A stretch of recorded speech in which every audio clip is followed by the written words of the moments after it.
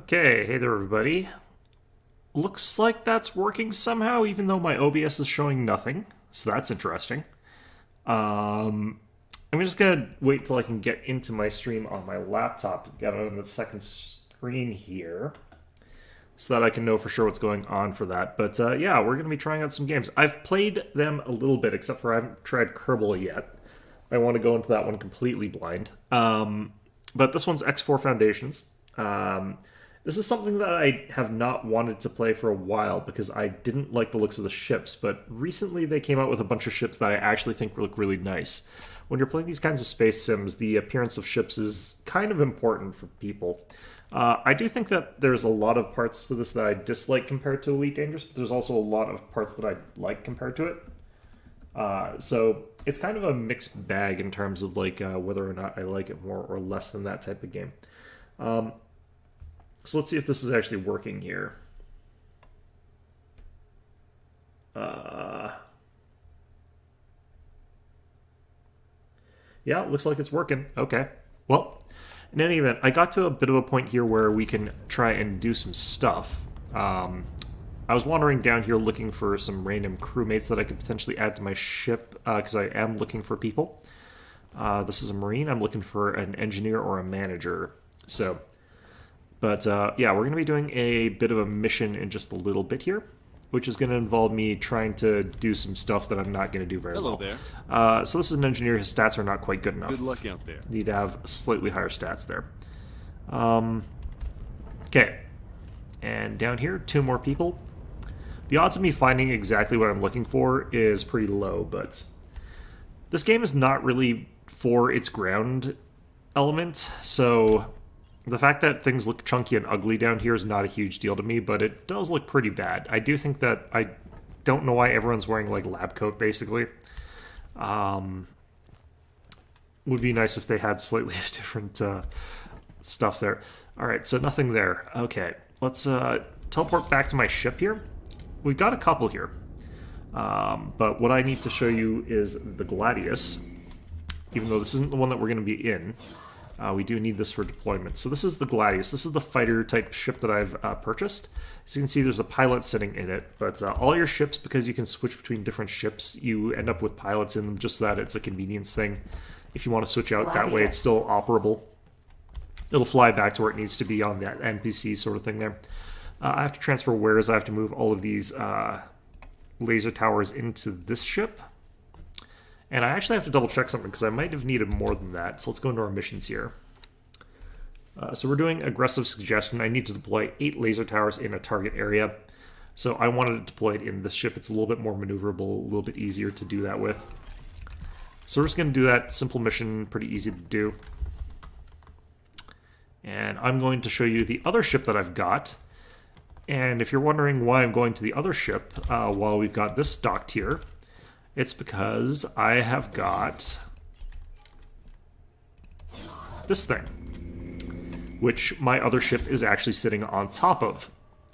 So this is a ship that you can just pick up for free. I looked up basically how to find it, otherwise I never would have. But this is the bridge of a larger size vessel that's capable of docking some small ships, which is pretty neat.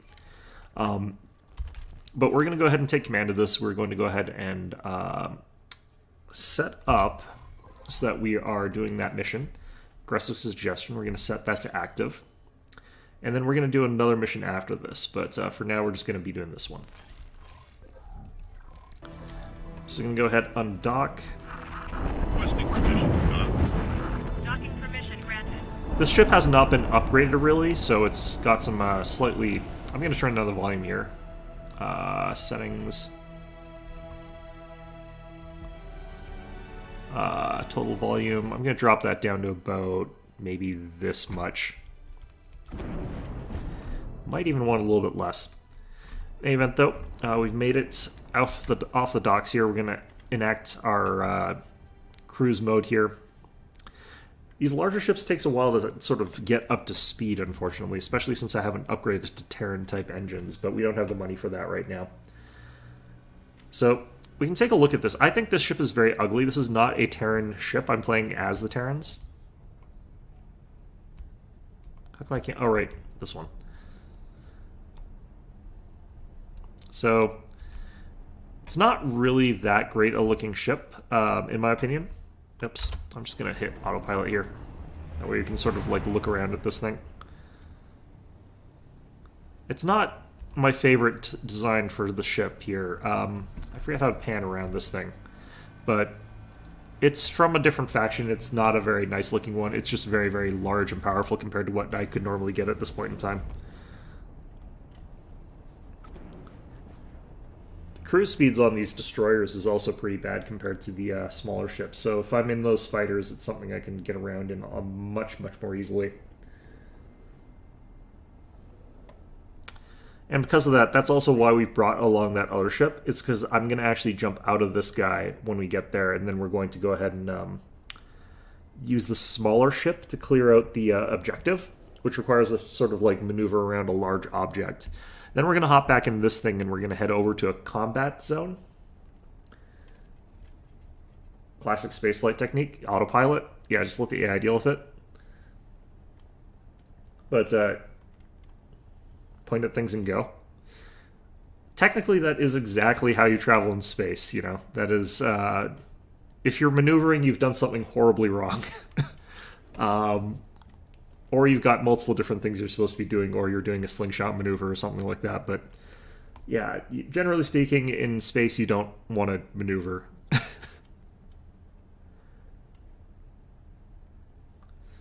Yeah, I am hoping to pretty quickly get another replacement ship for this one, because this one, like I said, is very ugly. And some of the Terran ships look really nice. So, yeah. The other thing is, like, I think the best thing about this system compared to Elite Dangerous and stuff like that is that it does do capital ship combat pretty well, where your larger ships are not just engaging in sort of like World War II dogfights, which is really weird with the larger capitals. Like, if you're flying an Imperial Cutter in Elite Dangerous, it's super weird that you're dogfighting. But this ship, for example, has no forward-facing guns. I can't click fire anything. All of our guns are on automatic turrets, and that's the only way that I can ever have these. So if you're in one of these big capitals, you're not piloting it to fight stuff and that sort of like fire at them, point at them, maneuver into a better position kind of thing. You're purely there to sort of like get into a good position relative to their fleet, and then blast away with your turrets without having to pay attention to it, because that's someone else's job. Which reminds me, I should probably buy more crew for this thing, but that's fine. Either way, let's hop over to our Gladius. The only thing that I dislike about the Gladius so far is that it parks like this, and the door is over here, so I have to sort of crawl underneath this thing, or I have to get two perfectly done jumps to get across the wings to get into this stupid thing. If they park it backwards, which they do in some spots, this is easier to get into. So now we can undock our Gladius, and I can go ahead and do the objective, which is just basically to sort of like militarize this demilitarized zone.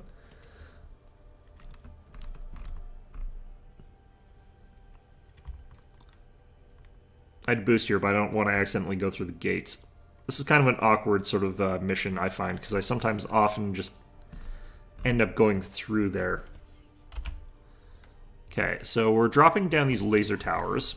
If I accidentally drop a mine, I might die, but that's okay. So we're just going to move a little bit, space out these a little bit. I don't think I even have to. I think I could technically just stack all 8 of them for the objective, like, in one spot, but I'm not sure about that, and these things are expensive, and I have to pay for them, so... It's a weird thing about this game is, like, if they've got a mission where it's like you have to deploy a whole bunch of stuff, you have to pay for the stuff. They're like, yeah, we'll pay you to do the mission. It's like, okay, cool, can I have some of the, like, equipment you want me to deploy? And they're like, no, you'll have to buy it yourself. It's like, okay, great. Oh yeah, and we're not paying you for this mission. This is a story mission, so you're not getting paid. And it's like, okay, so I'm spending money to do your missions for you. It's like, yeah. It's like, you know, gig economy sort of stuff. Okay, let's hope I don't fly into this too badly. I'm just going to try dropping all these here and see what happens. Technically, I found these ones in a wreck, so it's probably fine. Alright, so we got those deployed. Fantastic. Let's get back to our ship. Odysseus. Why is it flying away from me? Come back here. Docking granted. Okay, so we've completed that mission pretty easily. Where are you going? What the crap? I think it has a dock order. Okay, well... let's see here. Let's remove all orders, so it'll just sit there now. Okay. Yeah, it had orders to dock. That was why it was at that station. But you know what? It's fine. Docking granted.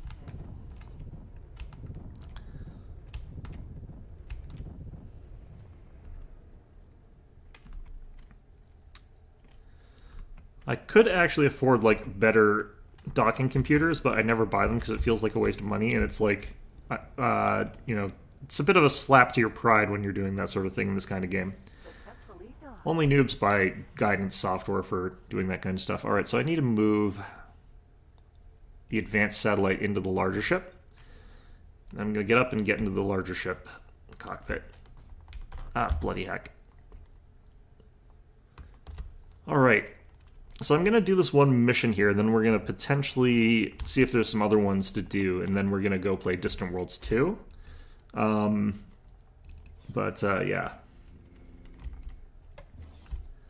Then after that, we'll either play Kerbal or I'll play Stardew. It'll depend on how I feel.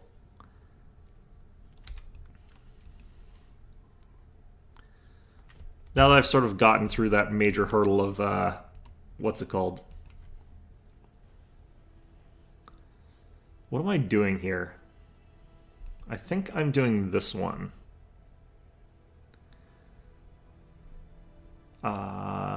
Probably. I could also check on this to see what's at. Not where I need him to be quite. Okay, so we're gonna set this to active. This is another one where it's just like you're traveling long distances. I'm much less likely to screw up getting to where I'm trying to go if I just set this on autopilot. This is the thing that I actually think is really bad compared to Elite Dangerous, if I had to compare them. Or other sort of similar Star-type games, is that the travel system in this game has that autopilot, which sounds like that would be a really good thing. But when you're sort of doing hands-off and you're sort of AFKing, I don't think that's actually really a good thing. Making it so that the person's actually enjoying playing the game instead of like reading a book or on their phone or something like that. It feels like if they're sort of going for that route, I guess that's okay, but if I'm going somewhere and I'm taking 20 minutes and I just walk away from the computer for 20 minutes, I don't think that that's great. Whereas in Elite Dangerous, you got there much, much, much faster, but you had to be an active participant in it. I think that that sort of thing is better. The warp gates and stuff like that are also a lot weaker, like visually and sound design-wise. So, like if I was able to travel from system to system in some way, way faster than I am doing right now, I don't think I would need the autopilot. The reason that sort of gives you an autopilot is because you don't want to be sort of sitting here looking at things for half an hour while you sort of slowly crawl across the galaxy. It's not actually even a galaxy. Hey, the Nonus Mattis. I think this actually technically is just like the solar system, basically. Well, that was an interesting time for an autosave. It doesn't actually do this when you cross gates. It's actually set on a timer, so it's just, you know, as soon as I cross the gate, I just happen to get an autosave.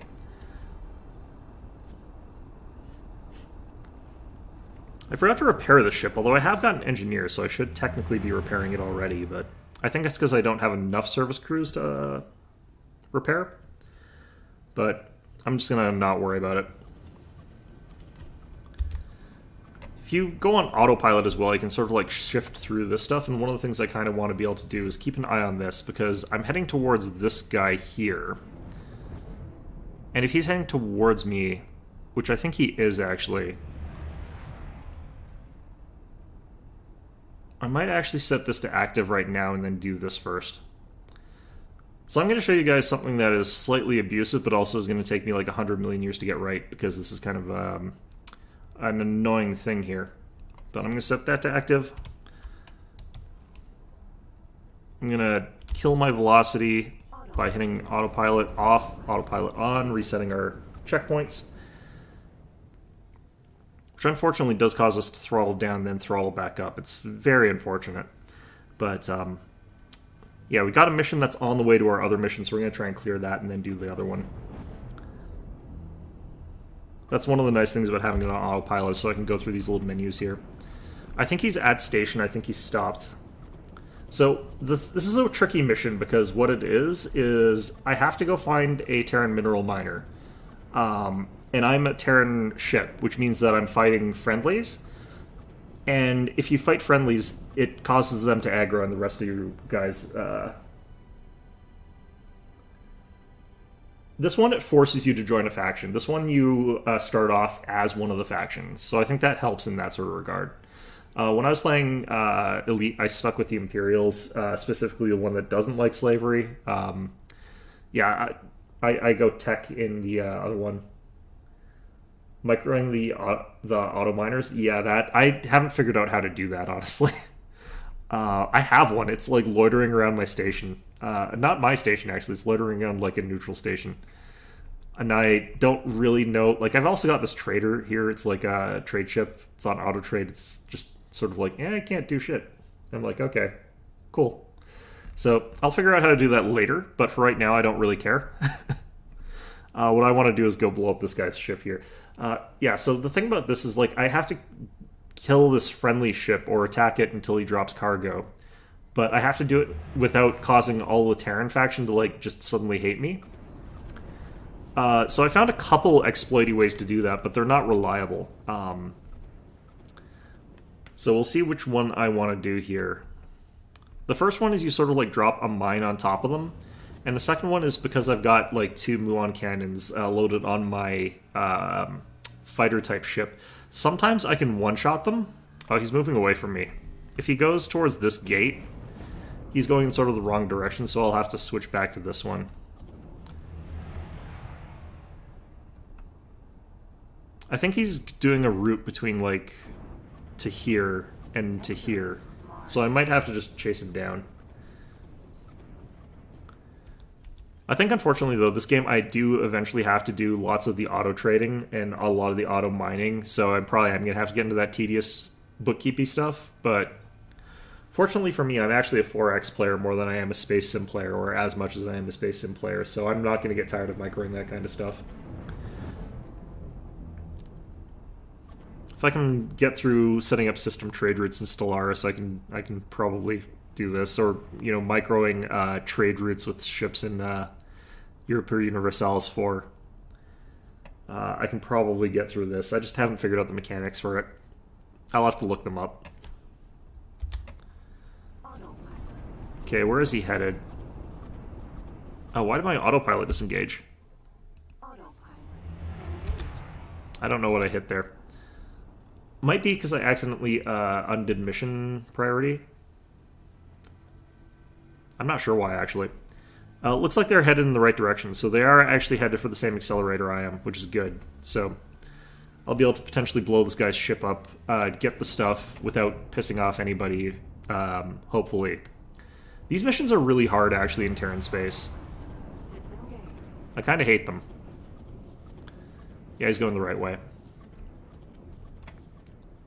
The type of ship he's in, he will be faster than me by quite a bit. Why does my autopilot keep turning off? Oh, when he took the jump, I think it shut off my autopilot. Shoot.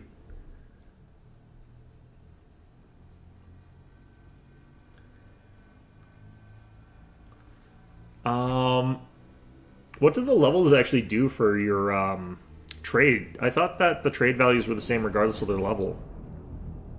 As far as I've been able to tell, that shouldn't make a difference on trade value. Or is it just because they were, like, getting their ships killed? Because I do know that, like, pilot skill matters for, like, trade ships.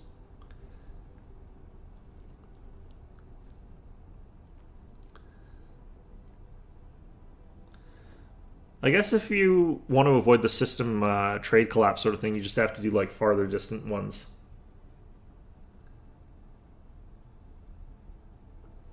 I heard that the way to fix that is you put down trade stations. Yeah, I heard that the way that you're supposed to deal with that is instead of like trying to get them to level up, you build like a relay station two systems over, or however far they can trade it out. Is that how you fix it or something like that? But that sounds expensive, and I don't actually know if that works, so I can't really comment. That's just what I sort of like glanced through when I was looking at this game. Apparently, like, I'm in a different economy loop anyway compared to every other faction, and I'm not sure why that is. Apparently, Terrans use a different economy than everyone else. Apparently, all the trade resources for, like, every other faction is just, like, the normal stuff, and then Terrans use completely different stuff for no reason, like, at all. It's like, oh, okay.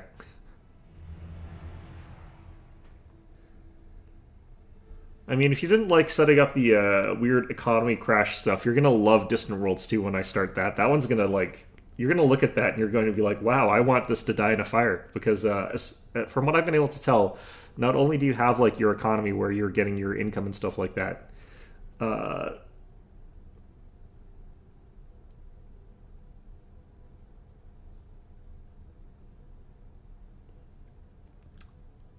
it's about right. Oh no, no, like I heard you could get like a trade station in between those two and extend your trade range so that you could like trade out to like really really long distances. Yeah, yeah. Like I heard if oh maybe you do still have to micro him. Maybe that is still a thing you have to do. I'm not sure. Either way, I'm not going to worry about it. I think the way I would probably do it in my sort of like I'm playing on probably easy mode is just take over all the systems and just just try to take over everything. That seems like that'd be the easier way. All right, is this guy running from me fast or is he running from me slow? He's running from me pretty fast. I think he's going to loop back around after this station. I think that the Terran orbital supply base is where he gets to.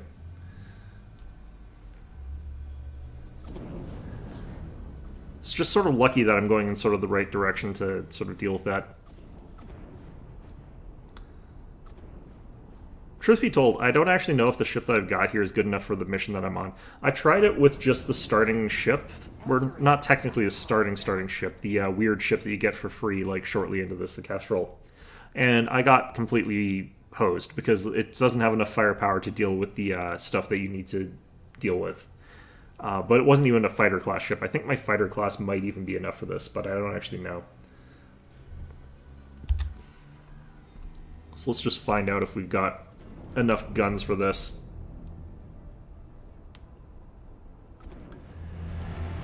The station building looks like it's actually pretty interesting to me. I've seen some people do like system lockdown designs where it's like their station just sits by a gate and anything that comes through it, their station just instantly wastes.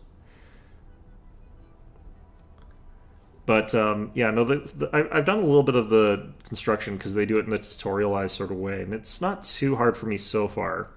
The main problem is like a bunch of the stuff that it requires for me to get is too expensive for me to like trade for at the standard rates that they've got around there, so I have to like manually shuttle it in from elsewhere, which is kind of annoying. That's probably what you were talking about, although apparently I could micro my trade ships to do that properly if I knew how to. I did it once and I just couldn't figure out what I did to do it. It's like I needed energy cells for it and I could not get the auto trade to work otherwise for some reason. Everything else they'd always bring in automatically, but I should actually just build a couple solar panels there so it starts producing energy cells. Might as well look at that actually.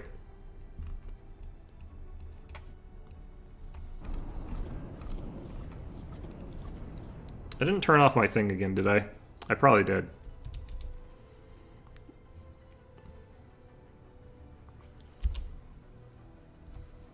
Autopilot's still activated, okay. I don't... Oh, it's because I'm on the completely... That's pretty memey. I mean, Honestly speaking, given the way their transit system works, and given that the Xenon only have like 3 access points to the rest of the galaxy, I think that's exactly how you would defend that. Because it's either that, or you just have like lines and lines and lines of laser towers sitting outside the things. All I can think of as being economical. Oh, the laser towers are ridiculously expensive. All right, let's plan build here. So this is all I've got so far with this because I don't have any blueprints. But you know, how do I want this set up here? You know, I think that's actually fine. I'm gonna do that. Confirm module changes. Autopilot disengaging. Again? What's going on here? Let's see if I can find a trade or a construction ship around. Okay, so it'll go over there and it'll deal with that.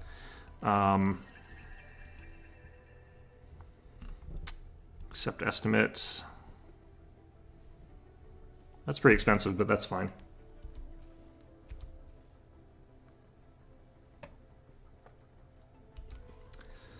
Yeah, like the sort of energy cells thing has been the bane of my existence as far as that goes. Autopilot engaged.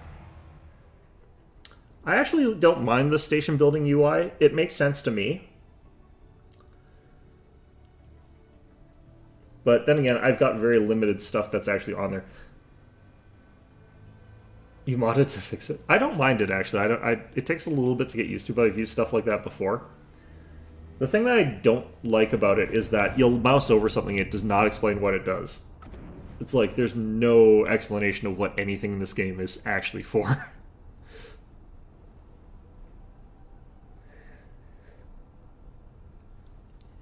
Like, trying to figure out exactly how I could get the storage module attached to the rest of the ship, or the station rather, was just one of those things where it's just like, okay, I need to attach this stupid thing to the station somehow. What is the thing that it connects to? And apparently I had to build like a nexus point sort of thing, so they do need the explanation for that, I think. But yeah, I really like these kinds of games. I played a bunch of them. This one's one of the ones that, like, the only reason I hadn't played it before is because the ships are ugly. Okay, it looks like that guy has skipped off past where I wanted to go, so I'm going to actually switch to this one. Actually, he's in exactly the same area. Okay, well, I'll just leave it on this then for now. Oh, no, he's past it. Okay, I think we go to Saturn and drop the satellite. If I find out I did not buy an advanced satellite, I just bought a regular satellite, I'm going to be very cross. Although I should be able to buy one at... I don't know if I can buy one around here. I'll be salty, that's all I've got to say. Probably can buy it at the equipment dock.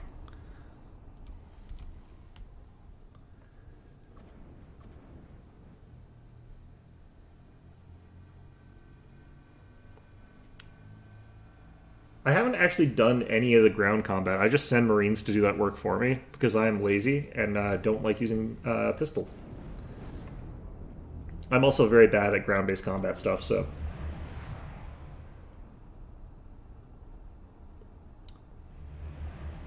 Yeah, I actually can't wait to get like a proper aircraft carrier type thing. The ones for this faction look really, really nice.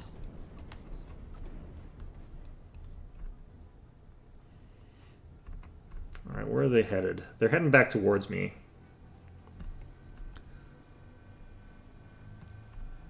Okay.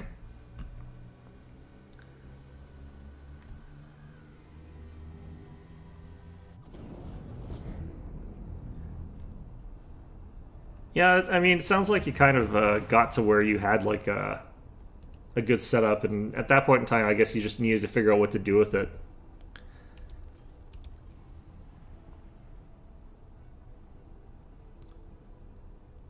No, you can actually get out of your ship yourself and use a really, really crappy space laser.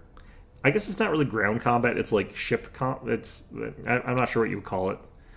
But yeah, like you've got a laser beam in your spacesuit. It's really bad. I'll use Marines as well. Yeah.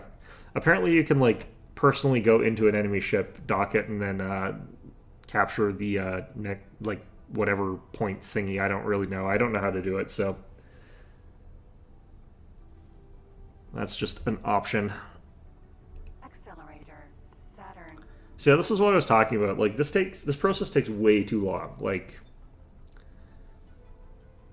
instead of giving you an autopilot, I'd prefer if they made it so that you had to be at the keyboard instead of making yourself a sandwich or whatever. But if it was like 3 times faster or 4 times faster or something like that.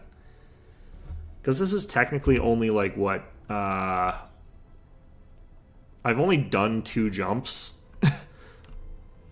No, I've done 4 jumps. Okay, well that's actually a decent amount of time, but like if instead of taking this long to do 4 jumps, if I took like a quarter of this time.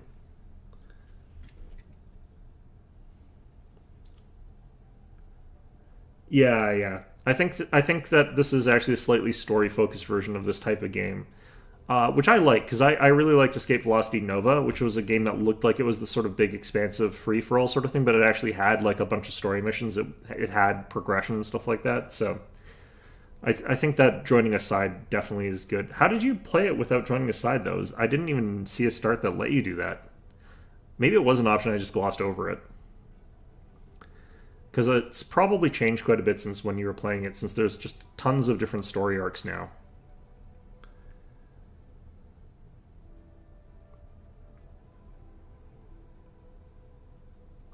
It wants you to be on another ship while you do that. I don't have enough ships for that, so I guess that's the thing. I also don't have access to the teleporter tech yet, so I guess that's the other thing. So I guess what they want you to do in this one is to be like, Saturn. 1. okay, where the hell did this guy get to? Disengage.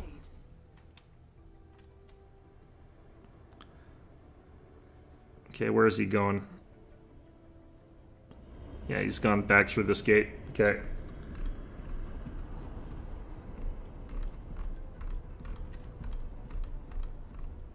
Come back here, you son of a bitch.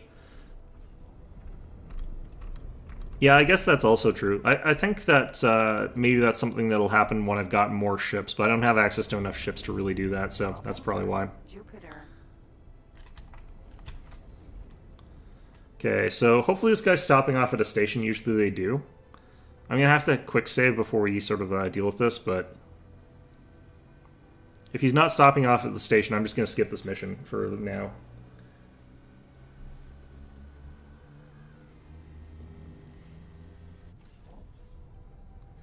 Yeah, no, I'm going strictly with like Terran, so I'm sticking with that. I think that's gonna probably give me more to do because it gives a bunch of story elements and story quests and stuff like that. I've already got that I technically speaking could have like accepted, but oops, God, I hate when I accidentally do that.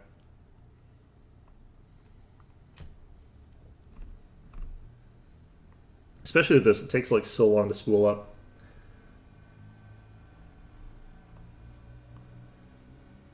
Missions versus Xenos. Missions versus Xenos is kind of like the most common thing regardless, though, unfortunately. Everyone seems to hate the Xenos.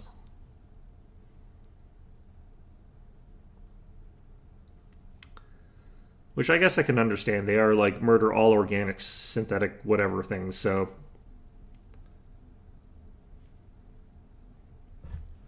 Okay, I think this guy's actually just skipping past the station. I think he's leaving system. So I'm actually going to ignore him for now, and I'm going to do the other quest. I think. If he slows down, I think at the station, it's just hard to tell where he is relative to the other stuff on this map here.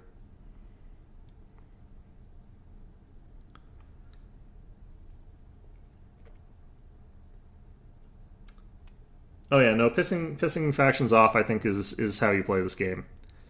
Or you could try to, like, bring them all together, I guess, in some ways. Like, there are probably ways to make it so that everyone likes you, but I think you miss out on some of the more exciting stuff. I think, like, insane monster train screenshots. Did you get, like, 1,000,000 damage or something? Like, just really, really high damage? Or is it insane, like, you had a whole ton of floors crammed with everything? Or there's a lot of different ways they could be insane. Okay. I think... Mineral. I'm catching up to it? I didn't realize it was going this fast. Okay. However, I don't think he stopped at the station. Yeah, he is just passing stations. Isn't he?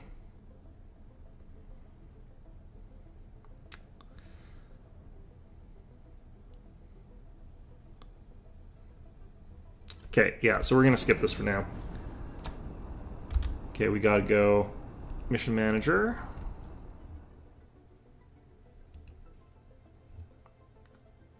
Set to active. We should be standing, like, pretty near it. Okay, so... Man, all the way back around. I was really hoping that guy would stop off at a station while we were on the way. Normally, the way that you're supposed to do these is you're supposed to find them in deep space, like where there's no one around to witness your crime, and then blow them up. But I've gotten a few sort of cheaty ways to deal with that. Oh, you did the actual, like, boss thing. Jeez.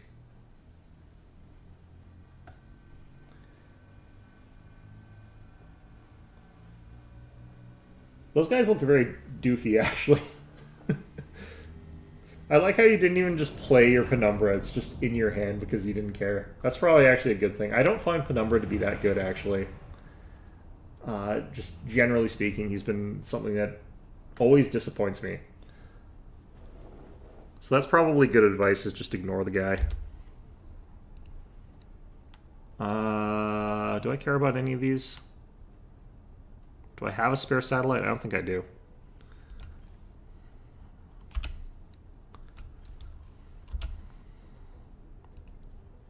Yeah, I just have the advanced satellite that I need for this mission, so I'm not dropping that. I really need to get these engines changed. I'm not sure what I would even change them to, though. Like, probably I would want the travel ones, and the Terran travel ones, like, let you accelerate way faster. The acceleration on the ones I've got right now just feel like murder. Like, I hate them so much. It's like, sit there at no speed for like 2 minutes, and then you start moving. By the time you get up to speed, you're already at the other side of the entire system. It's just such a bad engine array.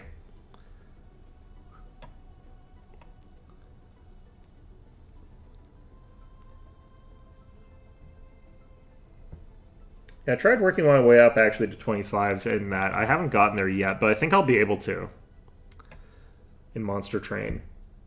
I don't usually fight that last guy, though. Do you think is it worth fighting that final extra boss? Or is that one of those ones where it's like you do it for the extra challenge?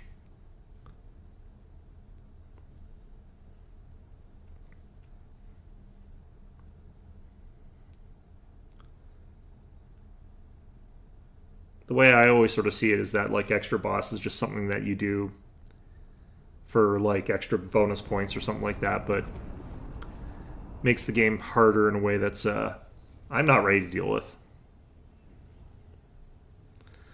It's actually not even him that makes the game harder for me. It's those, like, normals that just get, like, the twice health or, like, 500% extra damage or something like that. The, like, crystal corrupted ones or whatever.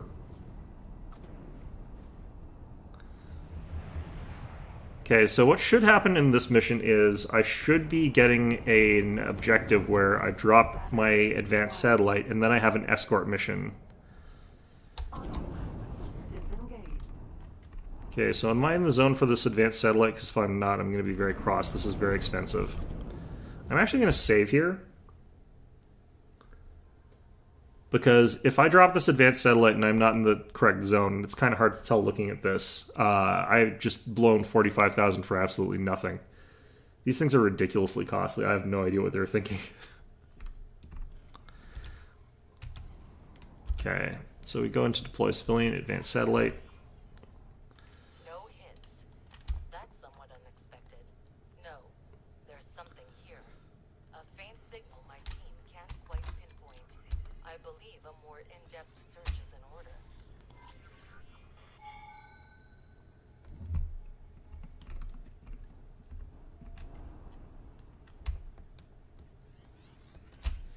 I I can't tell if I'm in the target area right now. That produced a result at least. If you keep this up, you'll be able to narrow down the signal's origin. Move towards the new search area and try again. Yeah, I really need this money. I really need this money to upgrade the engines on this beast. I think what you're supposed to do is you're supposed to collect this thing and then immediately cash it out for like the extra 9 million or whatever that you can get for it. Which probably would be smarter than what I've done. But I think that it's actually a pretty nice ship in some ways. So I'm going to hit autopilot. I'm going to hit... Where am I? Okay, how do I get my other ship that's riding along with me deployed here?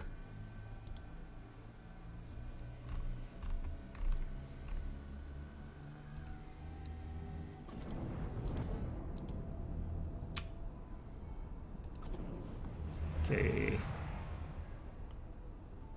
I don't know the difference between these, honestly.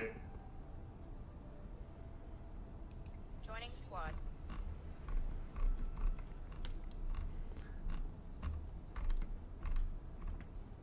Okay, does that cause it to deploy or no? I might have to actually slow down. Nope, it's deployed. Okay. And are we in the area? I think we might be.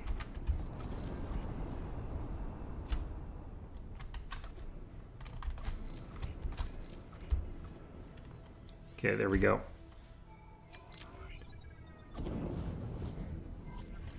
It's getting clearer.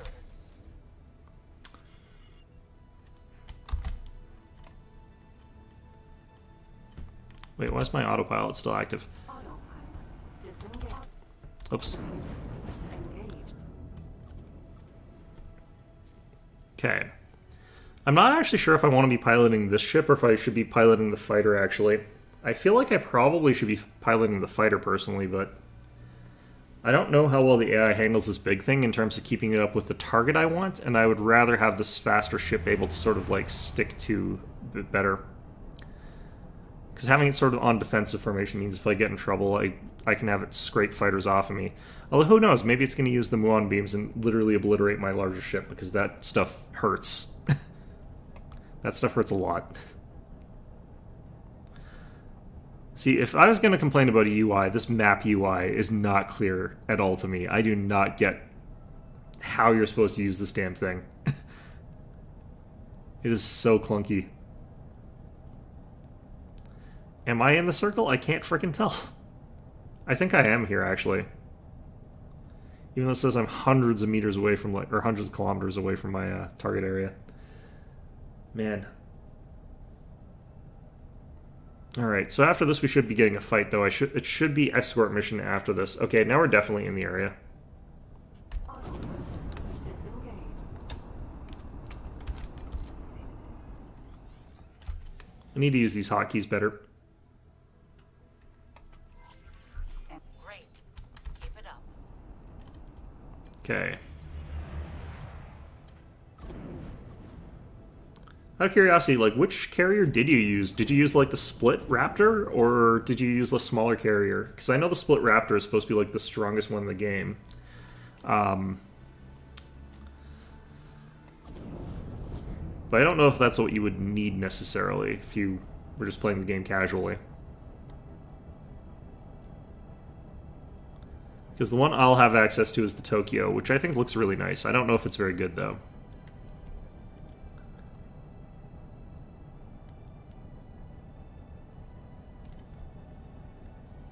Just gonna check something here, actually. Something suspicious to me.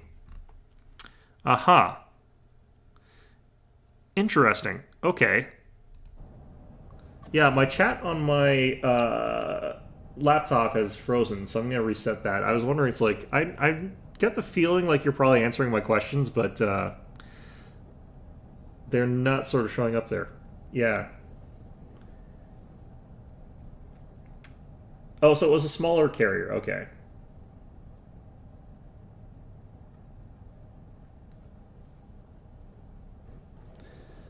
Yeah, so I think you had one of the sort of like medium-sized carrier type ships there instead of like one of the super carriers. The super carriers look like they'd be kind of a not very fun to pilot, but they look like they'd be a lot of fun to have access to, like just as a pride thing. I think that's kind of how they work. Because the Split Raptor is definitely not what you had. So that has a fighter bay with like 100 ships in it. I think it's got 50 docking bays or 40 docking bays or something like that. We've almost got it.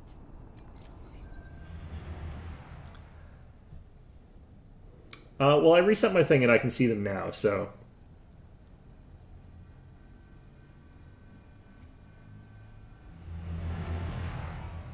Oh no, I did see the Monster Train screenshots. I was like, that's what I was sort of... Unless you've posted more, but I should have them.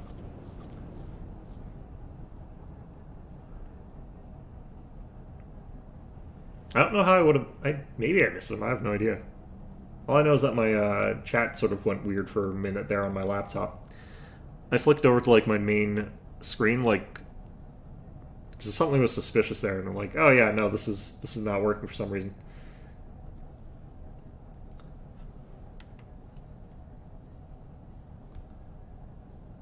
I don't know, maybe if I just keep hitting refresh, it'll keep... Oh, you posted 3. Yeah, no, I only got 1. That's really weird. Unless they were all in... Let me double check here. I'm gonna go back since I can, because I'm, like, basically just AFK traveling. Oh, no, yeah. They scrolled past when I did the other thing. What's the second... Oh, God. The second one, actually, the one with the really fat purple guys, that one actually is probably my favorite picture out of them so far. Yeah, no, the fat purple one, in terms of just pure appearance of, is probably the best.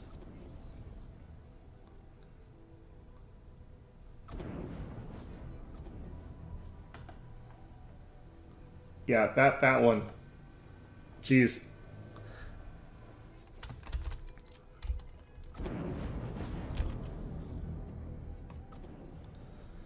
Dear autopilot, why do you always spin me like this? Why do I have 2 friendlies around me? Mariner Valley Sea Life Club.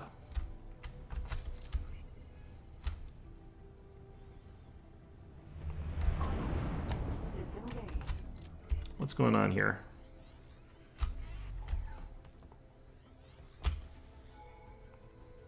There we go. I'll assign a local patrol to assist you right away. These pirates won't ambush us this time.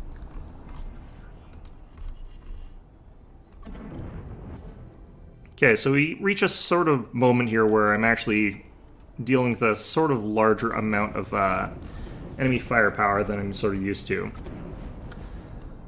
But this time I'm in a pretty big ship, so hopefully that goes well. I did accidentally show up here without some stuff here, but you know what, that's fine. Defense drone. That's my defense drone fighting over there? Why is my defense drone fighting over there? Maybe we should clear off this thing so that we... How far away are you? Why is my defense drone all the way out there? What is going on?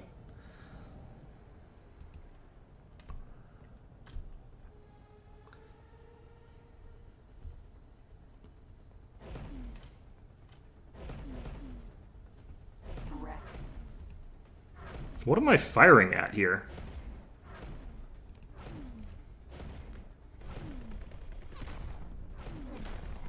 Scan. Xenon, dispatch them, operative. Alright, let's try and back our way up here a bit. I won't let you get away with that. Yeah, my Gladius is under attack, that's fine. My defense drone's under attack.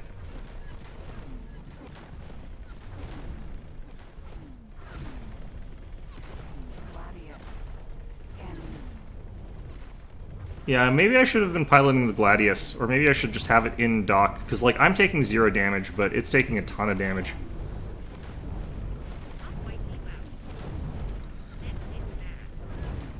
This is an expensive loss if it gets blown up, which it's about to. Scan. Gladius. Scan. We also had that option of, like, wait for more fighter support, but...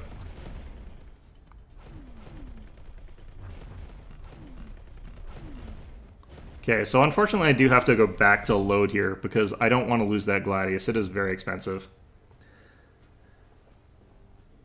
It does say, like, wait for reinforcements. I'm going to wait much more diligently this time. I'm actually going to undeploy my fighter. Unfortunately, this game takes like 1,000,000,000,000 years to load, and I'm not sure why.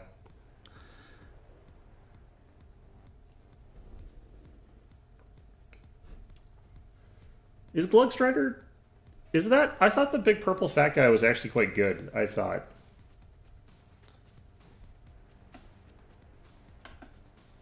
Trying to remember, like, doesn't he cause a huge amount of, like, problems for everyone that hits him? I thought he was actually pretty strong. Ooh, you know what I think caused my chat to do something weird is whenever I open up the thing to look at other pictures or something like that, I think my chat crashes on my laptop for some reason. Or freezes in my chat or something like that. I think that's what's doing it, because it did it again.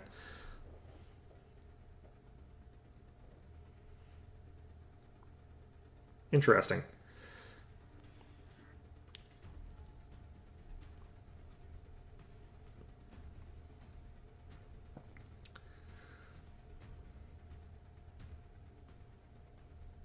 Extract 4 and apply 5 Reap on Revenge.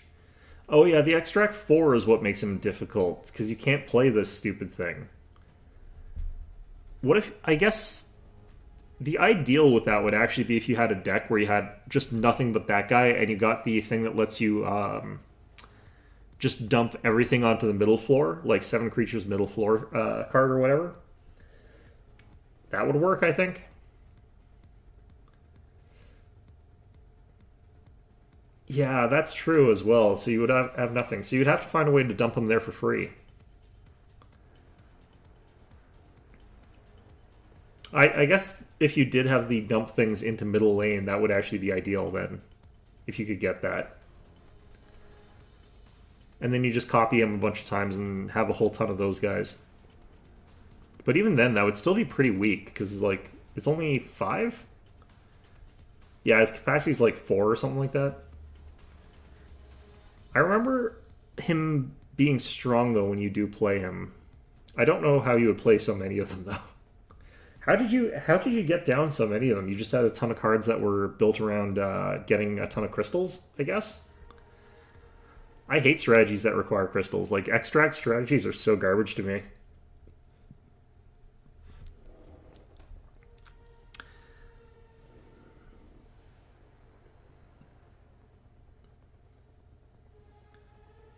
Yeah, like that feels such a... That feels like you'd have to be so lucky to get a setup where you could actually play those things properly. I did get one where I could play one properly, but playing 3 of them is like so crazy.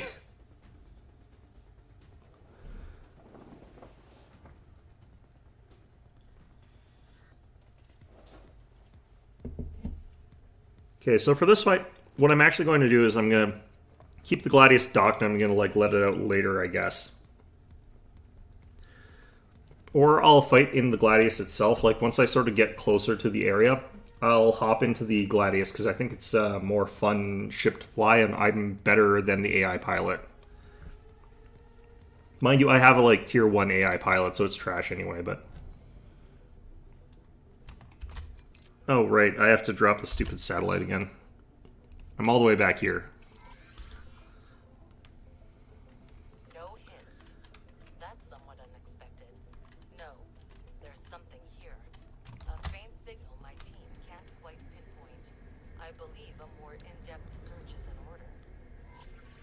Okay.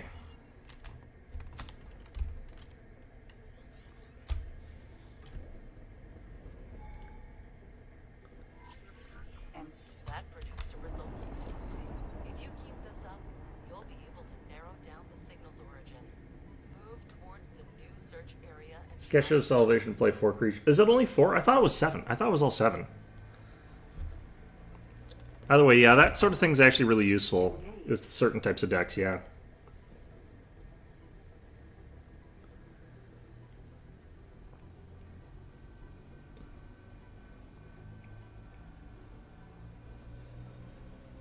Yeah, hopefully I'll have a run that's as lucky as that one. I don't usually get runs that are quite that lucky. I haven't seen that drop 4 in middle floor card in like a long time for some reason. Even when I want to get that one, I never get it. I might be doing something wrong. That might be associated with a faction, and I just don't remember that.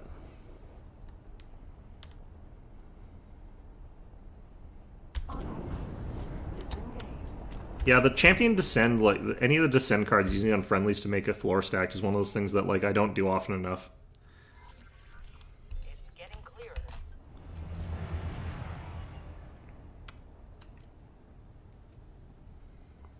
I have got my fighter docked right now, I think, right? Yes. Nearly 3,000 in Reap. What the heck?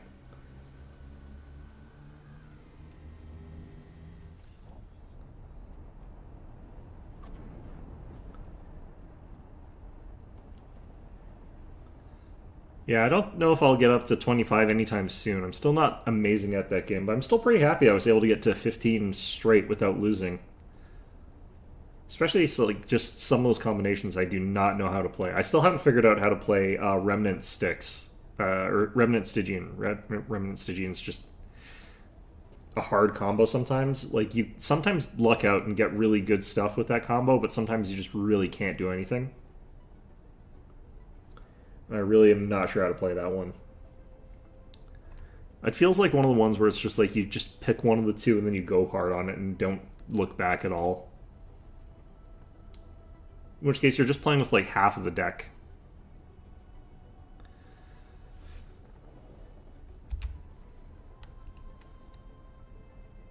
Yeah. Okay.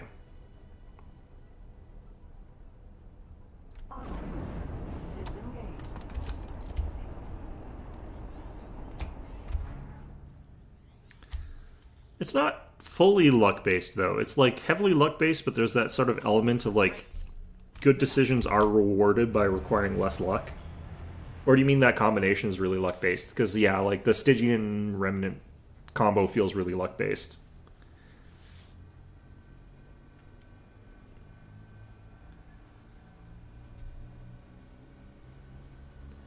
I have not gotten the really great high rolls with Remnant. Like, I think it's partly because I don't understand them necessarily, because I have a hard time, like, just throwing stuff out there.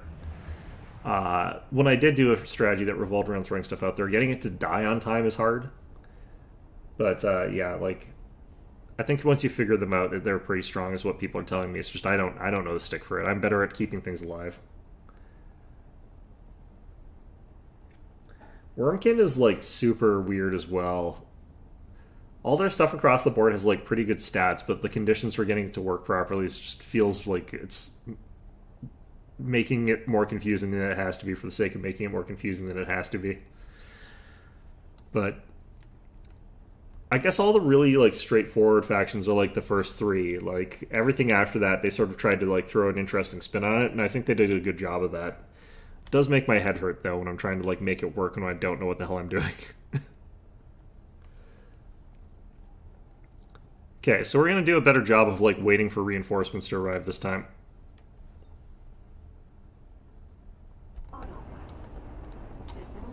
I haven't tried a Bounty Stalker. I think that might be a higher level than I've gotten to with Remnant. Legion of Wax, We've almost got it. Legion of Wax always feels like it's not very good, but... Every time I've tried it, it's just, it takes up the entire floor and it's really, like, low stat.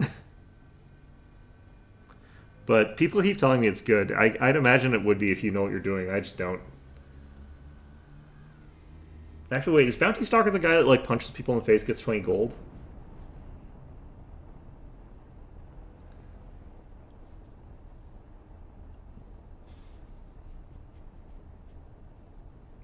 I really hated the Umbra Wormkin one, but once I figured out like that trample is actually important for them, you kind of want trample and you kind of want quickness. If you can get like quickness into that deck, it really, really helps a lot. But even if you don't, you can sort of tank your way through. But I'm not usually super happy trying to run trample. It's just harder to run than multi-attack. Not having good heals always feels bad too. Oh, okay, that guy. I think I have seen that. I just haven't had a chance to use it. What the heck? What's going on here?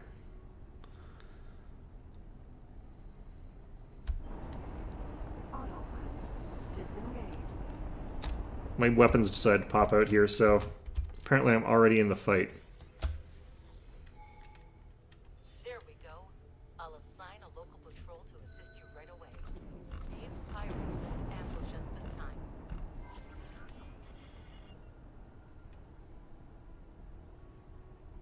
Unknown ship. So this time I'm going to actually be in the fighter. So I'm going to hop up here. I'm going to let these guys deal. He has 21 multi-strike.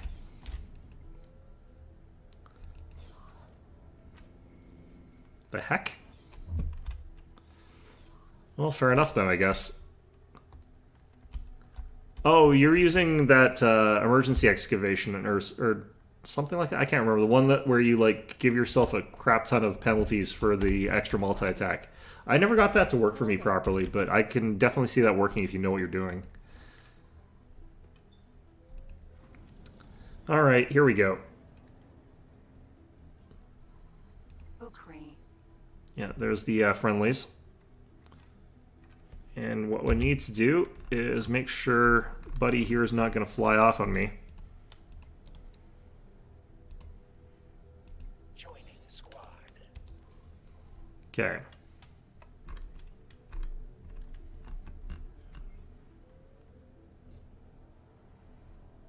I do like that I don't have to wait for these guys if I don't really want to. That's technically something I could do.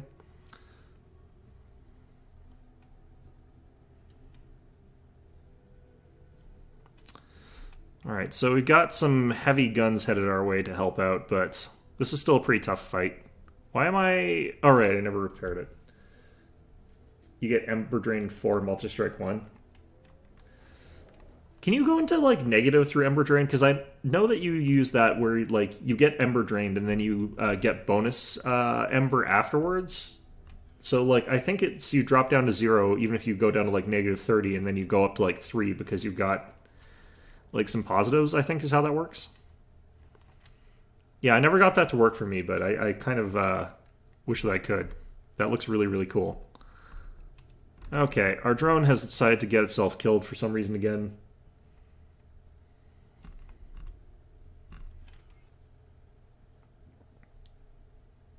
Our buddies here are just on cruise. Ukraine. They're doing the slow walk to get over here.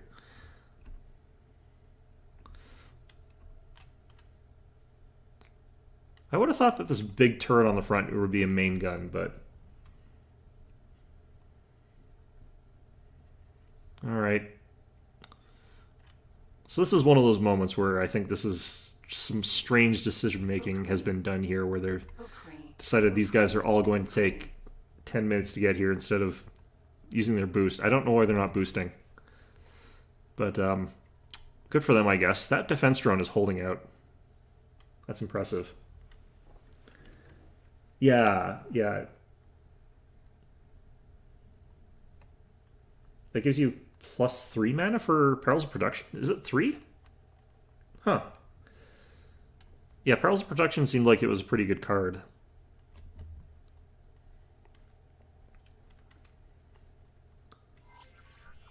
Your escort is ready and eager for a fight. Are they ready? Because last I checked, they were still like... way the heck over here or whatever. Alright, well, whatever.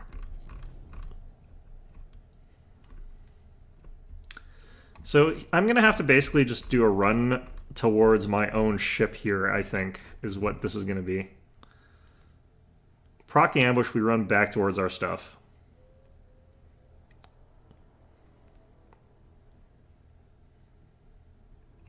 Wreck. Yeah, just wreck.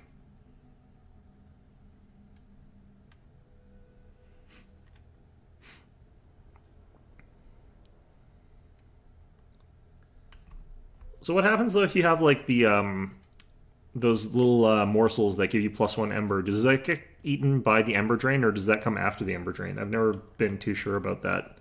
I'm pretty sure it comes after the ember drain, but I don't know.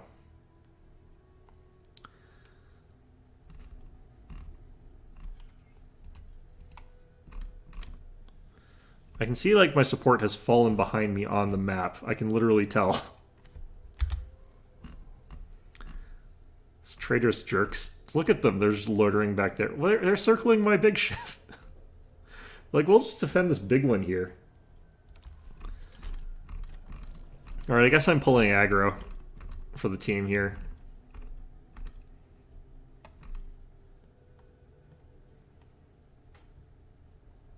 Apparently.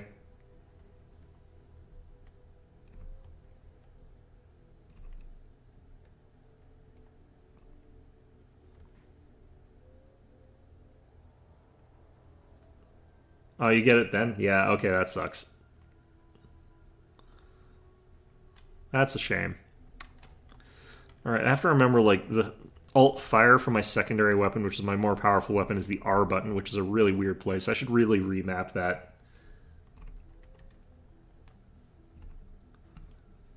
Wait, what's going on here? Where are these? They're there. Dispatch them, operative.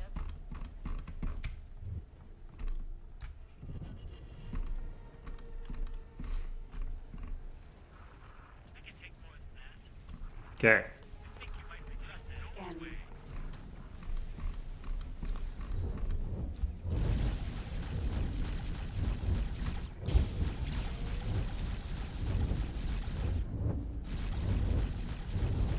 Got one on my 6, which is annoying.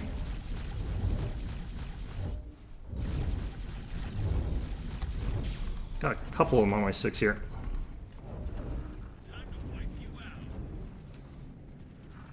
This one. N.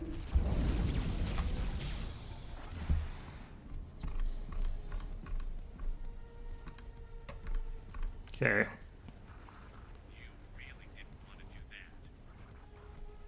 Want my shields to come back up, please? Thank you. Okay.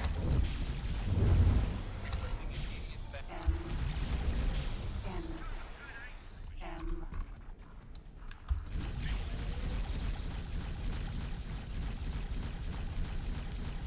Yeah, our big ship was not a mistake here, actually.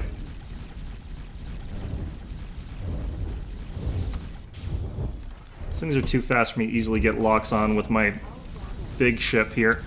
Or my big guns.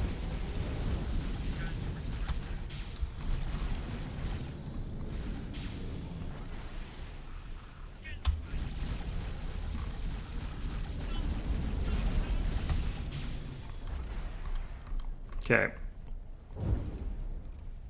N.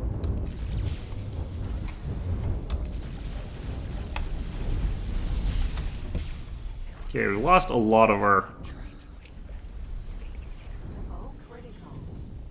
hull here. Gonna try and weave around a bit.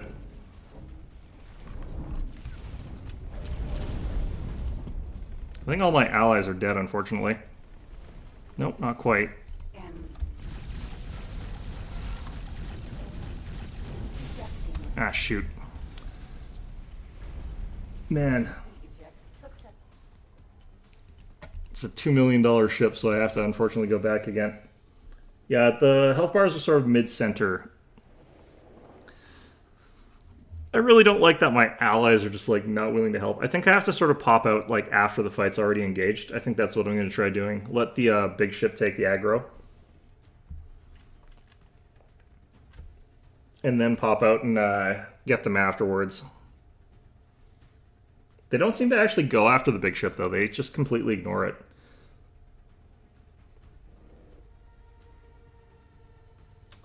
I think Elite Dangerous has a much bigger budget than this game does.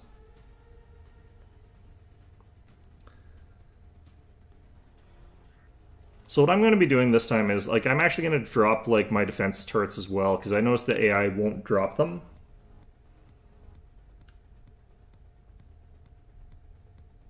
Yeah, I guess my big ship's probably not going to die.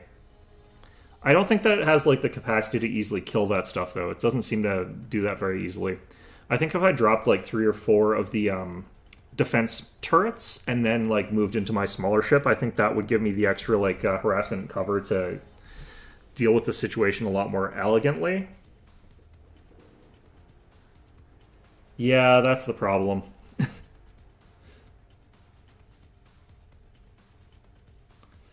Yeah, I think like this is actually a pretty impressive game in terms of like scope and everything for such a small company, but yeah, like I guess Elite Dangerous isn't a huge company though, is it? I thought they were actually a kind of medium-sized company. Hard to say. Maybe they are actually a really big one. I think this game though, like if you did get some really high quality voice actors, it wouldn't really fit because everything else, like the facial animations, like the character designs, the sprite work and stuff like that, and the voice acting is so bad across the board that getting a famous actor it would stick out really badly. So I guess that's a problem, but the sound design in this game, just in the whole, is way worse than I think than Elite Dangerous's. Oh, did I remember to save? I think I forgot to save. I hate that. Oh god. Uh. Oh well. Yeah, there's a lot of little things in Elite Dangerous that actually I really really like. That playing this game makes me sort of have a better appreciation for because like I already knew the sound design in Elite Dangerous was really really really good, but until you've sort of like gone into the warp in this game and compared that to hitting up the frame shift drive in Elite Dangerous, like the sound effects and the ship rattle and everything like that. Oh god, yeah, a famous voice actor over one of these human models in this game, that would be so bad. I actually kind of think like you could practically get away with just AI generated voice and it would be fine, given what this game is like. But yeah, like if I'm talking about like the frame shift drive sound, where the ship you can hear the components rattling and that like sort of real power that you hear of the engines, that 3, 2, 1 countdown is so good as well. Like the whole thing just feels like it's you're getting ready to do something, and then that thing that you do is as impressive as the build up to it. Whereas in this one, you're just sort of like going faster all of a sudden, and then you go through a gate, and it's sort of very obviously a loading screen, even though the frame shift drive is also just a loading screen. Bloody heck. Okay, well, whatever. I'm gonna remember to save this time. I will. I promise. No hints. That's Like, look at that face. Look at that. That is awful. There's something here. A faint signal my team can't quite pinpoint. I The believe lip syncing is also pretty bad. an order. They have AI voices of literally everything right now. Just anyone that's worth giving an AI voice to. In actuality, you're not talking to a real person. I'm actually just computer generated. You know, this entire stream is being done by ChatGPT. If you keep this up, you'll be able to The AI robot uprising is long overtaken this channel. area and try again.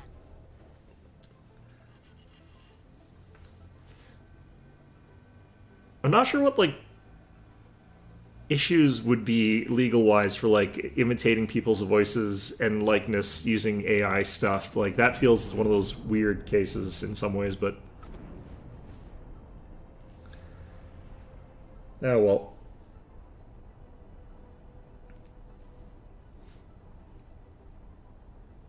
That was actually another reason that I liked Elite for a lot longer than this game, is that their design for their ship's models as well was also way better. The ship models in this game still look pretty bad for the most part, but they've got some real standouts of like really good ones.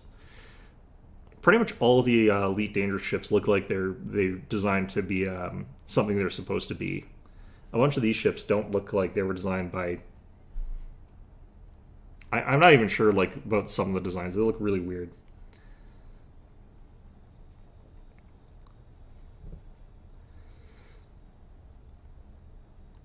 Okay. Disengage.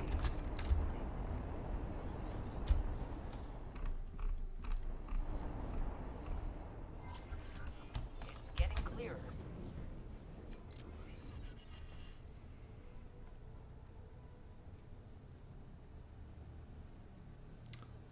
Okay, yeah, that actually is like an interesting thing because most people don't really do that.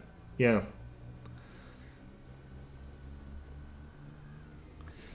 I'm not sure what that does to my immersion, since they should all be speaking British. But, you know, I feel like they can deal with subtitles as well over in Japan. But maybe they don't want to, I guess. I don't know.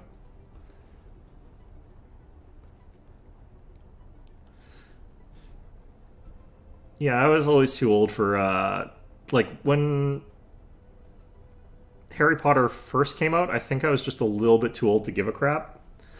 So, like, I kind of read them because like everyone kept talking about them and wouldn't shut up about it, and they were okay. But I never really got into the craze like a lot of everybody else did.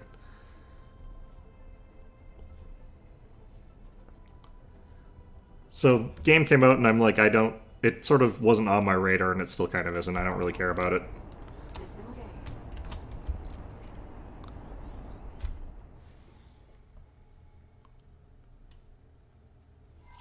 And Great. Keep it up. I kind of got the impression like that they're not really immersive. That's weird. Huh. I would have thought.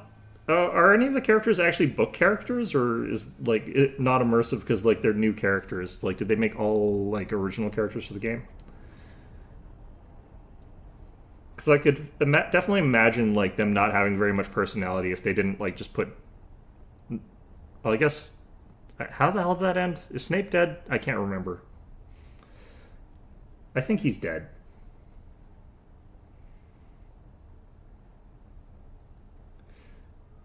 Yeah, if you were the right age for it, then that was like a big cultural milestone for a lot of people. I think you're from Britain too, aren't you?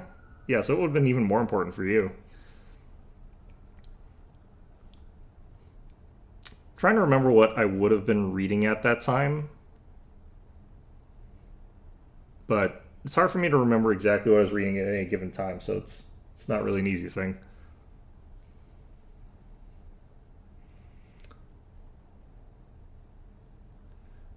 Probably not immersive in that they probably don't have like a ton of character to them. Like they're just kind of flat cardboard cutout kind of characters, is my guess. Because like if they're not the book original characters, they probably didn't have a lot of thought put into their characteristics, really. auto. Disengage. Probably just feel like stock NPCs with stock dialogue. That's my bet. We've almost got it. It's such an easy thing to do, though. Like, if they used the book characters, they could just cheat because they wouldn't have to invent any personalities. It's like.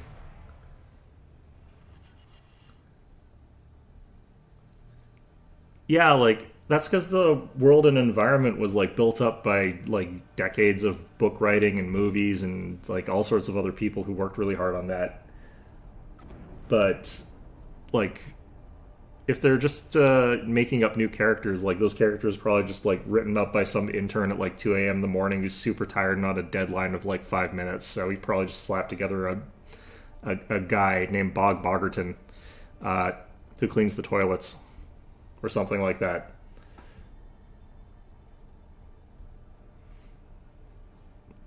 You know, it's that sort of difference in like what you can accomplish in sort of characterization over 20 years as compared to what you can accomplish in characterization in an afternoon.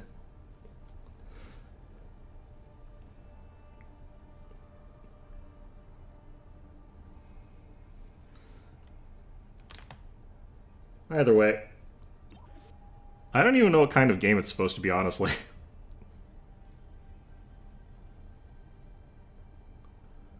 Auto. Oh boy, here we go. Okay, this time I'm gonna remember to friggin' save, because I keep forgetting that.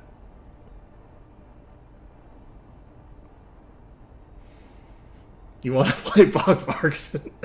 What game would you play Bog Vargerson in? What character could that possibly exist in?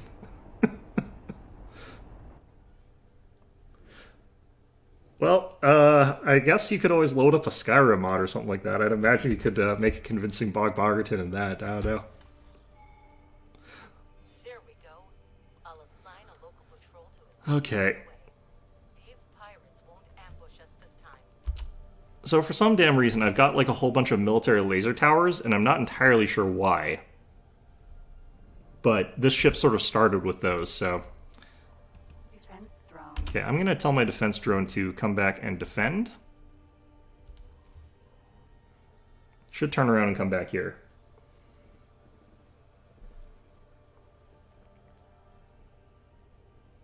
In Viscera Cleanup Detail. That would actually be the perfect game for that. Yes, that is true. Fair enough. Wreck.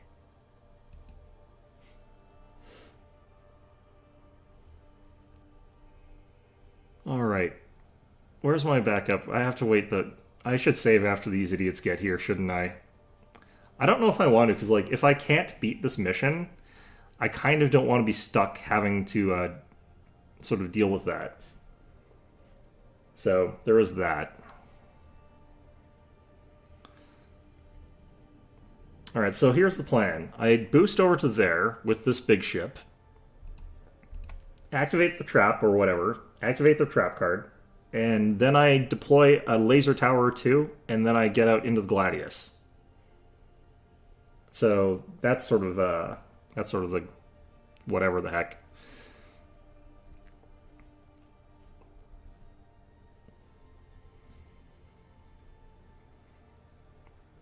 This would be so much more pleasant if these idiots would use their boost. Like, I really don't know why they're crawling in here at the sublight speed. What? I just realized that they're traveling at 199 on a... Ukri. Ukri. Maybe the Kukri's a bit faster than the Gladius, I don't know. Ukri. Ukri. They must be faster. Okay, well... Yeah, I'm definitely gonna... You know what, screw it. I'm gonna make a new save file save so I don't overwrite the quick save in case if I decide I cannot beat this with the setup here. Which would be definitely a skill issue kind of moment, because I definitely should be able to beat this with what I have, but, you know, sometimes life does not work out that way.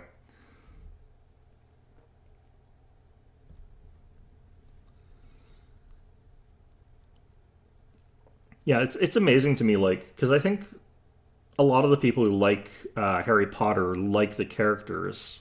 Like, I can't imagine people, like, playing that game not wishing that it had, like, the teachers from the series in it. Just because they were already... Well, some of them were already fleshed out. Some of them were pretty thin, but...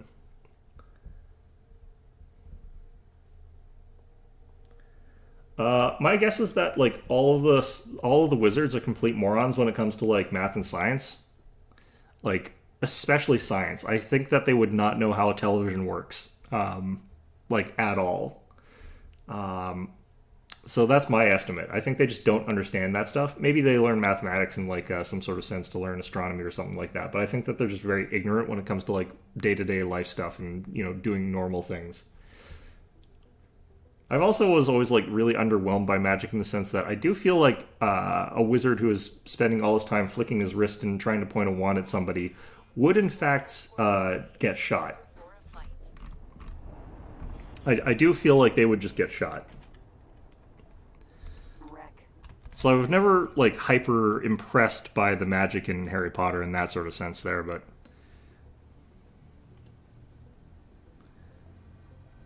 Well, to be fair, we have upper class, you know, business tycoons who inherited all their money who also did that. So, I mean, it's not like it would be unlikely of them. I imagine it's the same thing.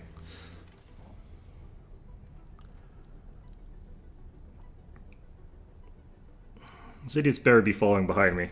They're probably not, actually. I'm going to slow down. I can see on the map they're not. God damn it.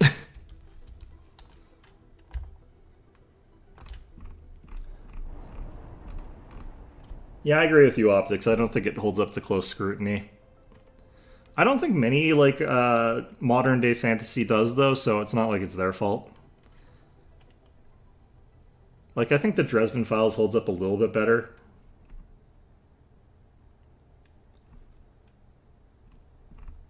I think it tries to do a little bit of both, Optics. I think it tries to do a little bit of hard world building. I do think that's in there. Okay, we're at station here.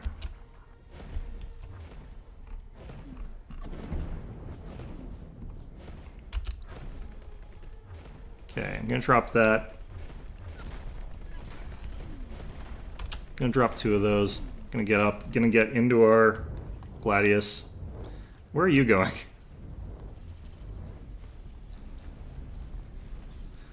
To be fair, though, I haven't read it in long enough. Maybe it is just...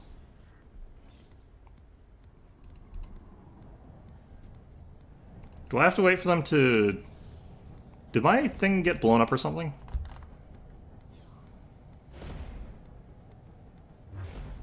You know what? I bet I have to move so that it's, like... out of the way here or something like that.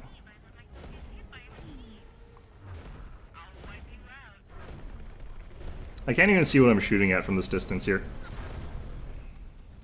Okay, let's get up. Let's try again here.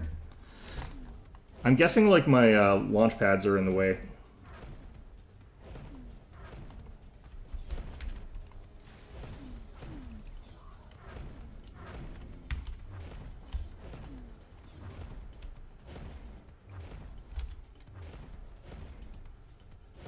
Ah. Okay.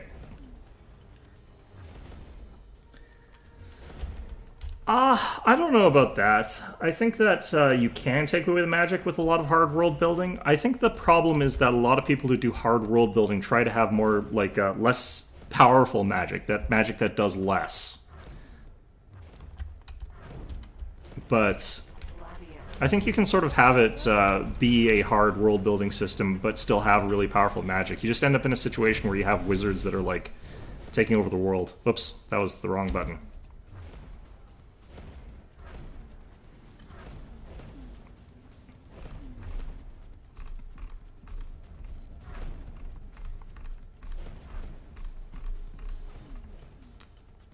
I think it's my bad piloting that has caused the problems here. Dispatch them, operative. I'd love to take the time to commend you for your bravery, operative, but I'm afraid you'll have to continue on your quest right away. A local trader just sent out a distress signal, and the pattern matches that of an earlier pirate attack. We're close to apprehending these intruders. Yeah, I know what you meant there, optics. That's what I meant as well. But I think you can have, like, magic be, like, this really sort of... Well, I think that part of it is, like, if you've got a wizard sort of, like, doing just very not impressive things, like, you know, it sort of takes away from that sort of sense of majesty or magic or whatever. It's like, oh yeah, like, he can pull a rabbit out of his hat, and that's, like, really the most impressive thing he can do is kind of, like, also destroys the magic. But I guess it's hard to say. I don't know. Okay, so we're apparently supposed to find the damaged high-tech trader. Uranus, This is going to be another fight, isn't it? Odysseus, Vanguard. Let's see. I'm trying to juggle a lot of thoughts at the same time here. Helping relative. Yeah, I guess it depends, though. I guess for some people it really does mean, like, if there is, like, very specific rules about how magic works, like, it's not mysterious anymore, it's not really the same. I can understand that. For me, I'm not, like, a sort of person who thinks that mystery's always interesting. Sometimes it is.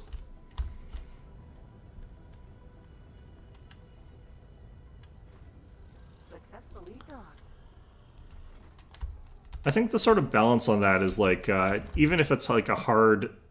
magic system or whatever like that, where you've got definitive rules for what magic can do and how it works in society. Yeah, that kind of thing, you know, like a Brandon Sanderson novel, which I like, by the way, but... Yeah, I think the thing about that is that you have to remember that scientists don't understand everything about science either, is how I would sort of parse it. So even if, like, they have a scientific understanding of it and a scientific application of magic, I think you can still have a setting where they don't actually know how it fully works. So there's still that sort of mystery in the same way that, like, there's certain parts of, like, quantum physics that's kind of mysterious. And depending on what character is sort of going through it, they could definitely find it more mysterious than other characters. I don't think very many settings do that kind of thing, though, but, like, I think it's possible. I think that actually is probably though just the problem that like a lot of fantasy authors don't understand what science is to a certain extent. They don't understand that there are a lot of mysteries in science still. You know, science is a process. It doesn't have all the answers yet. It just has a way to get them.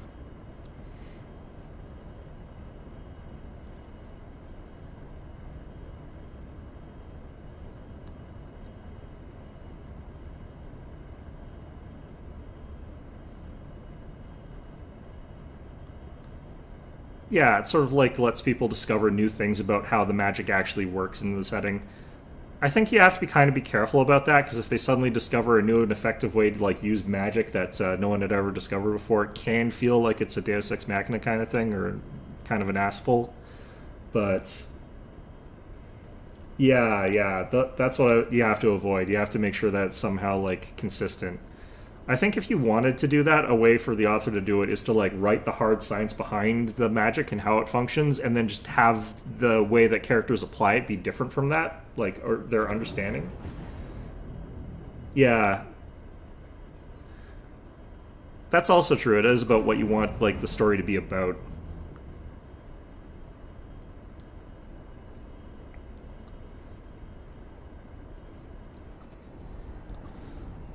Actually, lately I've been reading like Joe Abercrombie, and like the magic in that one is very mysterious because no one knows shit about it, including the people doing it. But the funnier thing about that is like there's probably 3 characters that exist in the entire setting that do know how it works, and they're all assholes. Just the worst people.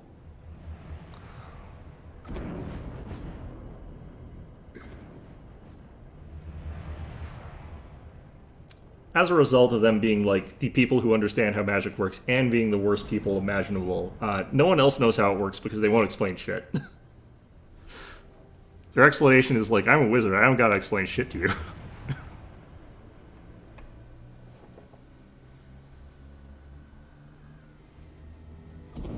They kind of end up with a sort of...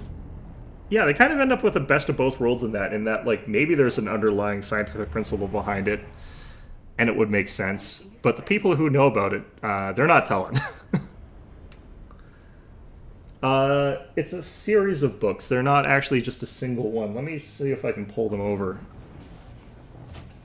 I might have one of them in arm's reach here. I can get up and look for it, actually.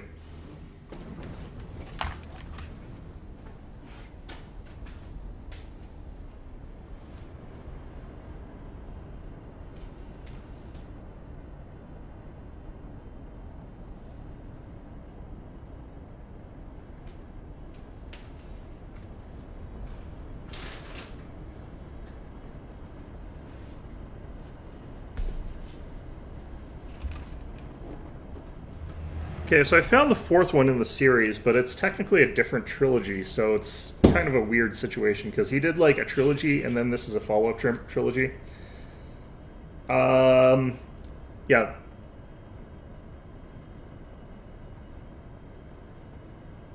But I can't recommend the series. Is that part of the A Song of Ice and Fire or something like that? I can't remember. Is that George R. R. Martin? I read some of those, and I just don't find them that interesting, but I did read them. Yeah, the one that I'm reading right now is The Age of Madness by Joe Abercrombie. It's a trilogy. And then there's the First Law trilogy as the one that I read first. The First Law trilogy is the one I'd probably say is his most well-known one, probably.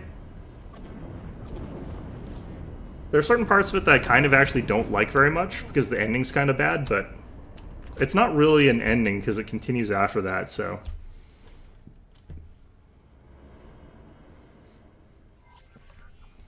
Seems you've arrived just in time. The reports are piling up in Pioneer's territory. Patrick Rothfuss. Is he also fat? I didn't think he was fat. Poor guy. Oh well.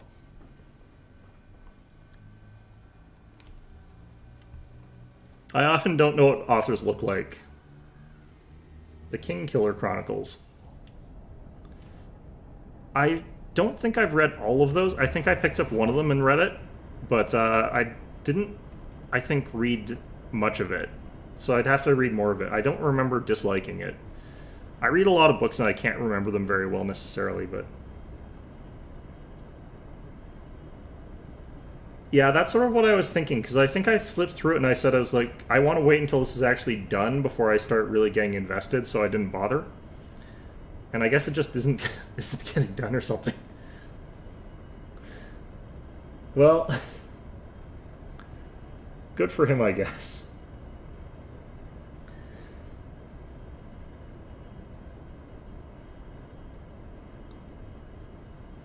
I guess if you really want to get into it, you can read the Powder Mage trilogy by Brian McClellan. That gets into king killing really quickly. I think they murder the king in like chapter 1, book 1, so... I don't think that counts as a spoiler, but, you know... It might be chapter 2, actually. Well, you know... Do I still have that escort with me? I think I do.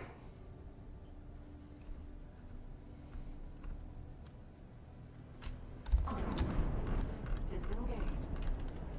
Are we gonna get ambushed again? Probably.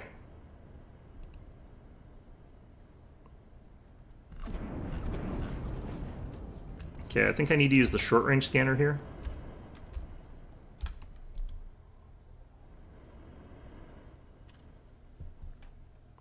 Can I take this thing? Interesting. Well, unfortunately I don't have Marines, so... Trader reports that she was ordered to drop her cargo, but that nothing of value ended up being stolen. Only a small amount of foodstuffs. However, there's no time to dwell on that right now. This is as far as I can safely... They don't even mention games. That's actually really funny. I should actually read that book, because I think I've got it. Prevent the next Yaki attack. Who the hell are the Yaki? Now that the venerable Terran individual has terminated operations, I can finally share my insights with my valued assistant. I do so fancy a scientific investigation. See, like, if you think that that fellow there has all the answers to what, like, science means, like, you know, no. Clearly not. Dude must be quiet quitting. Do authors have, like, actual employers? I guess the publishing company, technically. Yeah, I guess maybe he is, yeah. It's always the big guys. I'm going to be perfectly honest with you. If over at Abercrombie finishes his books, like, on time, very consistently, you'll still be mad and bitter at the end of his books. Doesn't mean I don't think they're good books, but you do get out of every one of his books with a bitter taste in your mouth. That is kind of his style. It's kind of why I've been waffling between him and... I've been trying to read all of his books, and I've been trying to read all of Brandon Sanderson's books, because they're very opposite writers.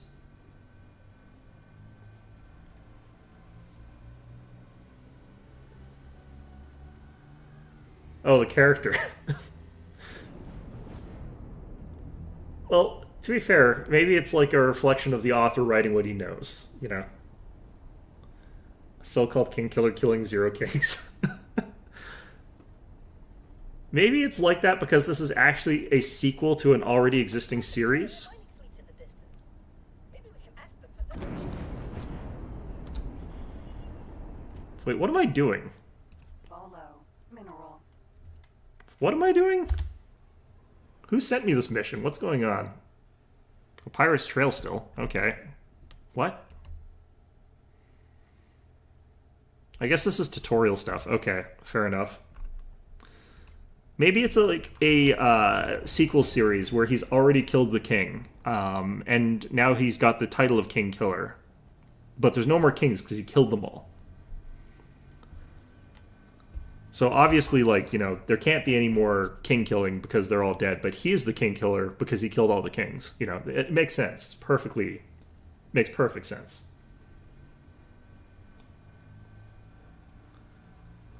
Would be confusing to people who didn't read the original series, which might not exist. But, you know, it exists in his head somewhere, maybe. I guess.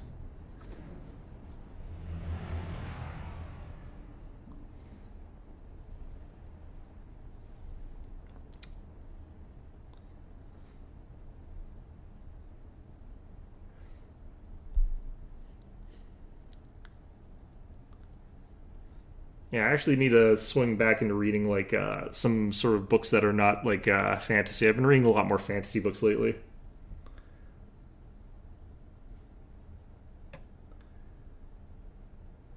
The whole book is him being in the university. This does sound like a guy who writes what he knows about. I don't know.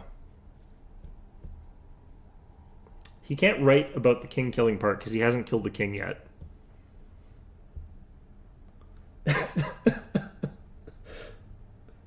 Yeah, that's what I think. I think that's what's going on.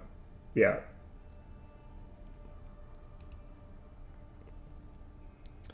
Yeah, I have no idea. Computronic substrate fab.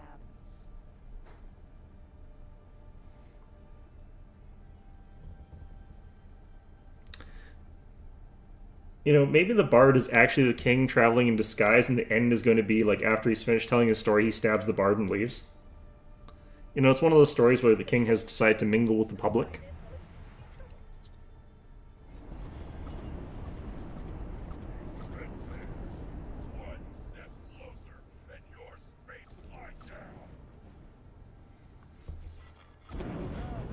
This can't be happening. What the heck's going on here? Defend yourself. Don't let that Yankee take away our hard-earned credits. Captain? Are you sure? Of course I am. We're pioneers, and we won't be done in by a pirate.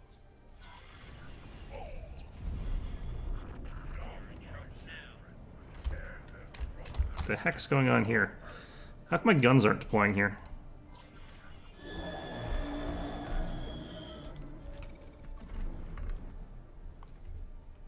Come on, guns, deploy. N.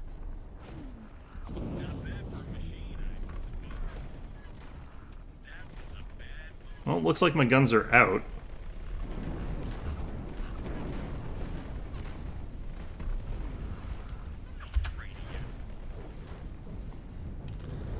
Now I've got to run all the way here.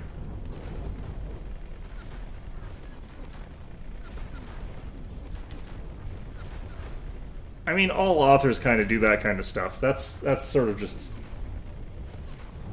his fantasy version of his university days. Either that or it's his literal ones and he was just like on shrooms the entire experience. You never know. I like being exposed out here where the shields are just flaring and enemy fire is just like right above my head and stuff like that, and I'm about to like get murdered at a second here. Let's try and get into ship.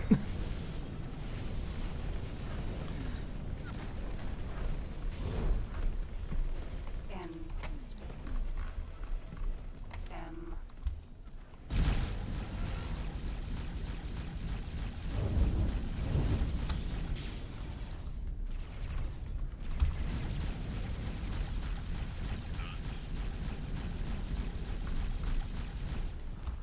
E. Okay. Need to use those more often. I'm about to die already. Wow, that hits hard. What the heck? Okay, well, that's interesting. I'm actually not going to load up the game here because I'm going to switch over to the other one. I had that other battle where apparently I should just sit in my big ship and let it deal with things because it is actually pretty good at that. That thing had so much firepower. I was amazed by that. Shield flare. Oh, I do appreciate that. It just makes me like wonder. It's like, wonder what happens if the shields fail and like I get hit by a cannon shot designed to kill a starship. It's just, you know, wandering around like minding your own business, and then suddenly you get hit in the head by like a 500mm shell. You know, you're like, oh yeah, the shields will protect me, and then suddenly the shields are gone. You're like, oh. But yeah, that is that game. I'm pretty bad at it, as you can tell, but that's partly because I don't have very good stuff yet. I think that mission is definitely one that you just cannot really deal with starting ships sort of stuff, which is interesting. But we are going to move on to our other one here while we continue talking about books here. So this one is a very different one from the previous. Well, it's not that different, maybe. It's a classical sort of Stellaris-like 4X in the sense that it's like that, but it's also much more grounded. And there are things that I really like, but we'll see how this turns out here. they'll never what'll never happen. I'll be wandering around and get hit by like a 250 millimeter shell because I bet that can happen. I just don't know if it would actually kill you in that game. Because it should, but I don't know if they would have programmed that into the game or anything like that. It would be interesting if they did. I don't know if they did though. Okay, how do I get this set up here? Stunts. And let's see if this works here. Probably not while I have the other thing running, but...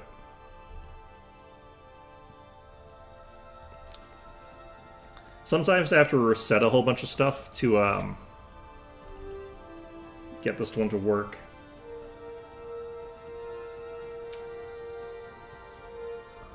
The Bartimaeus trilogy. I've never heard of that one. So I'm going to start a new game. I'm going to reduce the volume because this is loud.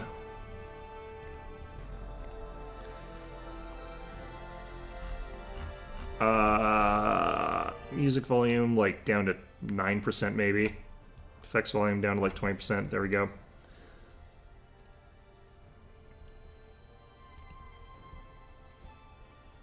You sold your books? What the heck? You can't sell books. I might have sold the books that I probably didn't actually own any of the books that I had when I was like 10, so that's, you know. Alright, so this game is like one that has a lot of options, and I really don't know what's going on with any of them. So clearly I'm going to start this on hard. Normal research speed, I think this is all fine.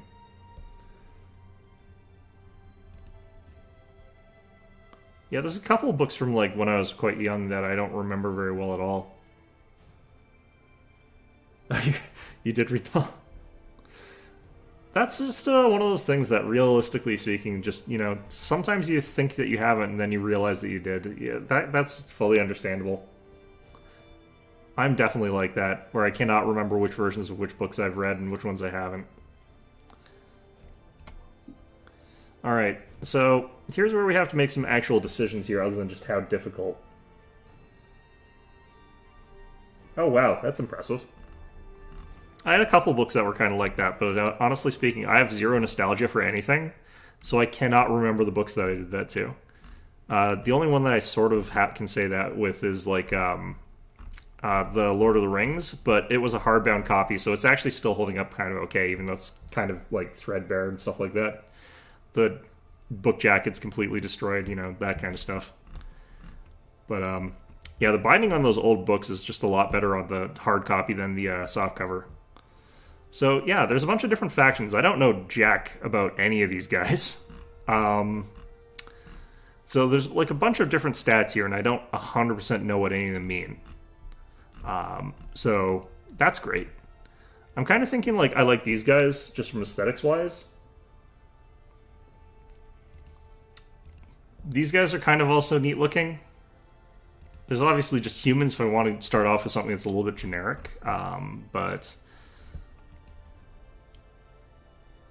I think what we'll try here is these guys, because they look kind of like fish people. That looks interesting here. They're also supposed to be the sciencey ones, and I tend to like that. So we're going to give this a go.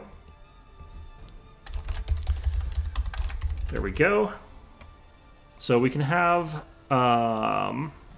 Actually, I think there's recommended government types down here. So they prefer technocracies and republics. I don't know what preferred government does, honestly speaking.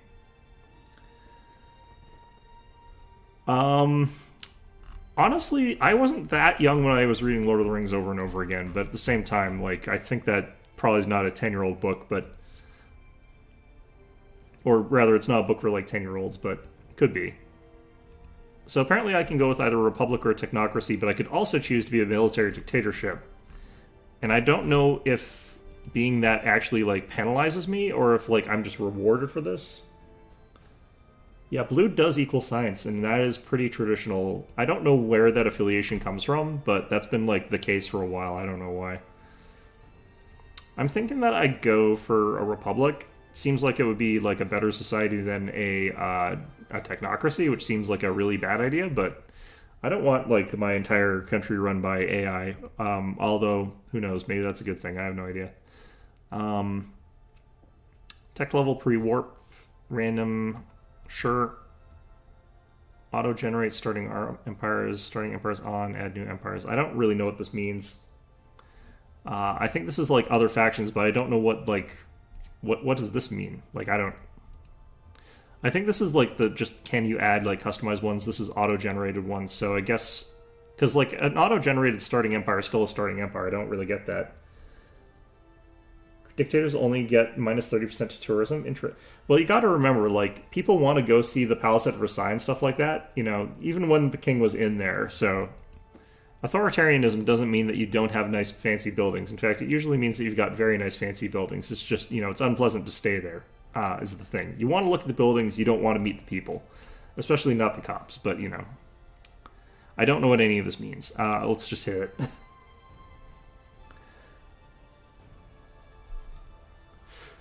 I don't actually know how the tourism system in this game works. I don't know how the separation for the economies works, because this is a game where there are two economies.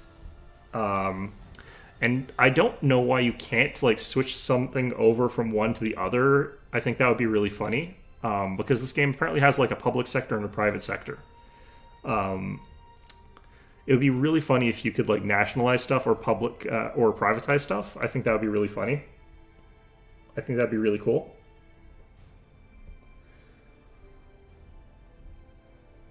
So I've done a little bit of this gameplay, and I still don't understand a lot of it. Like, this is an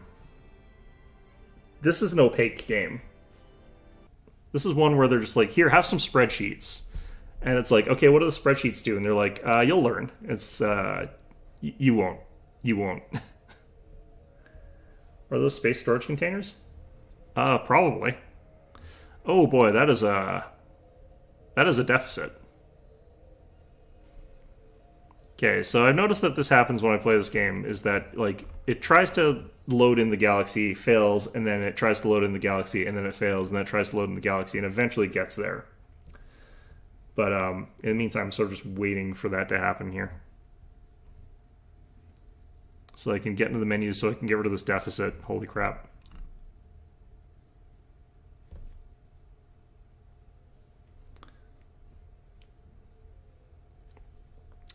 So the thing about these types of games is they're trying to like simulate entire galaxies. Yeah, see, it's like trying to like, okay, your planet is here, and then it's like, oh wait, no, I don't think that's quite right. And then it's like, oh yeah, your planet is here. And it does that 3 or 4 times, and I don't know what it's doing here. Why it doesn't just load in properly, like a normal game. Like just on a load screen or something like that. I was at a load screen.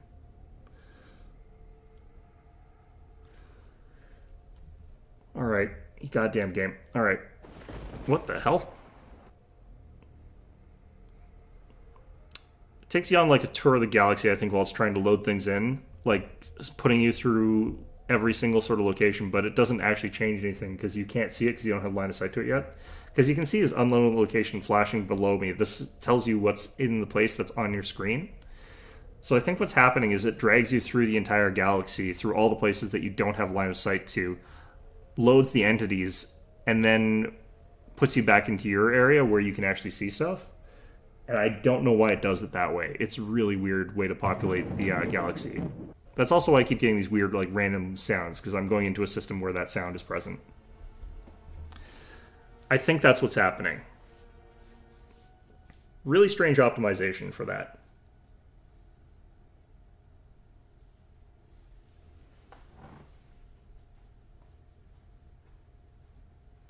I didn't bob back into my own controlled system. That kind of tells me I don't actually have very many starting entities that I can see at the start of the game, so that's fun. Having lots of things you can see is a good way to indicate that you've got resources.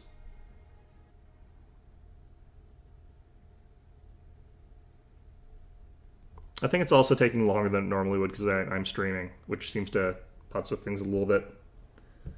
I'm going to check one thing, though. I want to make sure I actually closed X4. Well, that looks like that's finally there. Yeah, okay, good. So this is Ender 4, our home planet here. We've got, so far, our home planet. We played X4 Foundations. This one is Distant Worlds 2. So So we started off with the Ancient Actarian Undersea City Ruins, plus 3% colony development, plus 6% shield research, plus 7% scenery, and then we've also got plus 5% war wariness reduction. I don't really know what this means necessarily, but it'll probably be fine. The one thing that we need to do is start taxing people because this is at 0%, so that's obviously not right.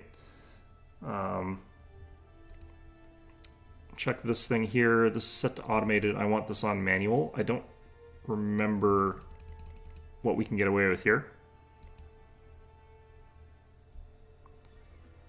I think we can go up to 19% without it getting too bad here.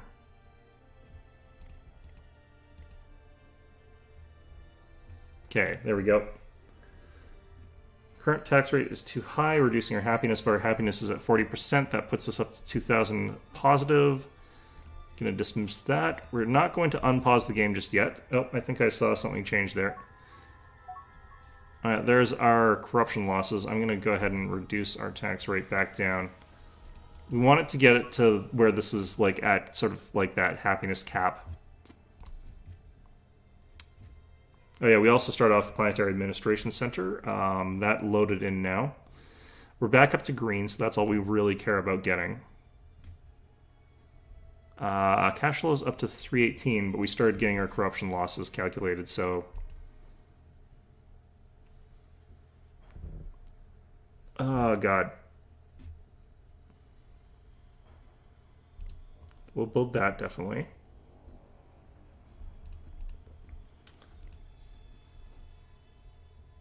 Oh, wait, we unpaused already?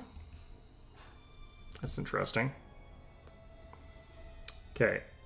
So we want all this to get built. That's fine. So this is one of those games where it's just like a little bit clunkier and deeper than it normally would be. I'm going to go ahead and queue up some more techs here so that we can rush one, and then... This is very much, yeah. Space Boston Tea Party this weekend? Yeah, basically. Getting the tea into space is the harder part. That's a little bit trickier. So we want the energy deflectors, and then after that I want to get access to...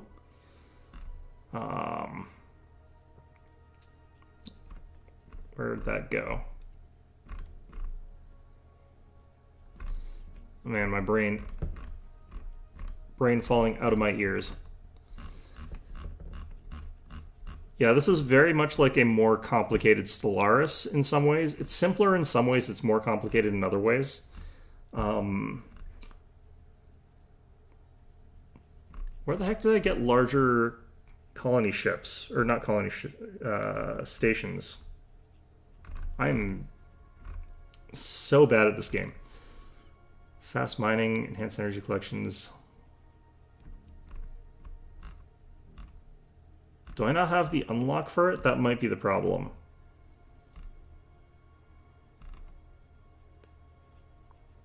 Well, I'm going to research this then. Probably next. And then... Oh, shoot. Okay, that was... Trying to figure out how to actually rush this.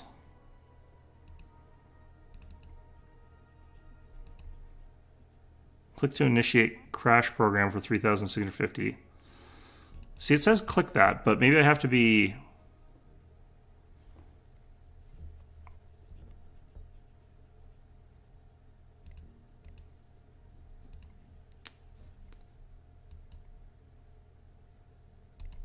There we go. Okay. So we're going to try and research this faster, paying a whole bunch of money. But yeah, like this game has got a lot of complicated stuff that is going on here.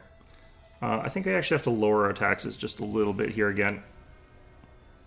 The higher your taxes, the higher corruption goes, which means you lose money. It's kind of a weird give and take. Let's find the exact right spot there. Where you're getting the most money and you're like losing the least. Don't want automatic garrison. I do want automated store. Don't need that. I don't even know how this works, honestly.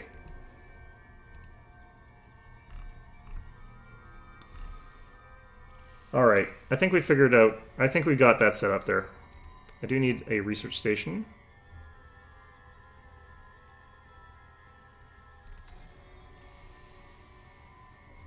Got some resource shortages, that's fine. Okay. So once we get to here, we're going to sort of like just hit faster here. We're going to rebuild that ancient spaceport, which will dramatically increase the rate at which we build ships, which is nice. So it weren't for the fact that like our actual ships and stuff like that aren't getting built out of here, but that's fine. Just need a little bit so I can build this thing. Get some tech out of this thing. We'll build another explorer. Gotten a spy. It's not what we want. Hopefully this thing works.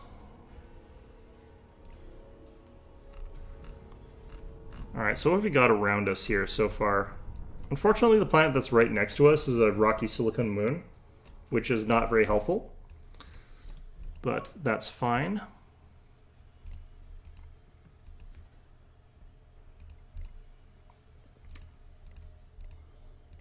Okay, I can't add any mining stations yet. Need that exploration ship to finish.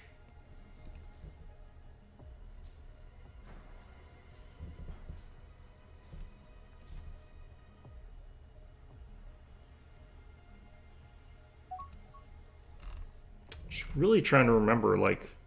Oh, there it is. Expanded space stations. Can pay the cost. We're going to bump that up to there. Expanded space stations are actually really useful, so we're going to get that.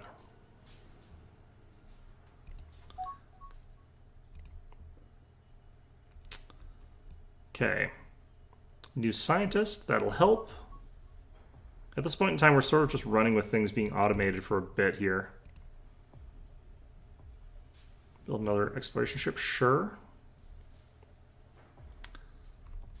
So our exploration ship should go around and start discovering some random things for us, but that's kind of neither here nor there until we can actually start mining it.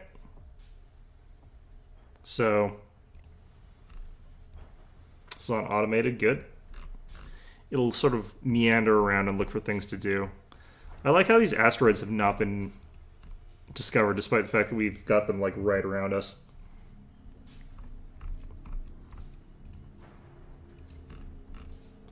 This game for me feels like it might be just a little bit too obtuse in some ways. Like here we got our annual expense income. I'm gonna slow the game down a little bit. We got our full sort of expense income here, what we're earning, projected amounts and stuff like that. Here's our expenses and our cash flow, which is great, I guess. Here we've got like the private economy, which is how much money is inside the private economy, the private sector, how much money they've got. We lose stuff at completely from like corruption, whatever. You can find funding levels here. I kind of actually want... Why is this so slow, actually?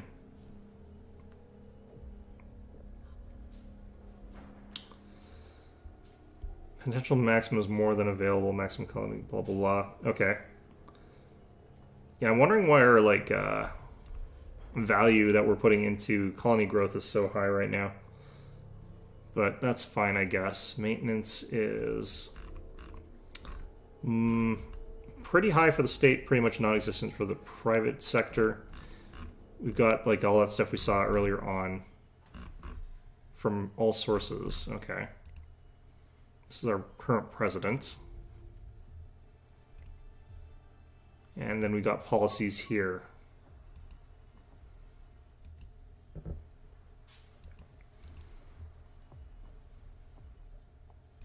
Build another of those, that's fine.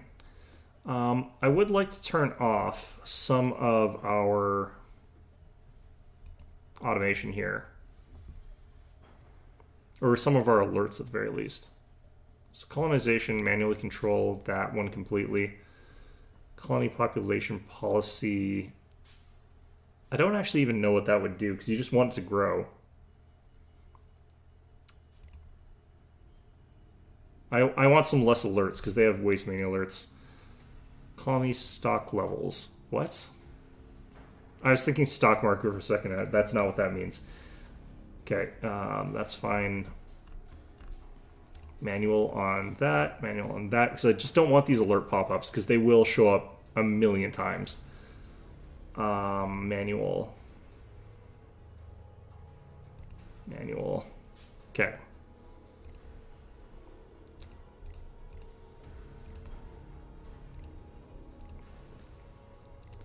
So we got a second station. That's lovely.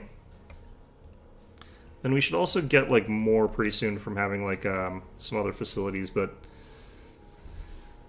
yeah, this one's actually not finished yet. That's fine.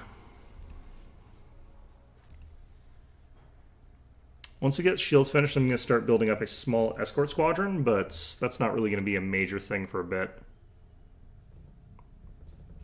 Here, we can go back to having this on faster speed here. Once we get a certain point in population, like development and stuff like that, we'll actually be gaining population growth faster, even though the percentage is sort of dropping, just because the amounts are higher. So the starting amount being higher makes it so you grow fast really quickly. Like, it's weird that we're having so many people... This feels like a bit much even for me, and I really like systems-based games, so...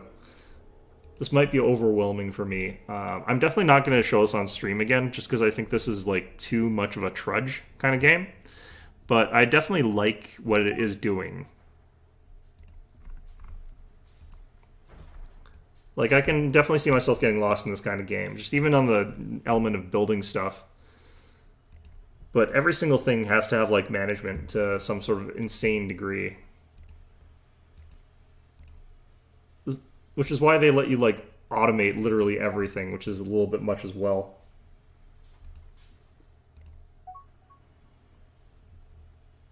New general, okay. They just also have pop-ups of, like, things randomly happening to you. It's not like you can do anything about them.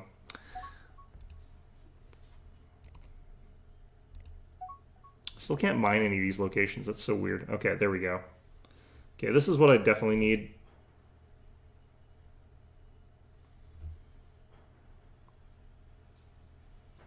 Continental planet over here.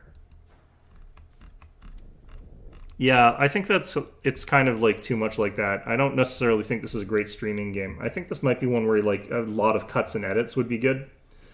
Ooh, this is a 25 colony suitability. This one's actually pretty good.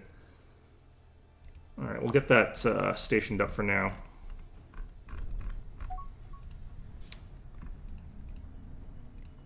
So a thing that you want to do sometimes is try and make it so that your private sector is building all of your stuff for you and you're not building any of the stuff, but getting that to actually happen in practice is not necessarily that easy.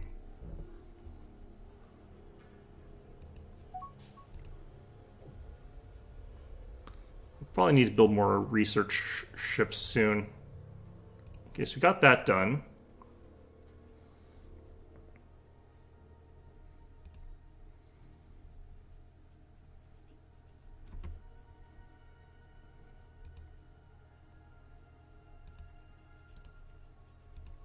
Oops, shoot. How do I get this to work here? Or do I not have enough money for the crash? 13,000. Cash on hand, 10,000. Oh, that's why. Bloody heck. Okay. Yeah, our cash has just gone out the window here. One thing that happens in this game that's super unintuitive or something you're not going to notice is that, like, when you spend money on a new ship, you'll have a bunch of new ships, and then you'll get a new tech. It will automatically upgrade all your ships to that design, and you'll pay for that upgrade, which means that your bank account just completely craters. Which is not great, but, you know, is how that is. What I need is the thing that lets me get reduced corruption rates, because the 19% is, like, biting in way too much of our stuff here. So getting the upgraded version of the Planetary Administrative Center would really help us here, I think. Probably.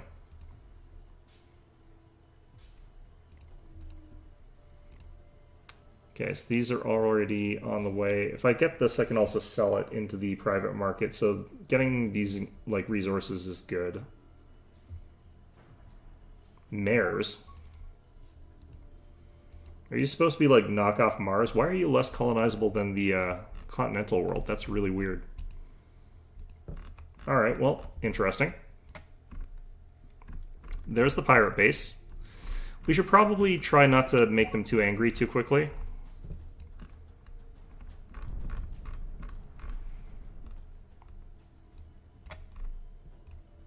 We're going to try and get some tech up and running before we make the pirates angry, is basically how that's going to work. Maybe some economy and stuff like that.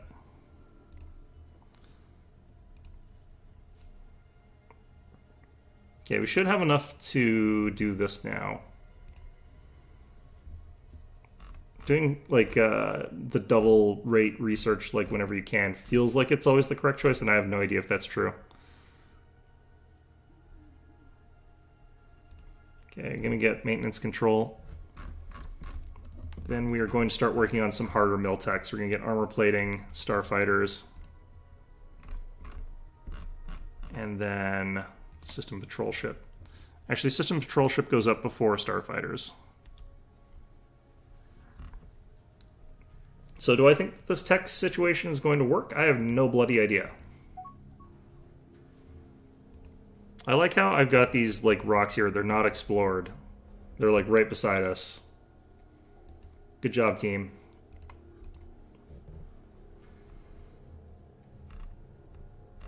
So these pirates should come knocking pretty soon here, but hopefully we'll be able to get away with some of this stuff first. Production shortages on that. Production shortages on gas lawn. All these resources, there's like 100 trillion resources. I'm not 100% sure what a critical luxury resource is, honestly. Oh man, there are a lot of resource discoveries. Okay, cool. We're starting to rake in that cash though. Like you just let your population boom up, and then once it gets there. I don't know what I'm going to do in Stardew today. Like, I've completed the thing on the island for the most part, although apparently Optics was saying I need to... Or was it Optics or was it you, actually? Might have been you, actually. It was telling me I have to go back there. No, it was Optics. It was telling me I had to go back there and actually look at the forge thing, because I didn't know what it was and I don't know how to use it. So I just looked at it and I'm like, that's a thing that charges a lot of resources. I'm not going to worry about it. And then I left. This place has a lot of resources. Let's grab that. Is that how you're supposed to do this? I have no idea. Yeah, so I'm not too sure now that I've done that. I might try to look for the rest of the golden walnuts as well. Yeah, we're pretty much just relaxing until spring. I need to get another of those Junimo huts for that, but that's not too bad. Okay, we're going to start slamming out escort squadrons here.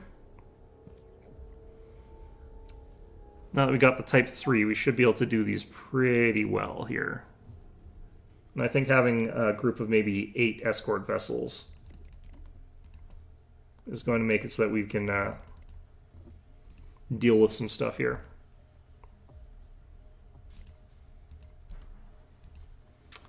This is something that I really wish I knew how to do better. But yeah, like I'm not 100% sure what I really want to be doing for Stardew today. Maybe I'll just take it easy and do whatever sort of comes to mind. Oh, right, I also have to... I need to get ginger. I remember that now. I need to get a lot of ginger. Which is brutal. I don't like that too much.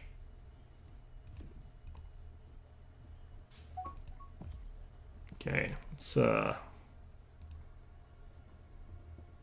research labs. Where'd it go? So that should also increase our research. So the thing that's weird about this game is, like, you get bonuses to research from having research stations and everything like that, sure, but you actually get a lot more by having lots of money. Although you won't get the maximum potential increase. So I guess it's like both things, really. Alright, how are my squadrons forming up here? Are they just all in one here? Good. Good, looks good.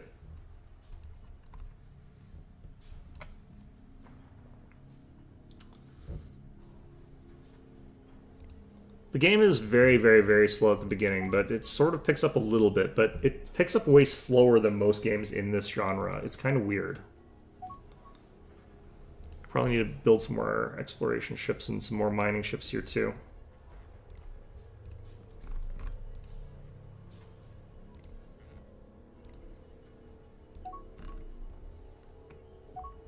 Okay. So we got our research labs. We want to upgrade our research labs that we currently got here to retrofit.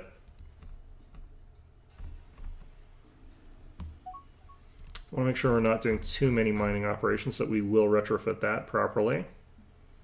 I do want that built though.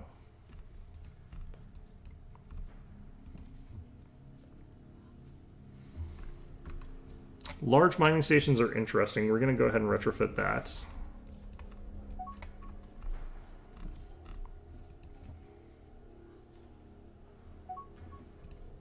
Where'd that research... I thought we had a research thing. Alright, well, that's fine. What happened to the rest of our ships? Yeah, we have got 8 of them. Do I have to actually, like, manually add them all into the...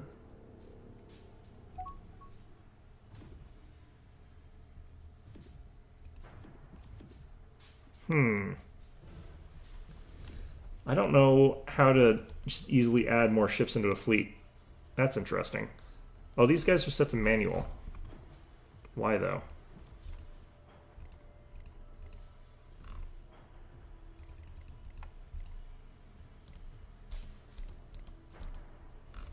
Okay, that's slightly interesting.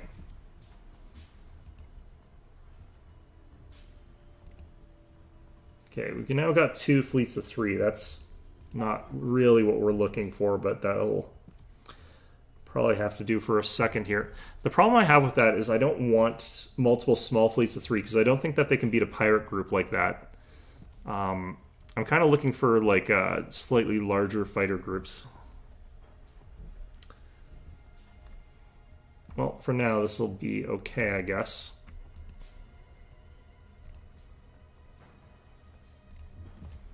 Gonna get another traveler or another explorer and another of those.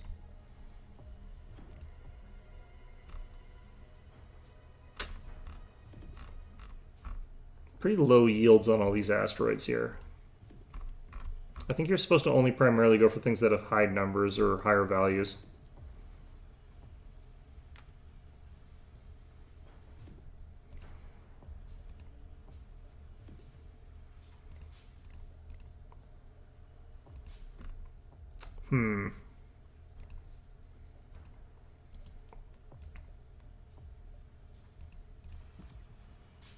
I don't want this set to manual. I want you guys set to defend. So they should defend like a whole bunch of our just random stuff where necessary. Because what we want here is just groups that are going to go ahead and defend us against pirate raids. I'm not really looking for like fleets that are doing anything too specific otherwise. I should be boosting more of these more quickly.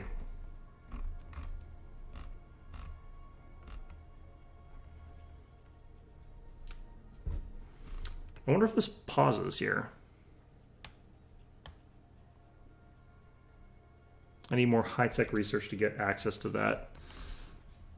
How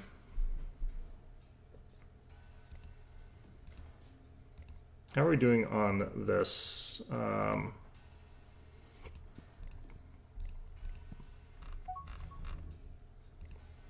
One thing that I have to sort of keep in mind is I want these ratios to be increasingly towards science. Once you get to a certain level of colony growth, you can sort of like ramp over towards hard research and just make it so you research text way faster. Coordinate control center. Okay, command centers is good. Reducing the cost of our stuff is good. I don't want that.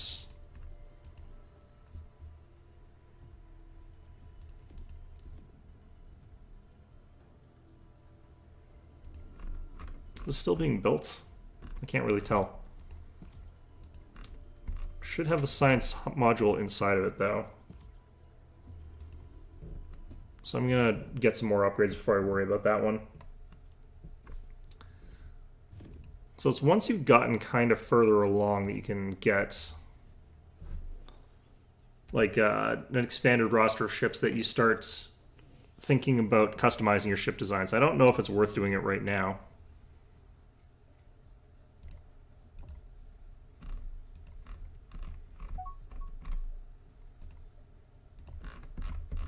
That's so weird to me.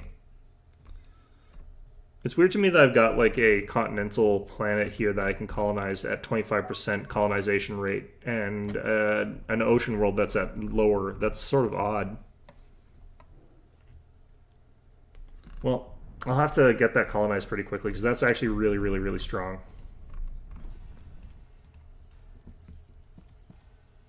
Definitely don't want to do that. Okay.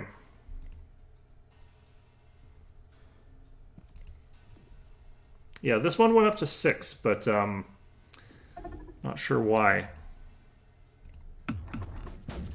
See, this is sort of why you need to have like stuff to deal with these pirates here.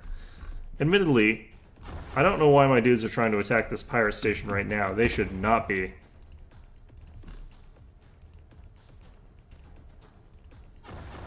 Are these all explorers? These are all explorers. They should just leave. I think they are. It's fine. There's 2 pirate bases here. What? Okay, well that's unnerving. Not sure I like that. Well, such is life sometimes, I guess.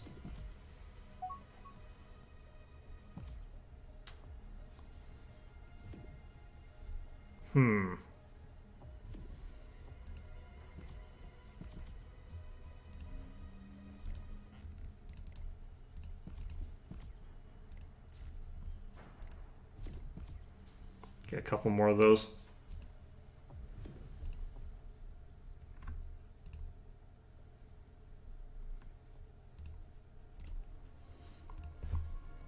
Okay, after this I need to queue up some more stuff here. Can I get to these yet? Not yet.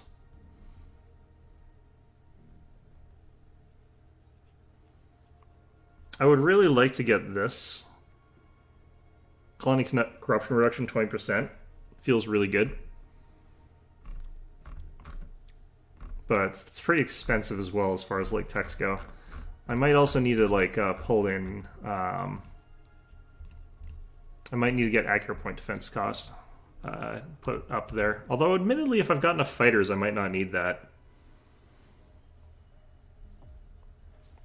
I'm at the point where I just about have the ability to sort of customize ship designs, but the AI is actually pretty good about customizing, which feels pretty bad.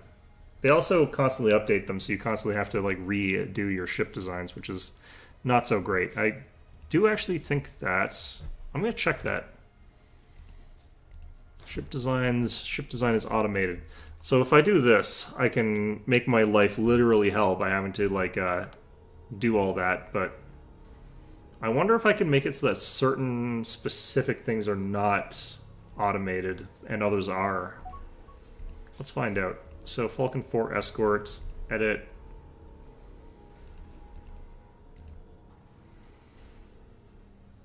Yeah, I don't think that I can make it so that just this one is editable.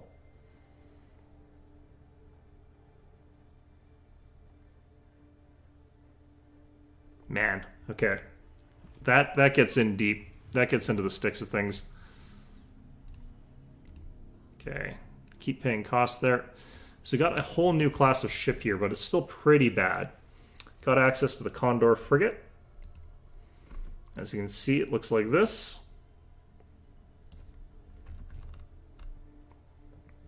It's just missing one top side weapon, but the firing arcs in these things are pretty bad, which is what I typically don't like about them that much. I'm not sure what the docking bay even does. It's got it, but I don't know what that's for. You can actually get a fighter bay pretty quickly with this team, so I'm going to wait till that before you do the retrofits, because that'll cost us a fortune. We're already paying a fortune, it looks like, on some stuff here. I'm not sure what, actually. We just lost like 20,000 on something. Pirates haven't attacked me yet or demanded money yet, which is kind of interesting.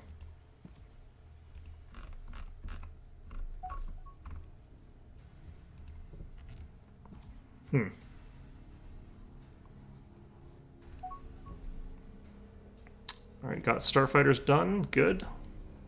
So this is where we can sort of really get going with our ship designs. So this isn't the best design for this, but this now has got a basic fighter bay capable of carrying 4 starfighters.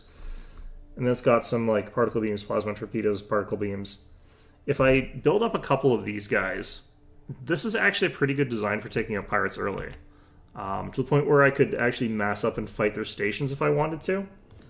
I'm going to build 4 of them. They're just going to continue being like part of our patrol fleets.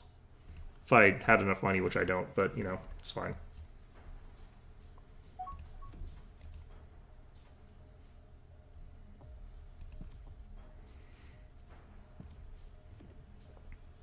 But yeah, once we get that going, we'll actually have a pretty okay fleet, and we might be able to go fight the pirates off.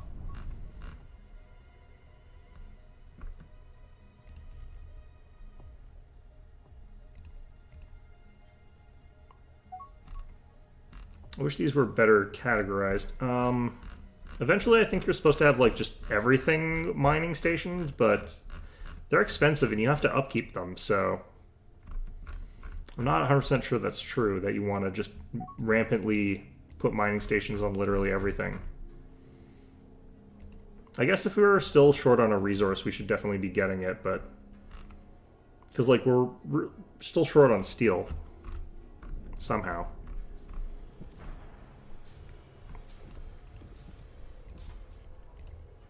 One more of these.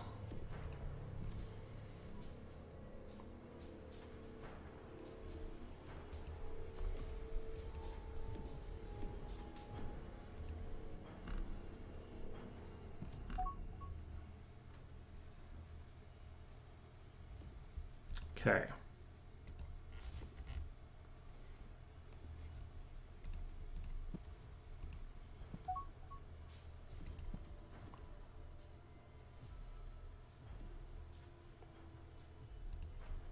What is our colony growth percentage here? We're at 27% corruption, but we've got huge happiness approval. I definitely feel like we can increase our taxes a little bit here. I'm going to go up by 2. That boosted up our income by a ton. I think that's worth the corruption hit.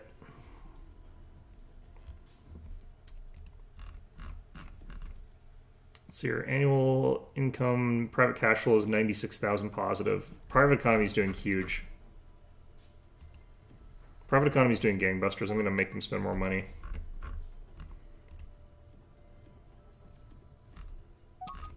We don't have any shortages anymore, actually. That's interesting. Okay, so we got all that done. I want to get the expanded ship, civilian ships here, because we want that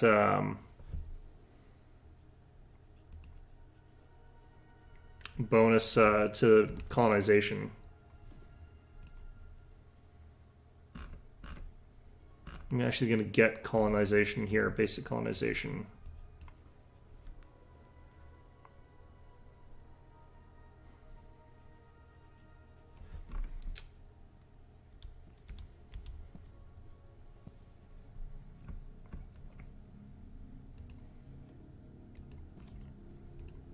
We don't have any money again.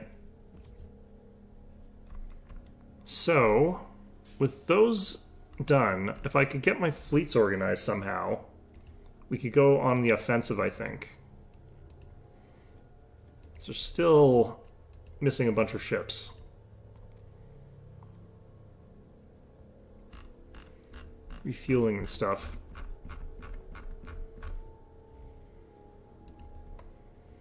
Either way, I think that those are strong enough for patrol fleets for the time being. I'm gonna leave them be for a second.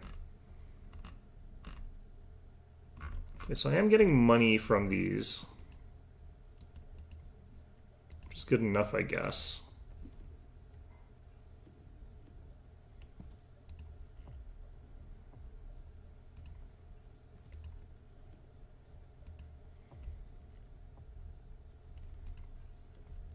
leave those be for a second here.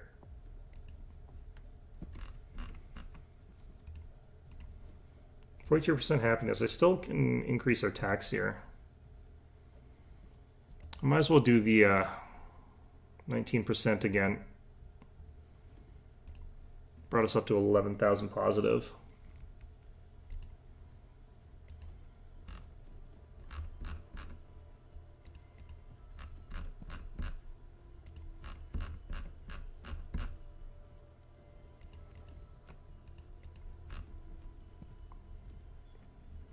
Yeah, with our funding level shooting up like that, we've got a bunch of unused excess, though.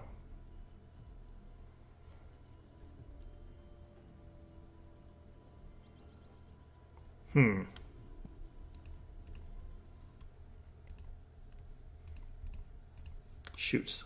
Could have sped this up a little bit better. Doesn't cost as much when it's there, though.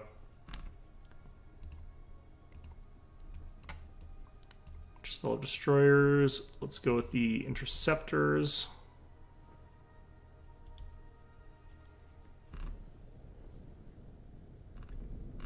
How come I'm not getting destroyed by pirates? What's going on here? It's because I haven't built enough mines? I feel like I've built a lot of mines. Oh no, wait, I think I remember. I think they don't attack you until you get out of system.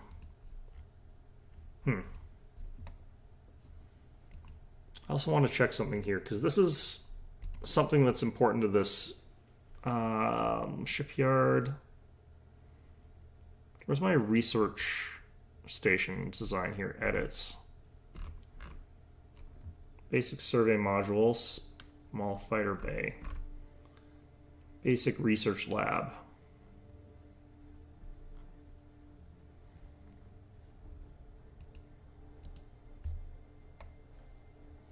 See, we're at 677 out of 725 size.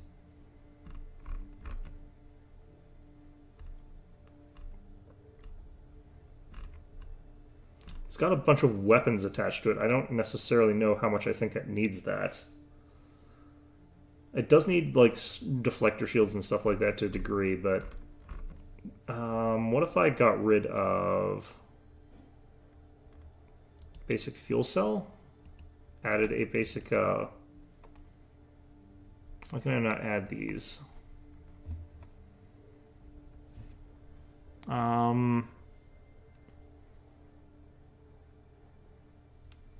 Size 60. I'm still just barely over on size, so if I got rid of this...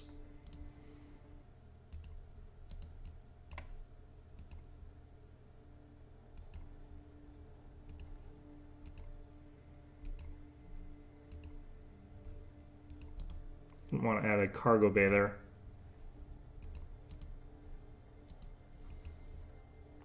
How come I can't add more of these? Is there a cap? I'm kind of wondering if there's like a cap on how many of these I can have.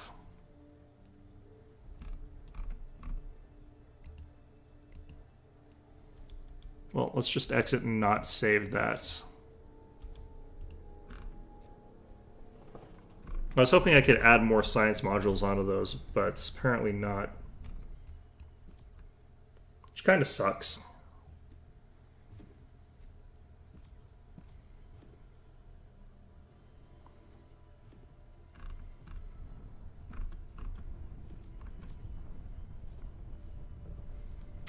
All right. Well, I might as well do this.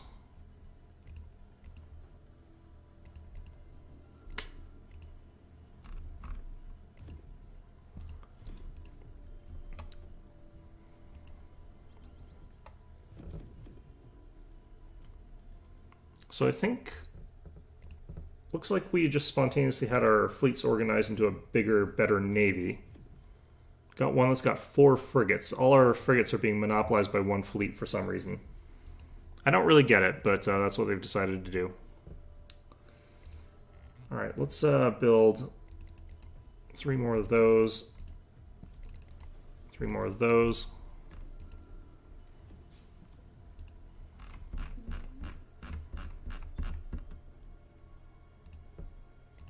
The thing is, like, this game gives you a ton of time to sort of ramp up before you really get into conflict with other things, which is both a good and a bad thing. It's kind of bad in the sense of, like, it takes a long time before I'm really doing a ton of certain things, but at the same time, like, it does mean that you can sort of figure out what you're about before you get there. It's like sort of a timer before you get thrown into the galactic stage that you have some control over, which is kind of interesting. I just wish I knew what these systems actually did. Oh god. Okay, let's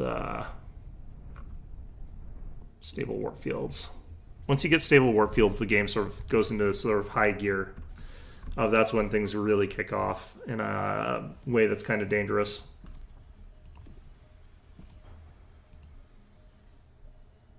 I don't know why I've only got like 2 scientists here. 1 scientist, jeez. Normally I've got like 4 of them with this faction. I've only done like a couple test games though, so I don't really know. Alright, colonization tech discovered. Let's go ahead and get that queued. So that's a great planet for us.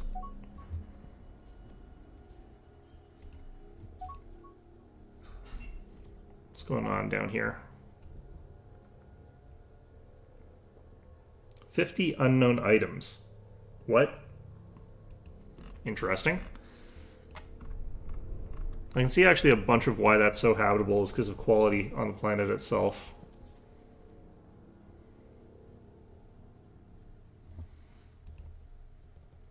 Oh, what happened to all our money? Jeez. Literally just got devoured by something. I'm going to try and like rush our tech so that we get the destroyers, and then once we get there, we're going to go ahead and fight the pirates with a handful of destroyers as carriers, and then a couple other things. This apparently is going to take 4 years, but we should be able to shorten it to like 3. Which is still gross, but that is how things go. I might boost our research. Policy settings.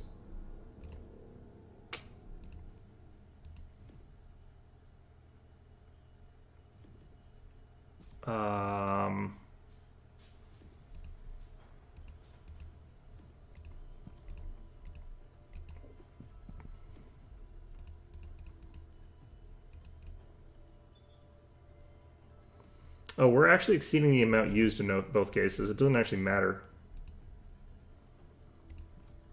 Because there's sort of soft cap and there's a hard cap. And we're past the hard cap. So that's why we're getting so much inflow cash, I guess. But still, I kind of wish we were able to spend that better. More aggressively. Otherwise, it's going to take us like a million years to get these stupid destroyers. How much money am I going to have to spend on this? Yeah, 64,000 for cash on hand for that. That's brutal.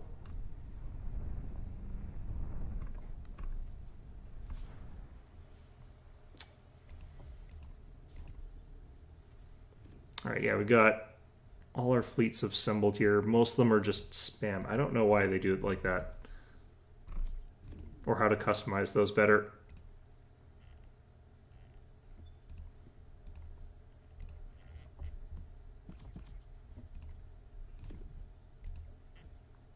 I'm going to build a couple of these fuel ships to extend the reach of your fleets.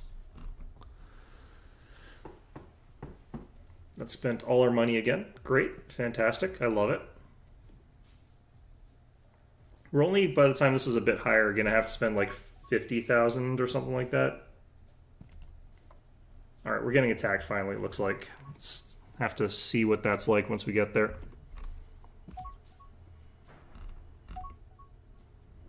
More unknown items on Indor 3. This is a crazy planet. There's something going on here. I don't know what.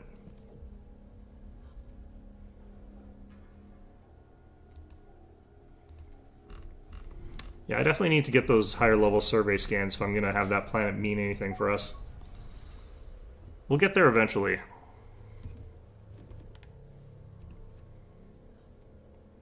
Maybe I should do that next. Like after the stable warp fields.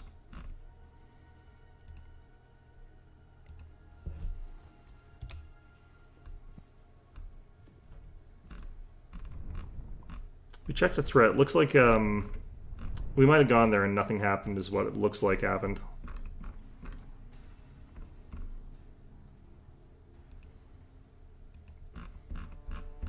Bit of a shame.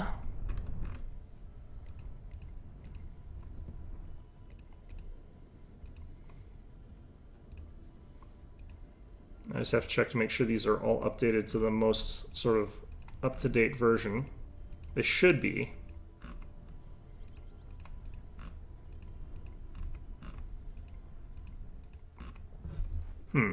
Yep. I think I'm behind on my tech here a little bit on the warp tech.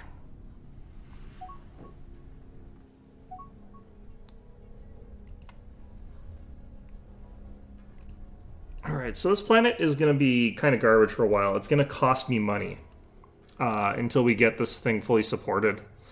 So this is going to be a big money sink for a long time, but get this up, that'll help our development a little bit, help with our everything. But yeah, mostly the problem is like this place has just got really poor development. So getting people to go there is just taking a long time. Or it's going to take a long time.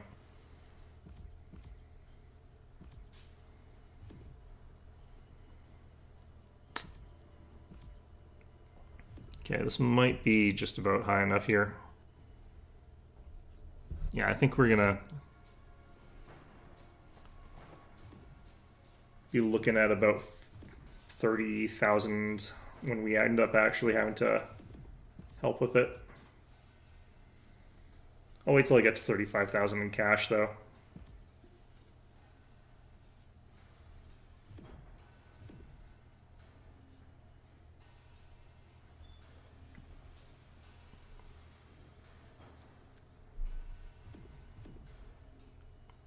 Mostly I just want to like rush to getting the fleet that I need for a battle so I can sort of show that, but it's not going to be too impressive of a battle. What do I need here? 39,000? I was close.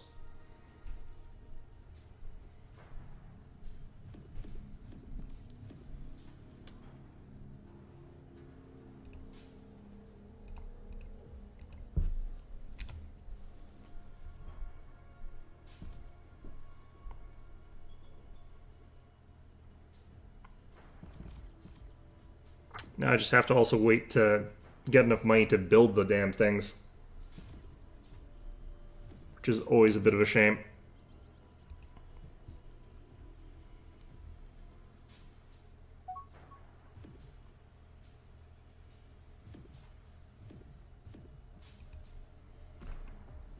I wonder if I should actually be like changing this up here, but it's probably technically more advanced than anything I have here, so...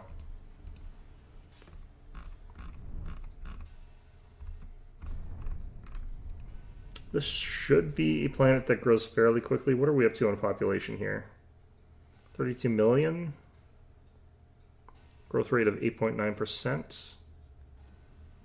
Well, fair enough, I guess.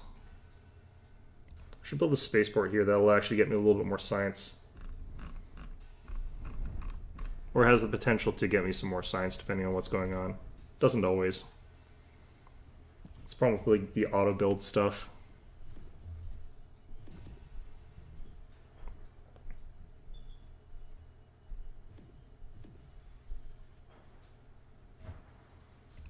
I actually kind of wish this could go faster. Like, that would be actually kind of good at this moment.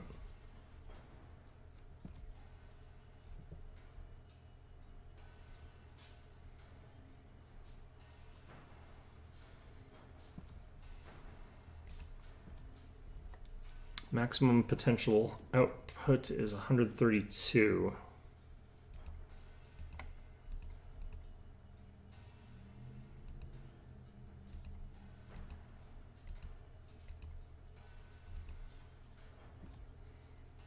That's why we need to take over new planets and stuff like that as well.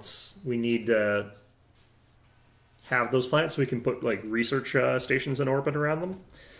Give that boost to our research and then like boost that further because we're going to be trying to like use our money to increase that as well. Our income just fell off a cliff. What is going on there? Well, interesting. Was there a corruption incident here?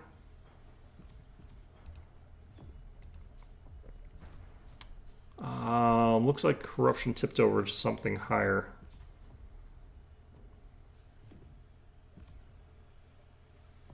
I think we'll drop that by 1. Yeah, I think that'll... Yeah, that helped a little bit. That helped a lot, actually. Alright, we got that interstellar destroyer research finished. We'll create destroyers that are very, very good carriers.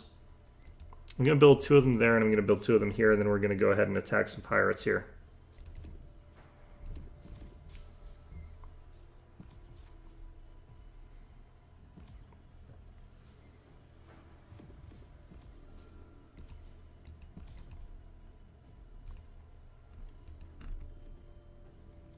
We got, unfortunately, fairly baseline weapons, which are not very good, but with what we got here, that shouldn't be a problem.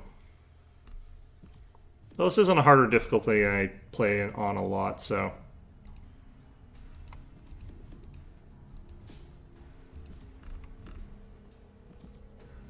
Admittedly, I've never played very much of this, so it's not like that really tells you anything.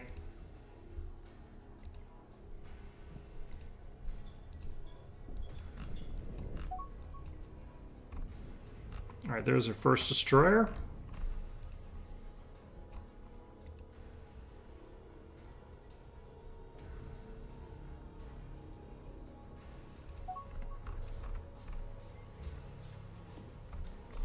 Slow construction of these things always is slightly bothersome. Alright.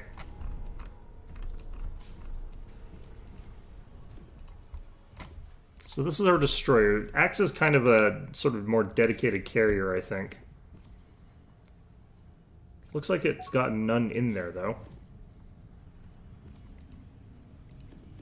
There we go. Yeah, 4 of each. Whereas these guys, I think, have, like, less.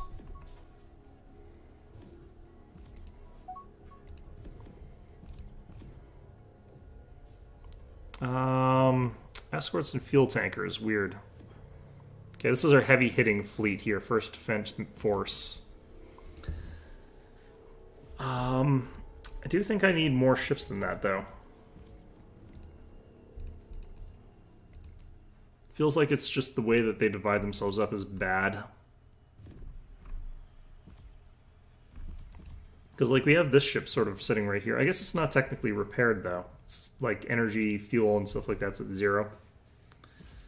It's probably just ships that are not quite finished being built yet.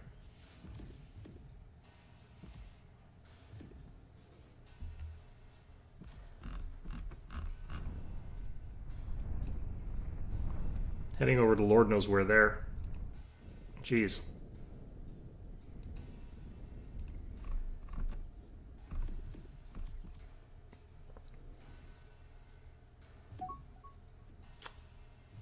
Alright, it's another new destroyer.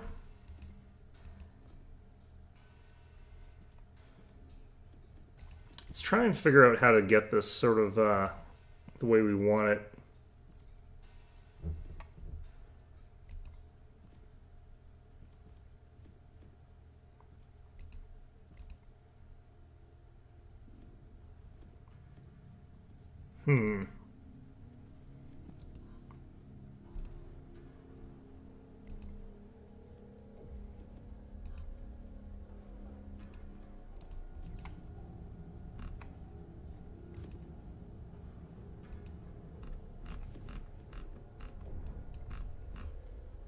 Well, either way, looks like Third Fleet ended up being our biggest one, but not really Okay, interesting. Also, this admiral keeps hopping between ships. I'm wondering why. Fugitive shelter. I don't think that's actually the pirate base. Inderden. I think that's the one. Maybe they both are.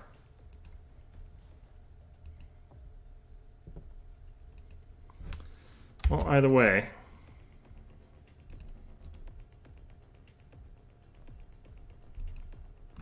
Let's see how this goes.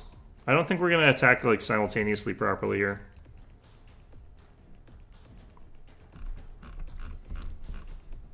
I think our escort wave is going to come in first, which is kind of fine because they'll be able to take out a lot of stuff with point defense. Then our heavier ships can sort of wipe in, kill everything. Only got like 2,000 bucks in the bank. Fantastic.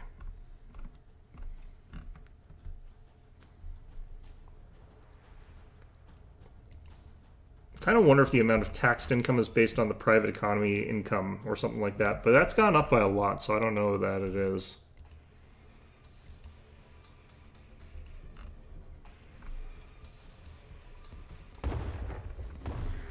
So this is like the highlight of these kinds of games here. These little battles. I always love these things. Looks like our point defense and our fighters managed to sort of tear through those guys pretty easily. And here's their station getting hammered by us. Unfortunately, like, the stations are less interesting to see in fights since they don't maneuver or anything. But, yeah, absolutely pounding this guy here. It's staying at 100% because, like, it's got shields. As soon as those go down and its hull starts going down, that's when it loses health. Prior to that, it's 100% health. Yeah, so that was a nice, breezy little fight there.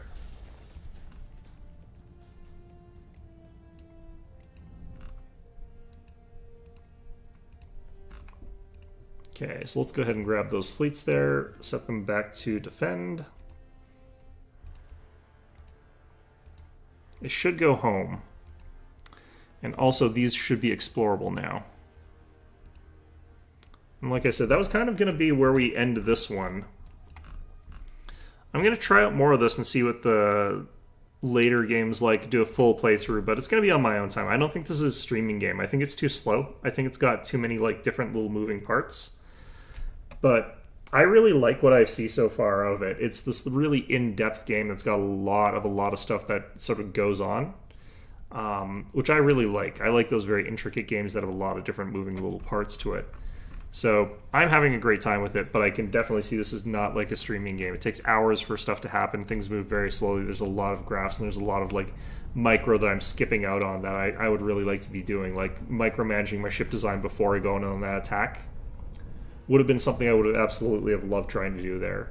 So, yeah, that's kind of my view on that sort of thing. I'm just going to check this here. Still underdeveloped here, it says.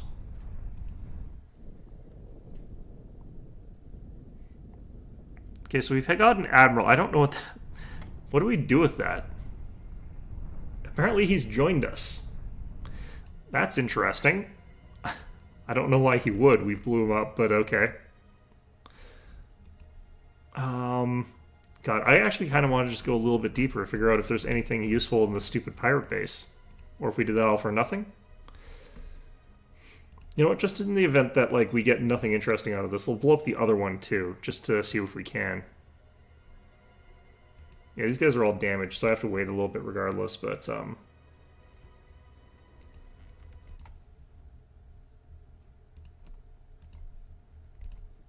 seeing those buttons there.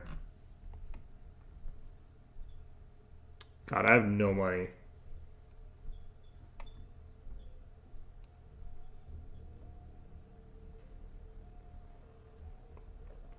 Yeah, I guess he respects me now. Because of the way I played this, they never ended up trying to, like, blackmail me, which is, like, a key fundamental thing. And I think it's because I, like, invented the secondary warp drive really late, which is probably bad, but seems to be working out okay. Lets me get this, like, really solid sort of base that I've got here.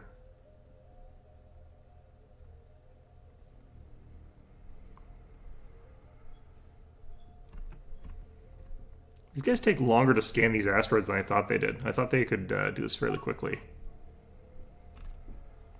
Oh, we got a critical breakthrough. Nice. So our scientists just automatically found that out. I don't know why I don't have more scientists, though.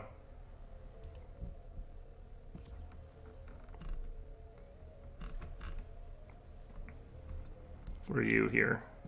A mineral miner. Interesting.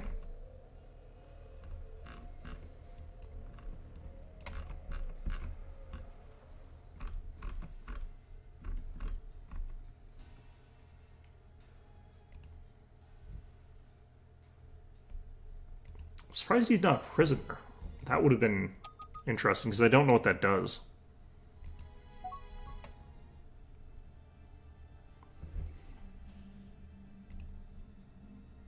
Alright, we got a new spaceport. That should increase our science further.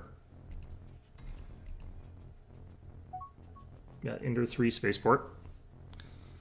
Got that done now. We should be spending an absolute fortune. We were at minus $210 because we upgraded all of our ships so it had some fighter base in them. Oh boy.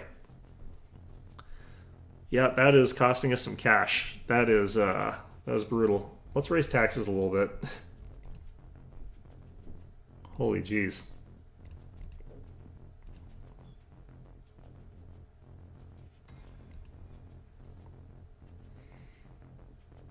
We're still in the positives, so there's that at least, but like, holy jeez.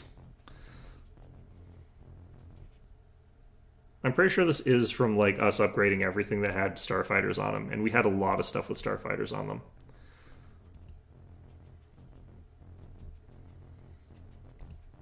Oh, this is the problem with auto update. Okay, these are all fixed? No, that still needs to be fixed. I think we could send in these two groups though. I don't know if these guys are coming in from the same spots.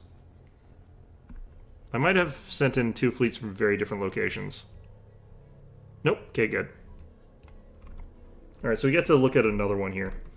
We got something interesting for the other ones in that we found like a guy in the wreckage and he's like, okay, I'll join, I give up.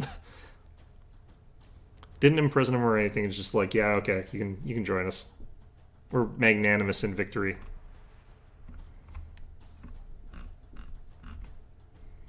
Here they come. Yeah, I need that faster warp drive. You need to get out of the system, that's how you get to other stars. Okay, so here come his fighters, getting blasted. So that mix of like fighter support with also having like the point defense of the ships, like really lets you clear out those guys fast. Oh, we got critical breakthrough there too, nice.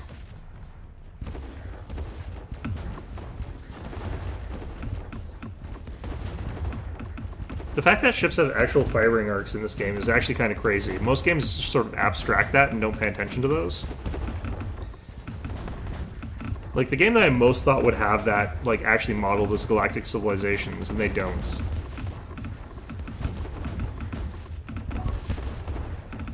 Oh man, we already got that done. That's gonna cost us so much money again, too. Let's, go ahead and get... I can't get system governments. Need to find just cheap tech here. Basic target tracking.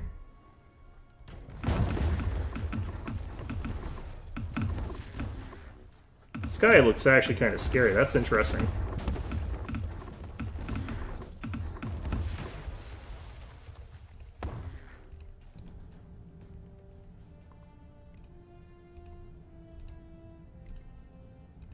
Alright, set everything to defend again.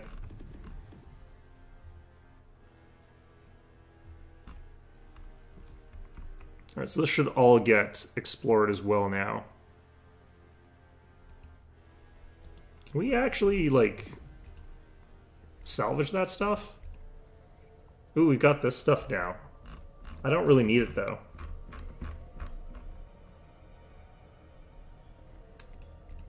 Still gonna get a couple of these just because I should. Do these do anything? I thought you could salvage these maybe, but doesn't look like you can.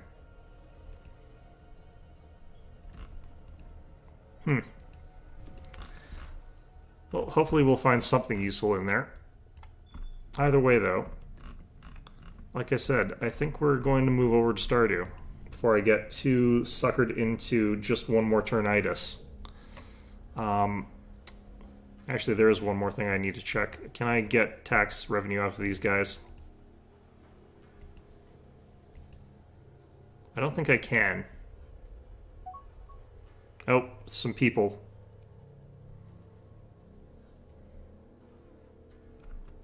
These are pirates. I'm gonna say no, but I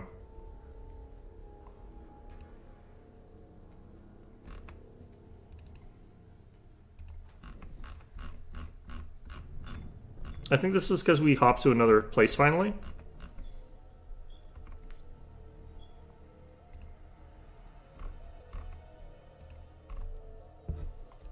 So, if we just go down here,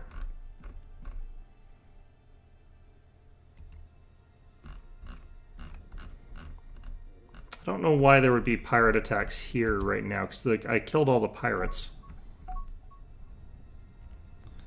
I don't know if this can defend itself that well, but it should be able to. And also our fleet just arrived, so this is what happens. This is the stuff you want to see. Like actual fleet battles. The pirates do have a tendency to be able to warp out pretty quickly, but...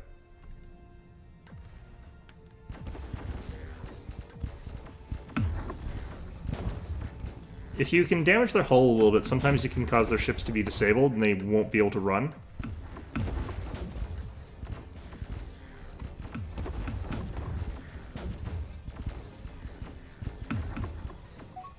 He's very clearly just like, oh no, that's a bit too much. Regardless though, I'm going to go ahead and hit save game here. I'm just going to do it before I keep getting sucked in. Okay, exit to desktop. Stardew Valley, let's just get into there. Where are we going?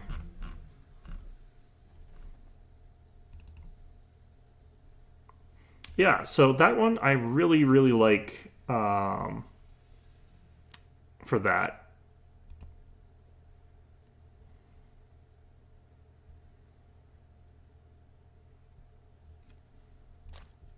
Okay.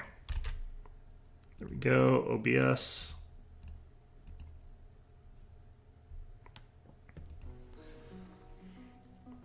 I'm definitely going to play more of that, but I'm not going to stream it again. I definitely like that game. I think that's one of those ones where it's like a single playthrough probably takes like 90 hours or whatever the heck, but it's like the entire history of spacefaring sort of nation or whatever.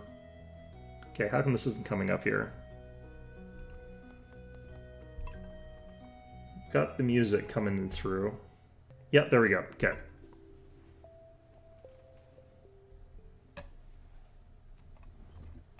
My OBS viewer isn't showing that it's showing, but it's clearly showing on the stream because I can actually see it on the stream. All right. So ginger hunting, I guess. That was what we were up to, which is miserable, but...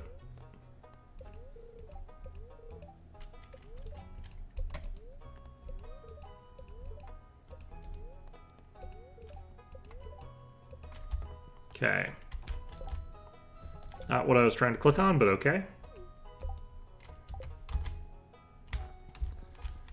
This playthrough really makes me think that I wonder if there's other characters where there's loads of like little missed opportunities for like interactions that they could have had between them and someone else. Because like Emily clearly could have had more interesting interactions than you get, but they kind of don't really delve into that as deeply as I think they could have, just because I think it might have been too hard. So I wonder if there's like other characters where if you were to expand on like their relationship with certain people that they know or talk to or something like that, because that's always really cool when they've got those little bits. I like those. I really appreciate those parts. In any event. Okay. So that's good. Man, let's just give this to the missus, wherever she went.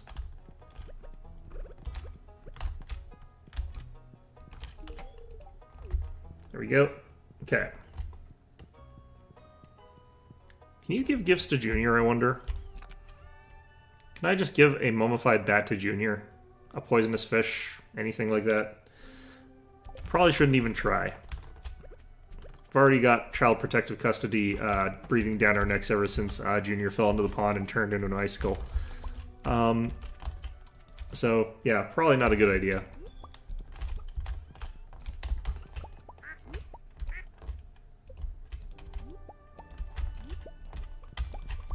Oh, we got both those chickens. Nice.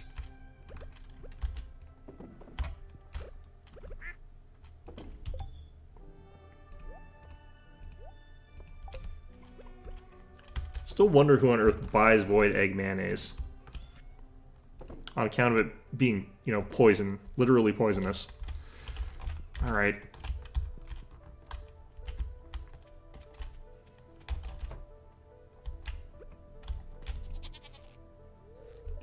Nope. Okay.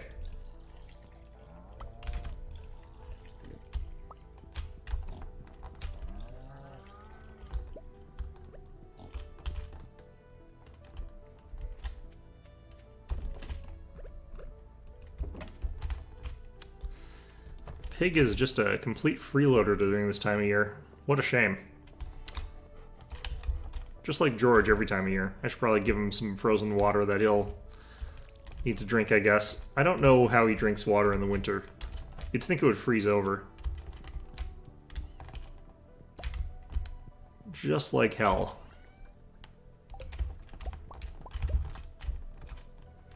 Okay, I haven't talked to the fish in a while. Let's maybe see what they're up to. I think this is the thing about having a farm where you do like a little bit of everything instead of focus. It feels like you're sort of like more busy, I feel like. I think when you've got a farm where it's just you're doing one thing, it takes you a long time, but you don't feel quite as busy, I guess. I guess these you sort of are checking on a lot of different things every day, whereas if you've only got like one type of farm, you're only checking on a small number of things every day. Maybe. Could also just be that the automation hasn't really kicked in for me yet. Alright, bug guts. And purple mushrooms, right? Okay. Well, I can do bug guts. I'll just do it after I chuck these in here. I don't know why I let you guys convince me to make a slime jack pond. That looks like it's a radioactive wasteland. It's going to kill me, isn't it? It's just obviously poisonous. It is a very nice, vibrant color of green. It's just a very disconcerting, nice, vibrant color of green. Okay. There we go. We'll hop on down here.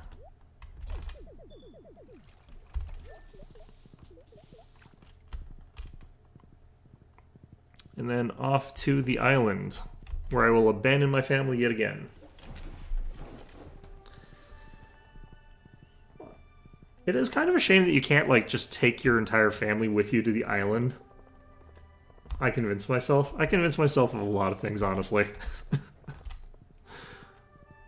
Like, it'd be nice if you could take your family with you to the island as a little thing where it's just like, you know, you decided, you know, to bring them with you instead of just abandoning them.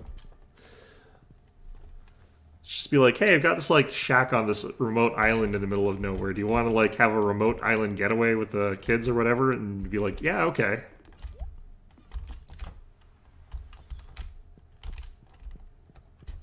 I think that would be actually a lot nicer.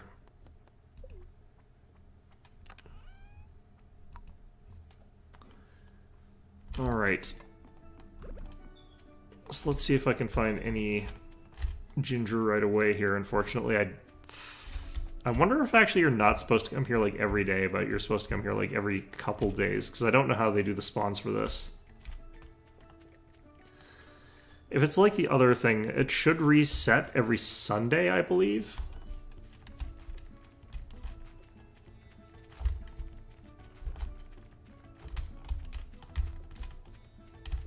So I might be here on... for no reason whatsoever, really, because it might not have reset. No, there's some here. This might be a case of I should come in on Saturday when the largest number have already sort of spawned in. What the heck? Who are you?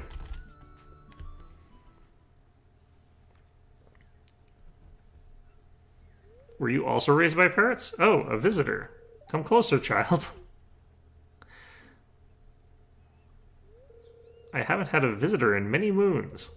I almost forgot what other people looked like. What about Monkey Boy? Or Parrot Boy, I guess. Well, I suppose now that you're here, I may as well ask you for a favor. Come.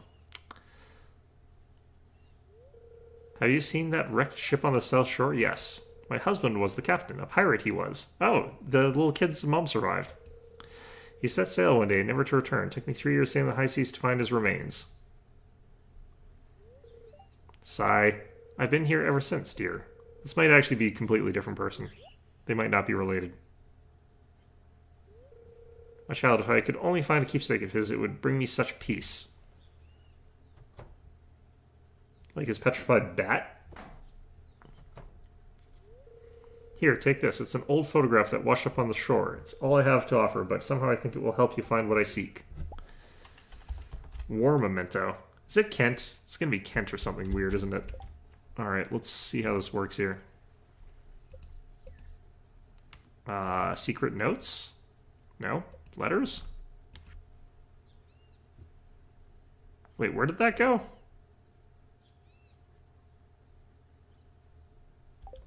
Oh, I have to read it first, don't I?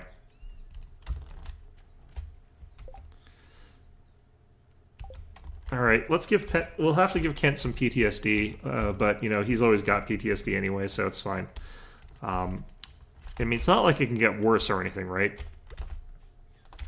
Ooh. That is a very good ginger harvest today. Okay. So that little area, I have to remember, is just very good for that. Ah! Huh, slimes can't climb downstairs. Interesting.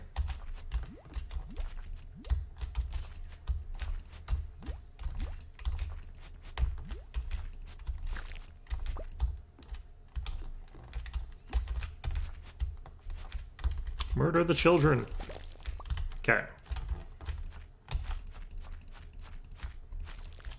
This is much faster if you just walk up to them, though.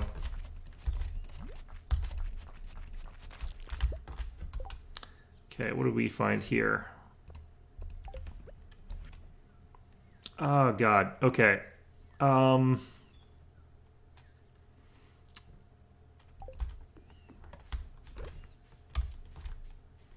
It's around here somewhere.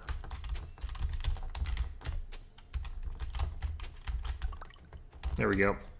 Quality bobber.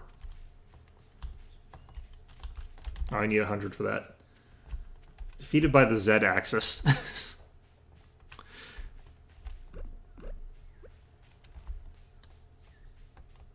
Let's see here. I forget. Was I supposed to be able to get my axe back today? I can't remember. Hopefully not. That would be embarrassing.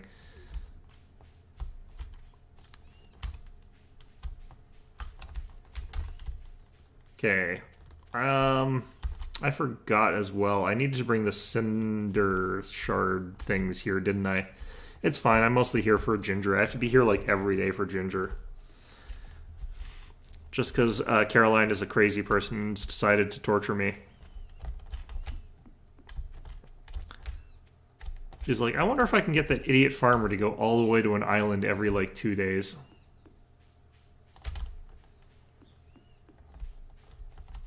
And clearly the answer is yes.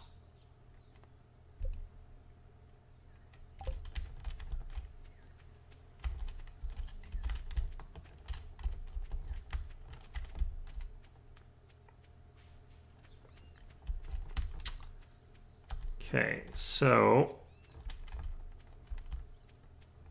Interesting that there's that island there. I wonder if there's a way to get to it. You'd think she would have found everything by now, because she's been on this island for Lord knows how long. If it's something that's buried, there's no way in heck I'm gonna find her precious whatever. So I'm just gonna have to leave that. I'm guessing this is where you grow pineapple, because I bet like this place is good for that year round since it's winter and it's fine here.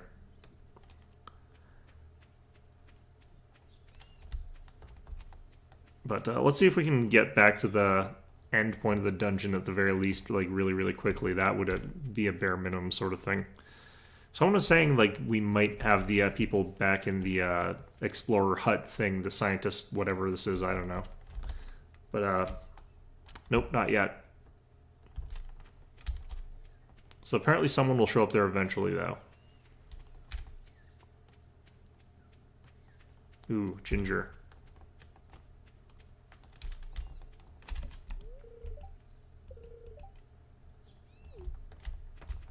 Something here.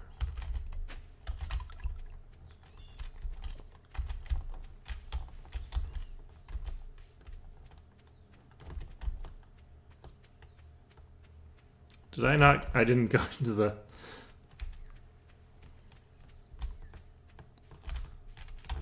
These areas always feel so evil to me. I don't know why you would do this to a person. How do I get down to that ginger? Oh, man. I might have to buy off one of those parrots.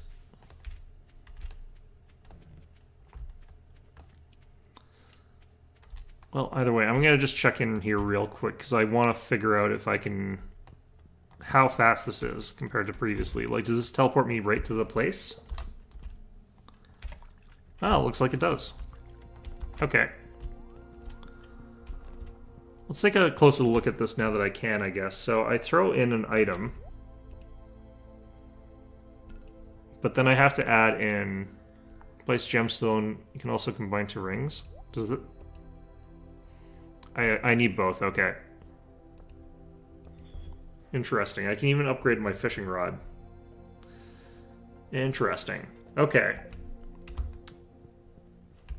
Monkeys just chilling in the lava. Very oxymoronic of them. Okay, so that's actually really convenient. I thought that I might have to go through some of the place there, but having to do none of it is pretty good.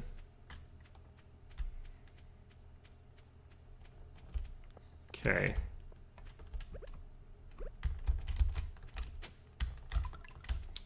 I'm just finding spots that look sort of suspicious here, and that's about all I can do with that, but... like, I don't know.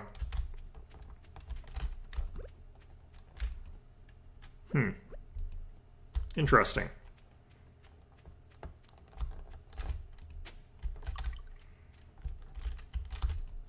Oops. Like, I'm wondering what constitutes a suspicious bit of ground sometimes, because sometimes I can sort of look at it and it's different. I think I already did this one, yeah. But sometimes it's kind of hard to tell. This definitely looks suspicious. There we go.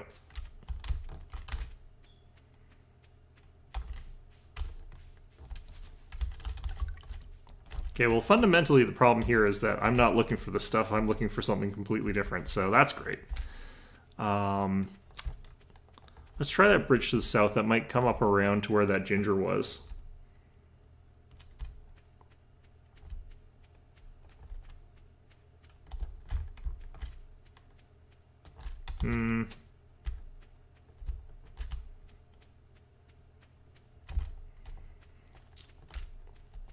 I don't know why. Every time I see a beach like this in a game, it reminds me of Wind Waker.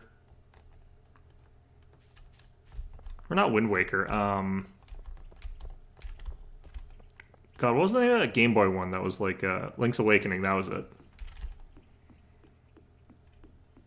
I'm in the wrong area completely here. Where's that stupid parrot?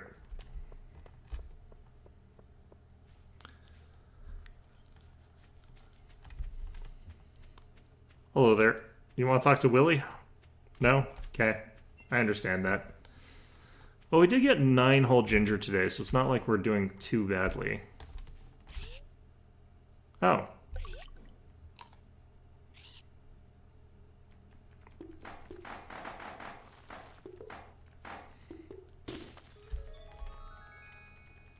Okay, nice. They even put in a full kitchen and everything. This is distressingly, like, elaborate. Okay. Well, interesting. What do you do now? Deliver mail. So I could get a mailbox here, too. Well, interesting. I'm just gonna go home.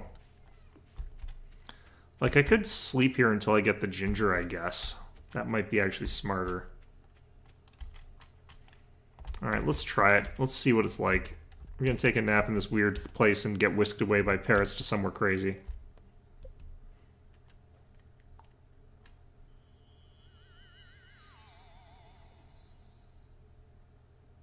Was that aliens or was that a witch? Because apparently I wasn't even in my house when that happened. Did Emily get, like, whisked away by aliens? She was, like, holding up crystals and waving them, and the aliens were like... Clearly this one needs to be taken for further experimentation. It's just like...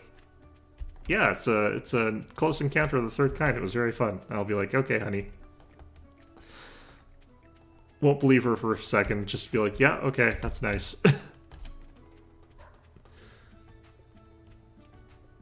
The cave by the shipping container. Okay. This is gonna get me killed, isn't it? I don't want more caves. Oh, what the heck? Who's a farmer who tend the land outside me house, bub? No, I haven't done shit outside your house. Group the land once teamed with fresh food.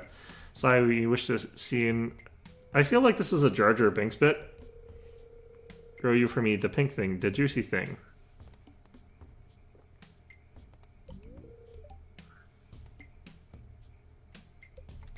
What is he talking about? Because there's a lot of different pink things. Well, either way, he seems like he's high as hell. Not sure what I think about the guy. Also, I'm pretty sure my axe is ready. I should probably go home. Well, it's fine.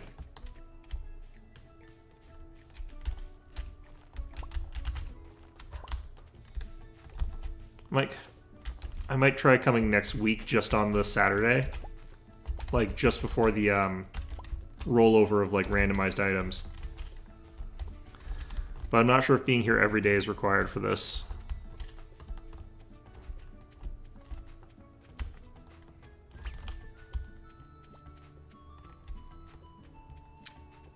Well, I wonder if he wants...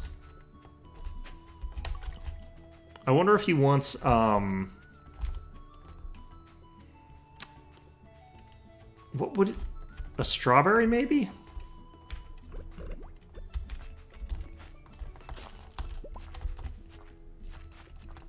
That could be it. Who knows?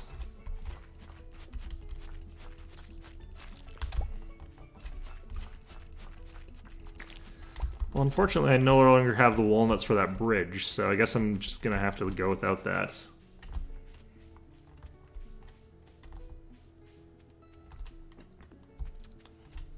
Where else could I find ginger? I think I can technically find it down here.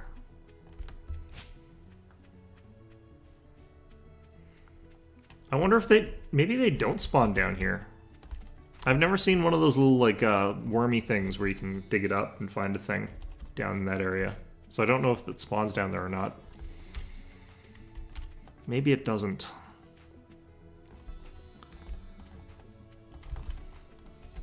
I have seen them around here, though.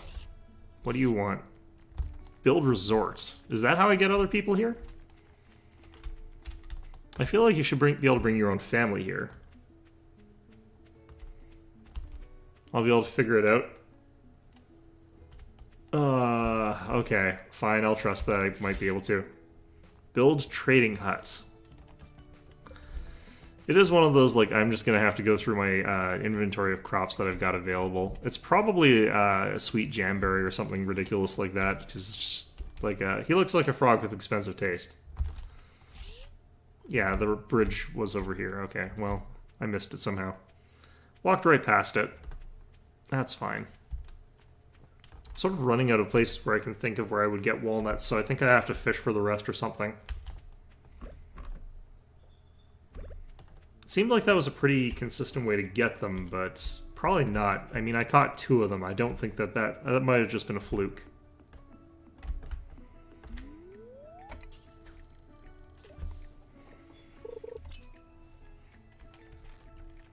For instance, this isn't a walnut, clearly.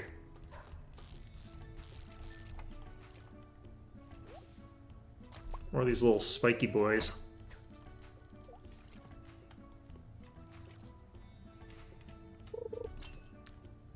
You know, if I do a day here and then a day back and then a day here and then a day back, I can probably get the maximum ginger. Actually, I think I forgot a ginger spot. There's another... I think there's another spawn spot that I could have gone to.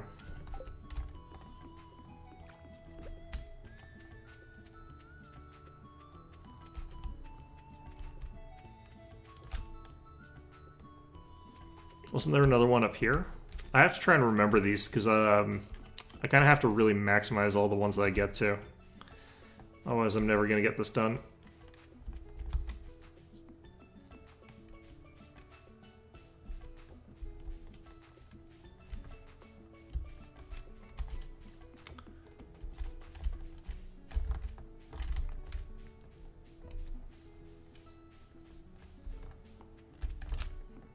Never been a huge fan of digitized kettle drums. It's one of those instruments that never sounds quite like an actual kettle drum. It actually sounds quite different from one. It's kind of weird. It's a fairly simple sort of sound. You'd think it would be one of the ones where you could like easily replicate it, but maybe not for some reason.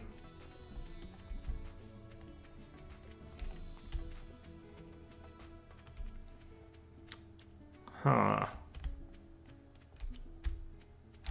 I think it was down there was the other patch. And I think I concluded I don't know how to get there, so... Alright, I guess I'm gonna go home.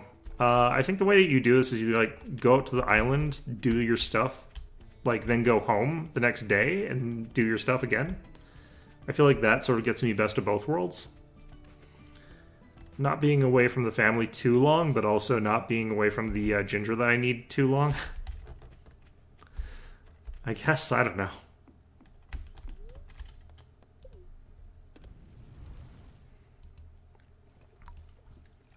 Alright.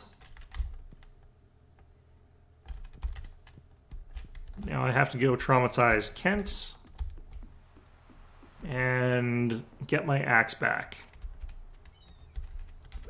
Hi, honey. Give me a cold shoulder because I was sleeping on a random island with more parrots than you. Yeah, that's fair. She's jealous that I got to spend more time with more parrots, or she just had one parrot.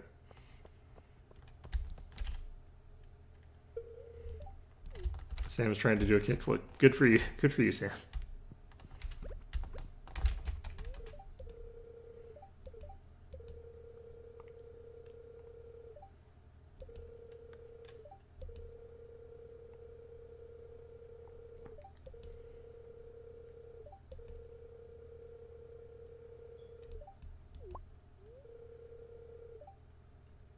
Was I not supposed to give that to him? I wonder. Well, either way.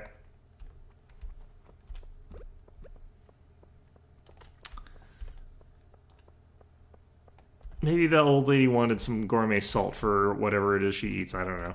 Who knows? Okay, our entire expedition, we only got 16 gingers. That's 16 gingers over 2 days, though, so... would only take 20 days at this rate, which we basically just barely have. Brutal. Okay. Good to know. What? You're not allowed to be out. What the heck is this? Is today a festival day? Is today a birthday? Did I miss something? Do I have to reset the day? Oh, man. Well, Huh.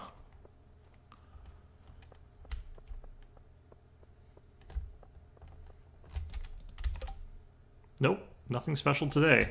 Where'd Clint go with my axe?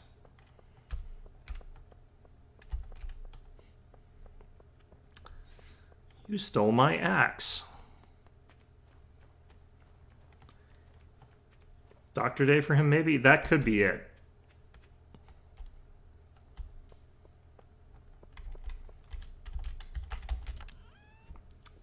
Okay, so I need to actually have that out of my inventory, kind of.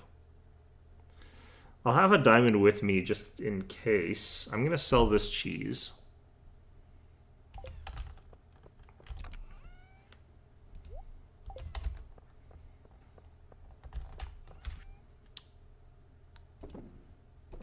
Nah, I'll keep this diamond. I don't know.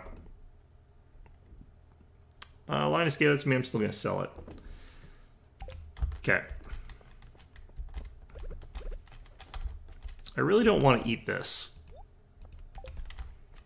Because I don't know if you can get more of that somehow.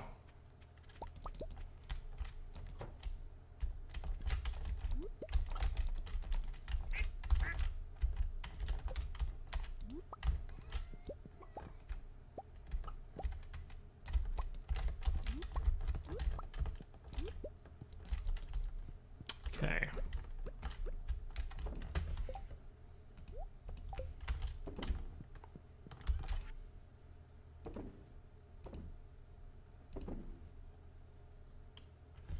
Perfect.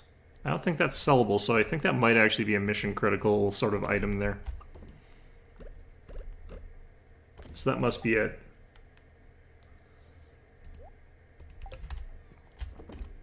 Hopefully I can't accidentally throw it out, though.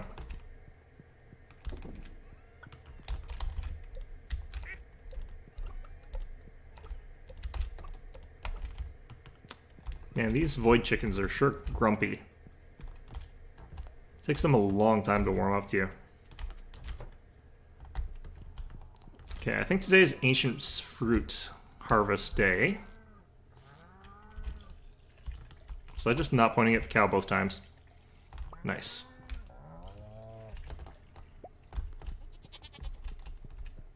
It's kind of perfect, actually. Alright. So you're the new one, huh? How are you doing? No, you're Pumbo. How come you gave me a small milk there?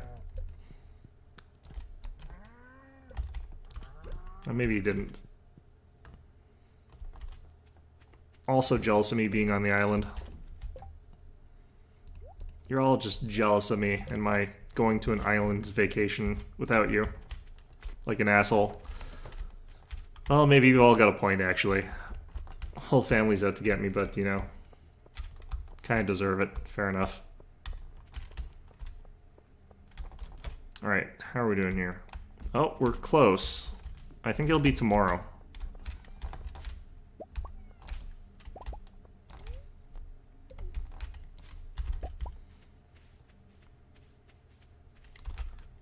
Yeah, the auto milker, I just can't bring myself to use it because the cows would like me less. I'm a very sentimental person when it comes to certain things. You know, there's just some things that you gotta do the old-fashioned way. You know, it's a mark of giving a crap about your craftsmanship or whatever the hell, you know? It's like if I had to raise cows, I would probably do that whole, like, raising Kobe beef bullshit where it's just like you're paying way too much attention to that cow, dude. Get a life. And I'm like, no, it's my precious cow. I need to make sure that it is tended to 24/7 so that I can sell it for like $100 million. Let's see. Chuck that in there. Okay, so I'll have to bring these things on my next sojourn out there. But what is pink crop that he's talking about here? I should have paid more attention to what he was saying. It's either this or this. He was talking about growing it, though. I'm guessing it's the melons, actually. I wasn't paying enough attention because he said more stuff than just the color. It's just what I hyper-focused on for no reason whatsoever. This should be ready fairly soon. Hopefully. More squid ink. Thanks, guys. How come you're not giving me anything, huh? Lazy slugs.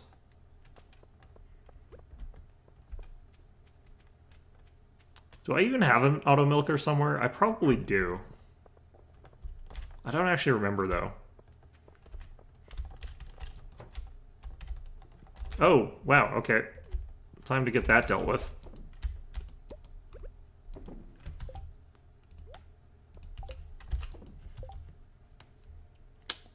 Great. Fantastic. Okay. They should all be the same quality though, so this is fine.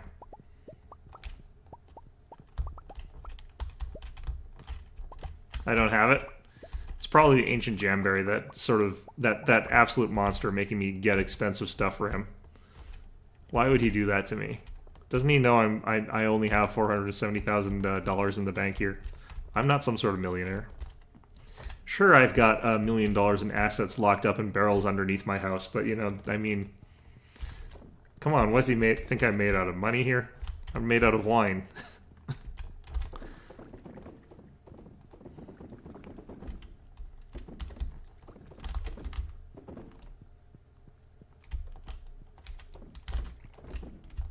Okay, yeah, I really need to get that axe back. Okay, let's see here. So I think tomorrow is going to be another day where we drive out to the island after I talk to Clint to get my axe back. Assuming there was no holiday or anything like that tomorrow, or no birthdays. I have to grow it.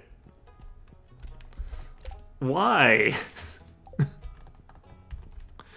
What kind of monster is that stupid frog that's smoking stuff on goddamn crack addict frog?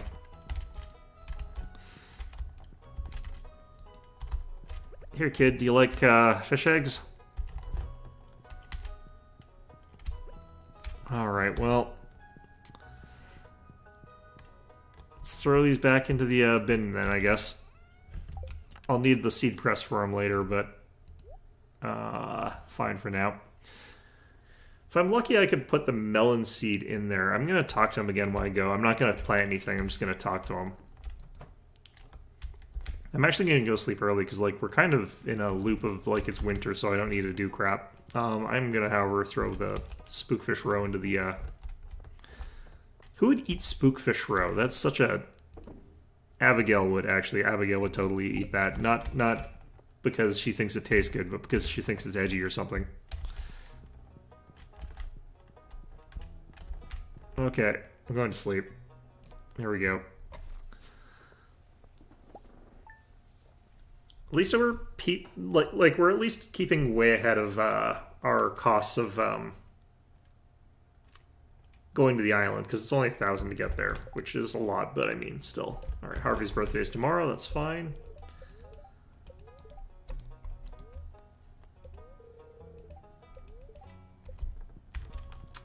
Okay.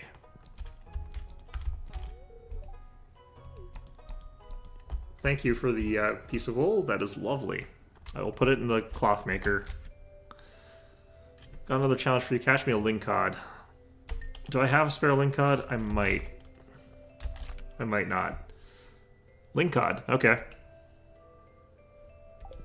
Or do I actually have to catch it? Bring Willie a lingcod. No. Good.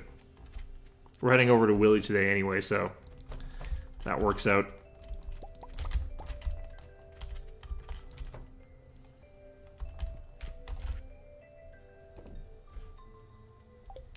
I'm going to move this down here so I don't eat it or something. Always good not to eat your key items.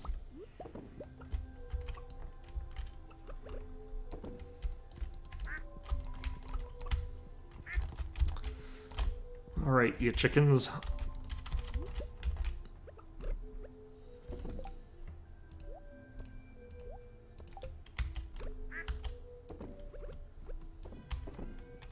There we go. 100% capacity. Ladies, hello? And I guess the pig is a guy. That's where the extra cow came from. Real ladies, man, that pig.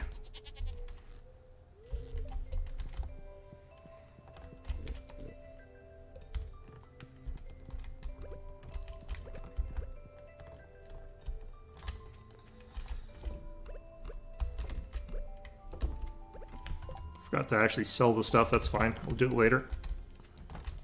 I don't need to pick fruit today, so I can do that while I'm in there.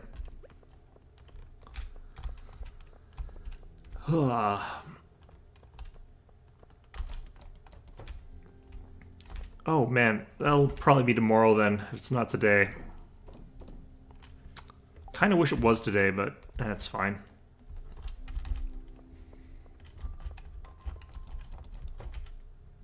These are all empty because we emptied them out. Lovely, lovely.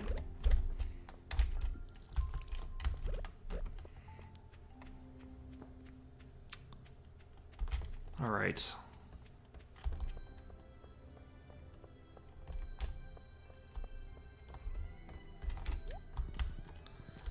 Cinder shards.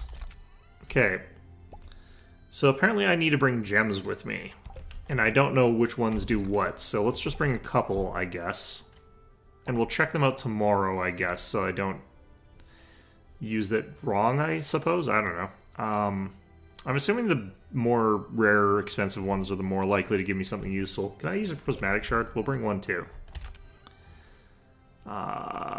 Prismatic shard. There we go.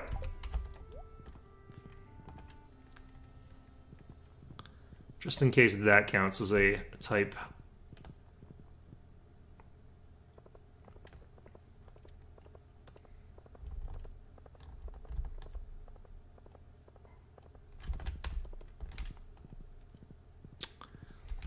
Alright, 15 days until I get yelled at by old man.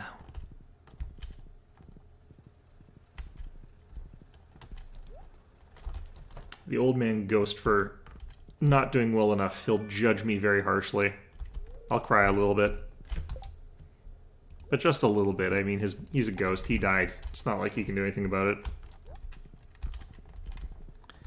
Let's see you run the farm better, old man. And then his hands go through the seeds because he's a ghost.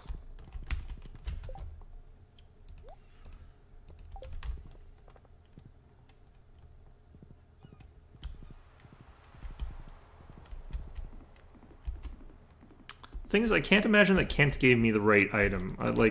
He gave me that tomato whatever the heck, but where's Willy? God damn it. Alright, where do you get to? It's not... Oh, you know what? Whatever. Let's just go to the island. It's fine. We can build a chest there anyway, because we probably should. There's Willy. Hey, Willy, here's a lingcod. Doesn't work that way, unfortunately. Alright.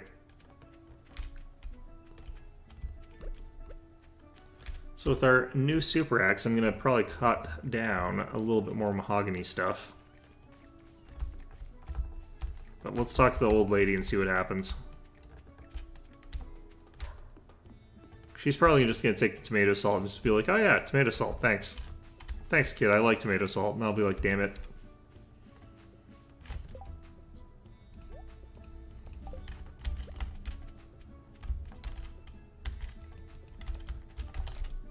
Do I have to go through a real, an actual quest line for this shit? Oh, man. Now I have to give the tomato salt to somebody. Who's gonna want this thing? Alright, well, that's interesting. Also, I don't think any ginger spawned today. So that's nice. Yeah, that's great.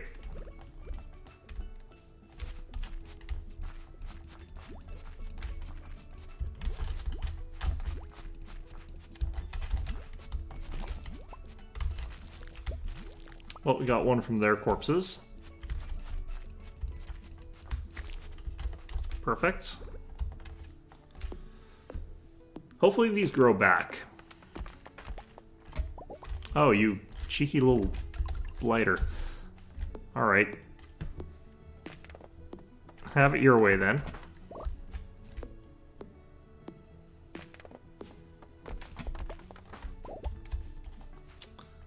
I can just go back into the caves and get some more walnuts that way as well. I want to make sure I do that, I guess. Ah, here we go.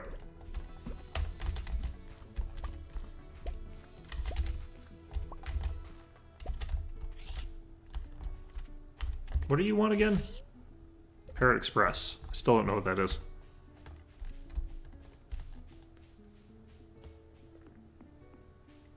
I was not ready for an actual quest line. No. This game can't have quest lines. What are you talking about? What's going on here? I'm sad today. Great. Fantastic, kid.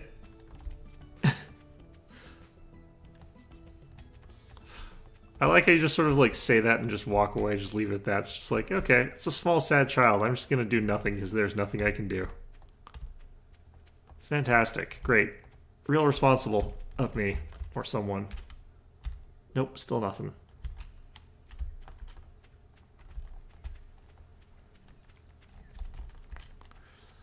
Alright, so let's figure this out.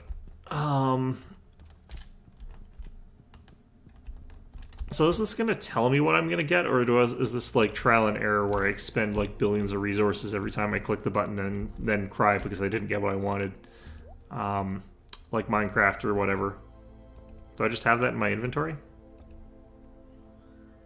Ooh, yeah, it does not tell me shit. Fantastic. It's just question mark. Okay, so hypothetically this should be the most powerful one, but I get the feeling like the game's a dick. So I think for now, why don't we do this? I think this is a good combo.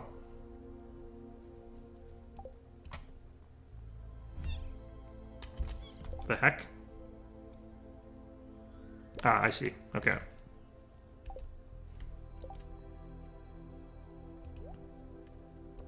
I didn't do that properly, apparently. Do I hit this instead, right? Ah, okay. Combined ring. Okay, so that's kind of nice. I'll have to go get another ring, though. I need to save up to get another iridium ring. What do I think this is going to do? Do I dare do this? You know what? Sure. What's... Oh, right. I forgot. Already, just immediately. Alright, what did you do? Bug killer. That doesn't feel like that's a good use of a prismatic frickin' shard. What the heck? Ugh. Do I want to undo that?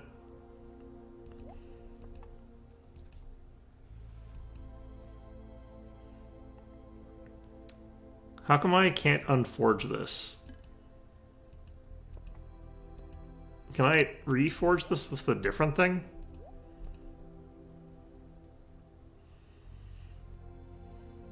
+6. So I think this gives me plus speed. Okay. This increases damage. I want increased damage. I don't want increased,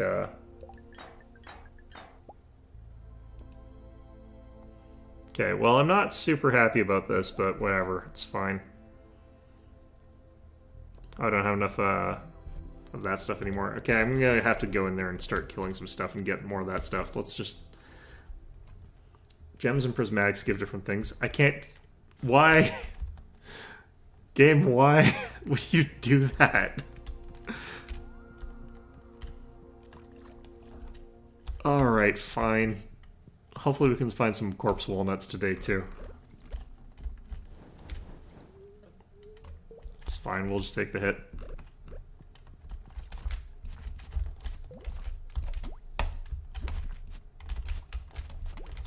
Ouch.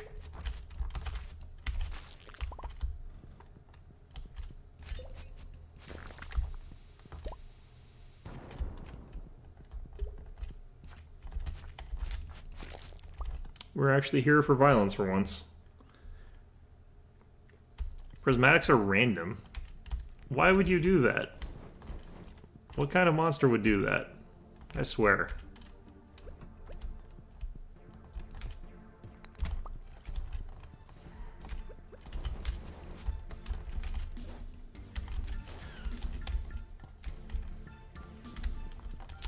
Okay.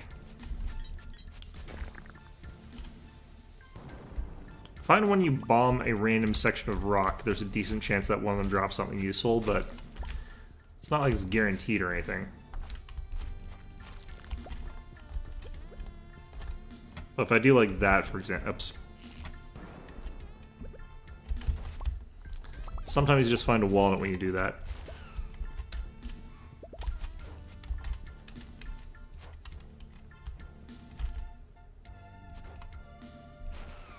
Is there a limit to stat upgrades?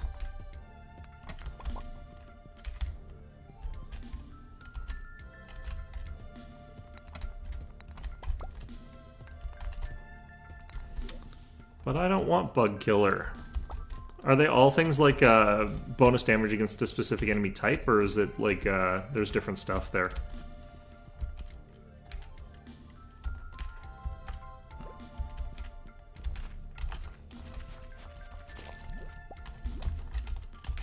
Wow, that slime hit hard. What the heck? I can definitely see why you'd want slime immunity against that one. I wonder if you drop acorns. Bombs, I guess. That's something useful.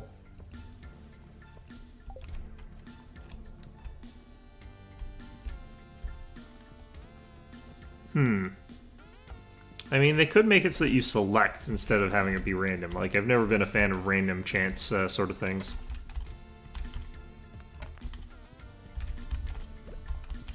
I wonder if I could have stared my way through this place. Like, just crafted my own stairs through the entire hellscape that is this sort of area.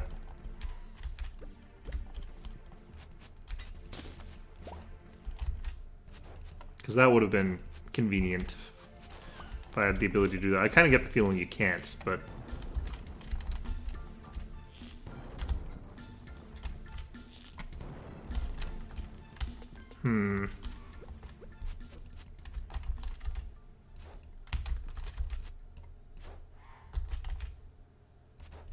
Pools are different for tools? Yeah, I would imagine. Imagine, like, plus damage on a fishing rod. That would be so bad.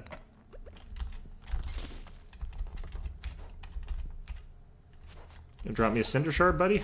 Yes, okay, thank you. Being sarcastic, but he did it, so... Can't be too mad at him.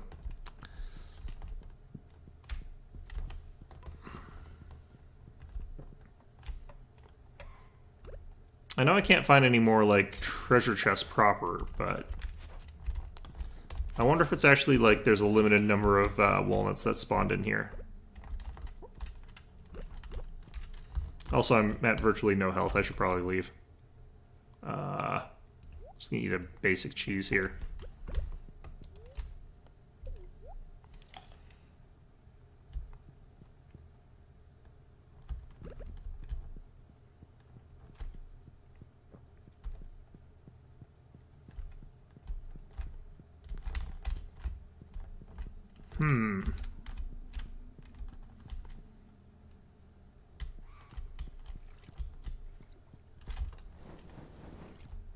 How did I get around here again?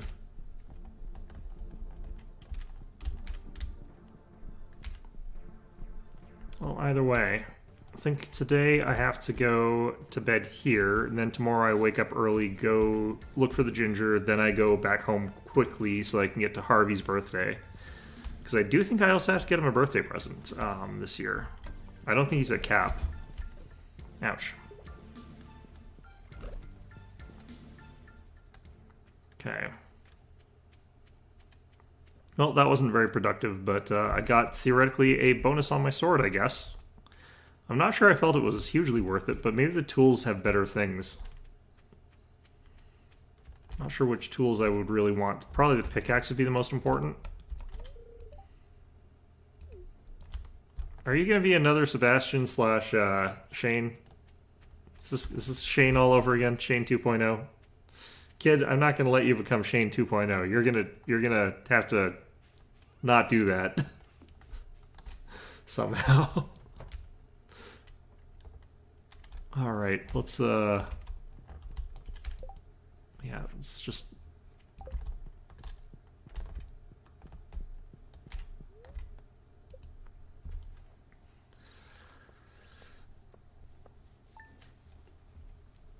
all right. Let's work quickly and get the hell off this island. Willie just sleeps on the boat, obviously. Reroll the sword further down. Oh, you can? I thought you were sort of stuck. Okay. I would just have to blow through all my prismatic shards, which is kind of garbage, but, you know, I don't really remember what else I would do with them.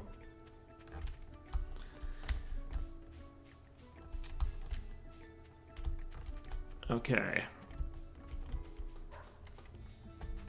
No ginger. Fantastic.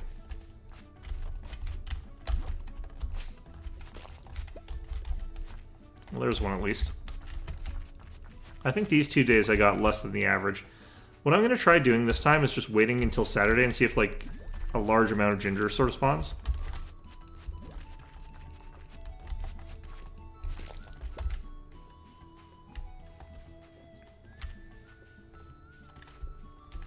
At least I got some mahogany today. Yeah, so I think what I'm going to do is I'm going to wait and then come in next Saturday. If I remember, I'm probably going to forget, but how many days do I have left on this? I've got 15 more days to get like 70 something. That is brutal. I think I'm going to have a hard time with this one.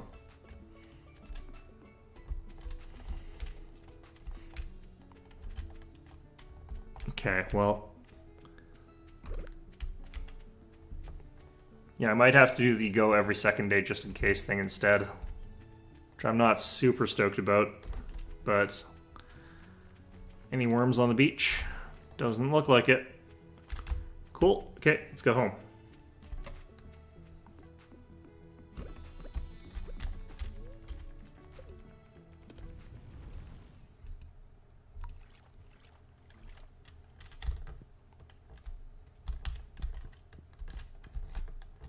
Willie, you doing some early morning fishing here? Good.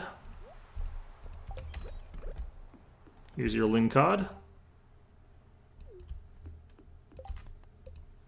Which I could have just given you on the boat if you'd been paying attention, Willie, but no, of course not. Of course there's tons of these here, but none of these can be ginger, so... Fantastic.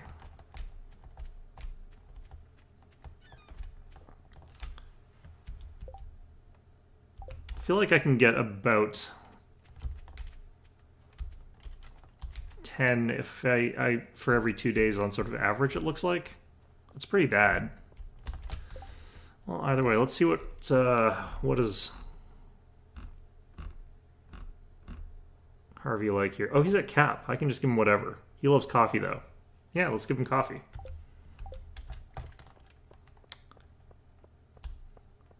Looks like Harvey's got a good side to him after all.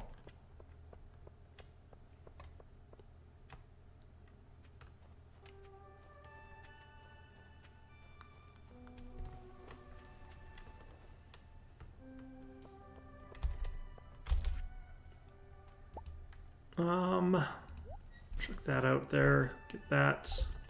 I need way more of these sunlight things. Fantastic.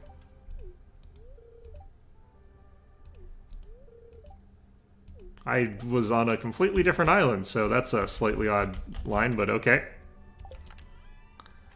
Let's see here. Blah, blah, blah. A bunch of this goes in here. Not you. I'm going to start putting mahogany seeds in there because they're going to really accumulate fast from that island. What do I do with this? Who would benefit from gourmet tomato salt? Probably Gus. I'll try talking to Gus about that. There's a decent chance. Yeah, the market's happening soon. That's another reason not to go down to the island for a little bit, because I want to go fishing at the market.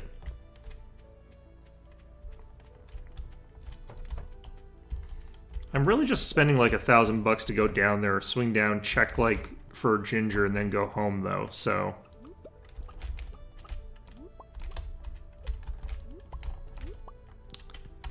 This is really one of those, like, I'm being punished for my hubris, and I do not learn from my mistakes kind of moments, in all honesty, because I'm like, I'm going to be miserable trying to complete this stupid quest for these stupid people about the stupid ginger. It's going to be pure suffering, and then I did it. When I didn't have to. I did this to myself. There's only me to blame. But I will blame chat for not stopping me. You know, it's like, well, why did you let me do this to myself? You know, how could you?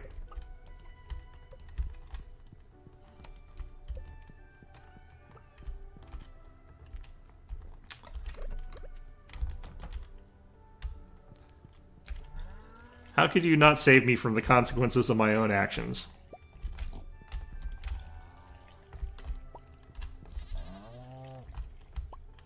All right.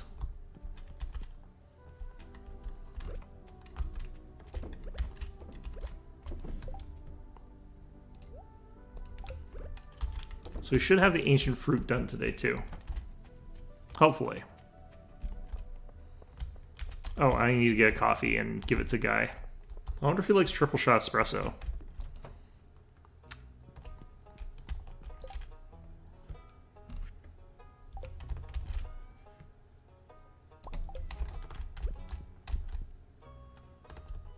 Why would chat stop content? Fair. I'm not sure that, like, me going to the island over and over again for Ginger is content, is it? Is that what counts as content these days? Some sort of weird, like, Ginger-based TikTok channel. Actually, no, I fully believe that could exist. This is suffering. Thinking about the fact that that could exist is suffering. Hello, hello, is anyone out there? This is Dr. H at 52 North 45, or 43.5 East, seeking aerial response. Anyone out there? Gotta love ham radio operators. Copy, Dr. H on the ground. This is Blackbird, Fiverr, Zuzu. Anything to report? Zuzu. Someone's there? Standard ground report, wind at 3 clicks, 36 degrees north of the west, ground temperature at 42 crags, humidity 53%, Dr. H out. Those hobbyists, ham radio operators. Weird bunch, aren't they?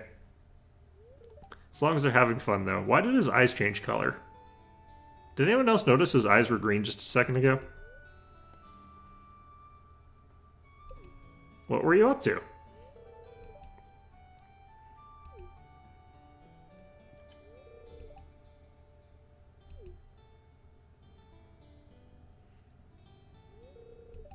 Quick, get over here.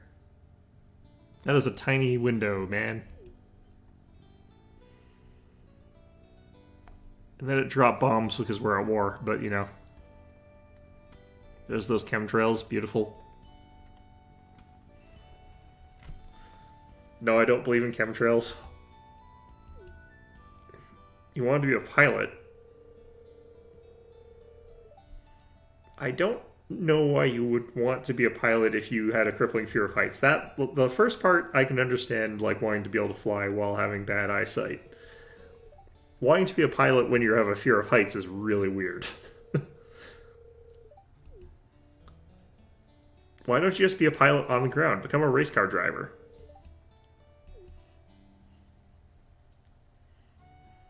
Just do what Chuck Yeager did and just make like all the land speed limits or whatever. Alright, well, oops. I forgot that I spawned back at the bottom there.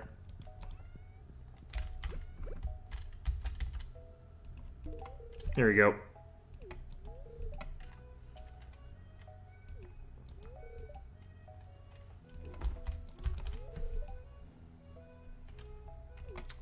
Yep, fair enough. Alright. So, I remember I was doing that. Now I forgot what I was doing after that. Fantastic. I should probably get more of the wood chopped. I guess I also need to go check. I can't remember if today was the day that the stupid berries were done. Because I would love it if they were. Got all those empty wine casks ready to go.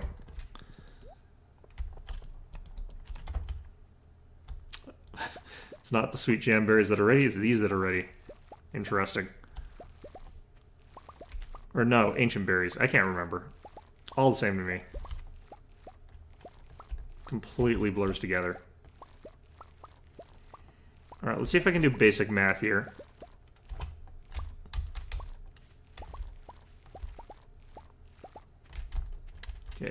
2338.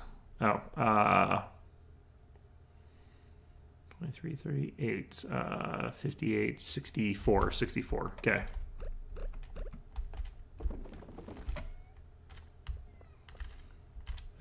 Just gonna move this over, I guess. This one, probably that one. I'll probably need that there. I don't know.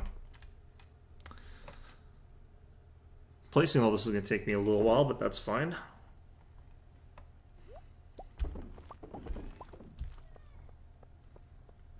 That was actually a really bad roll there.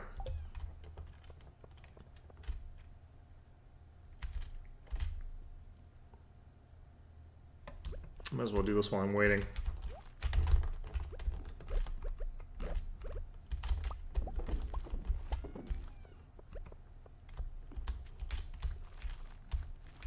That was another bad roll. This is probably my worst exchange I've had yet of this. Okay, that one was good.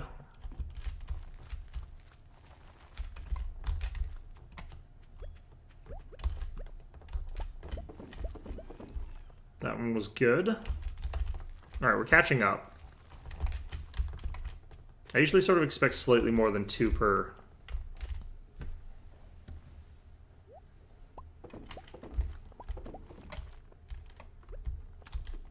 That's just a little bit more than 2 per. Yeah, we've caught up.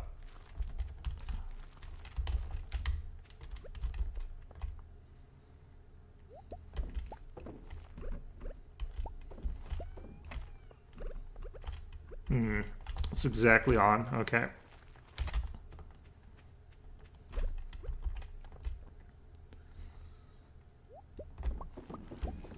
Ugh, that was way under.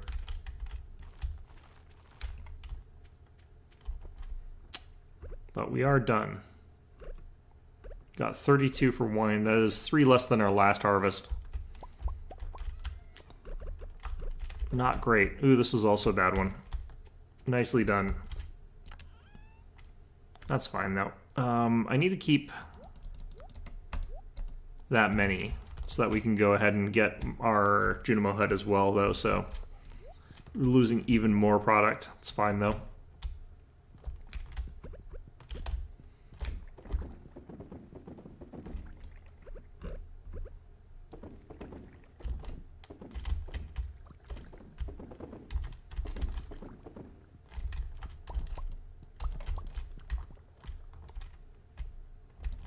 There we go. Maybe the fish have something interesting to give me today.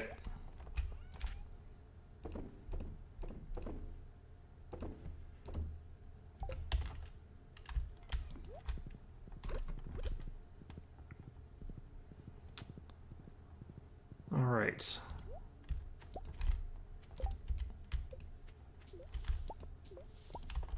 I thought you guys were capped. They want a whatever that is. That is going to be tricky.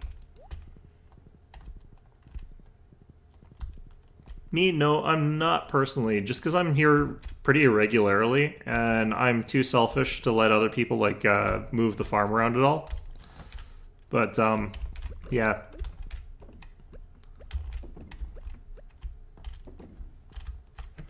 So it's one of those games where like you just set up a server and like other people can sort of go on and off it, like it's run on like one big save file, or is this one of those client-side server sort of things like Minecraft? But yeah, if I knew more, what the hell? What are you, what?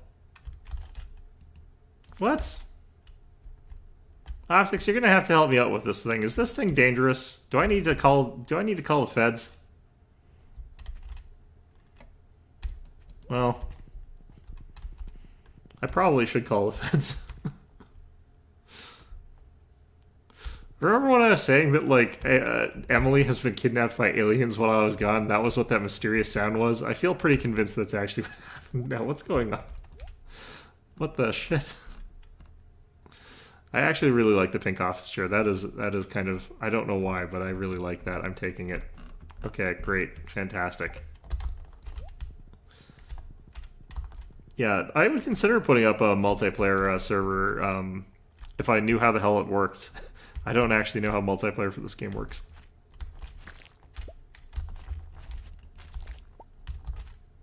It's not dangerous? Okay. I mean, is it like my wife has been replaced by the pod people? Is that what's happening? Has Emily been replaced by an alien and I'm about to get probed while I'm sleeping?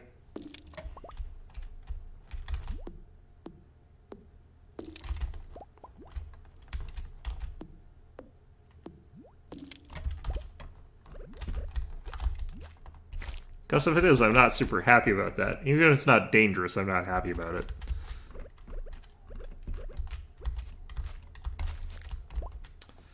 Am I about to get, like, kidnapped by a bunch of people in suits or something like that? Am I gonna get neuralized?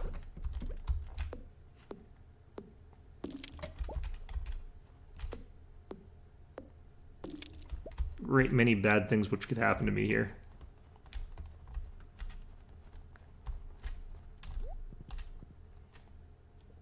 Okay. What the heck? There we go.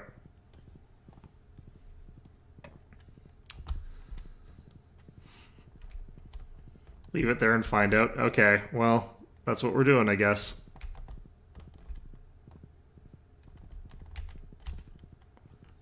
Wonder what I would have done if it, like, crash landed on the fence. This atrocious, ugly fence that you hate. Which I am going to actually replace more of today. I feel like doing that. That's why I am basically getting this, or break it yourself. No, I'll leave it there. I'll leave it there. I'm patient enough. Let's see here. Fence posts. I think I've actually got hardwood fence posts, like, sort of scattered around in stupid places. Yep. There we go. Okay.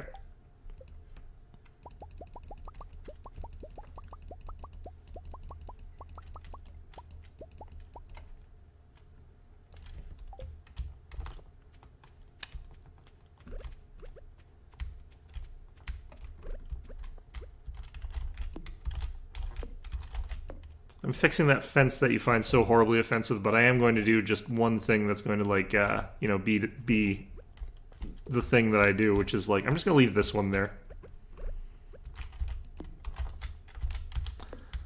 Pretty sure that you can call the Geneva Convention on me here, but, you know. I don't need to keep that crook in here, but I think I might.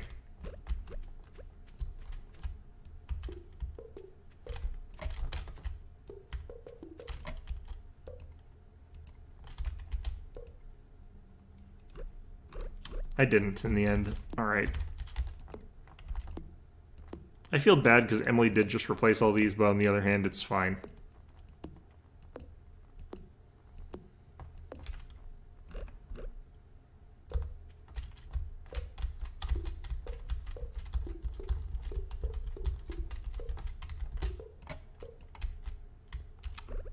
At least I can recover ones if I drop it down and chop it right away. There we go.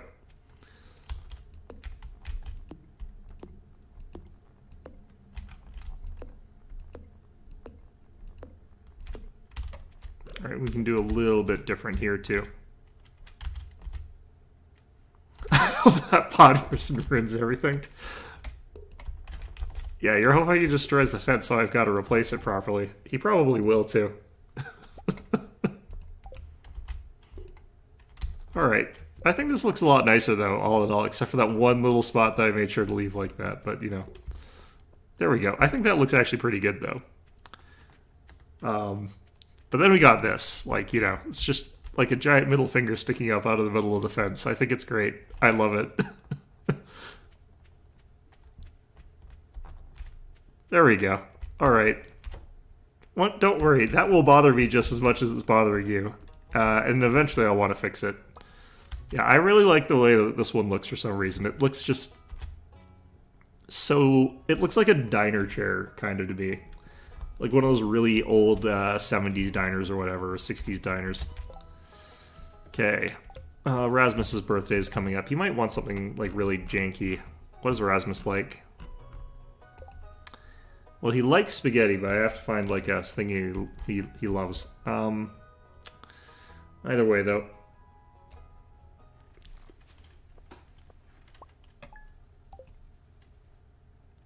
Alright.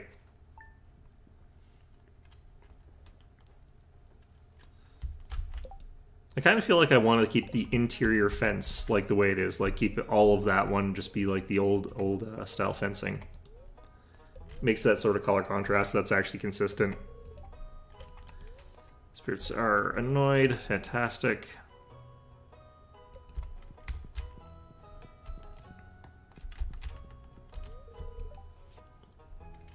Cinnamon, nutmeg, clove, and cardamom. That is a very Christmassy mix.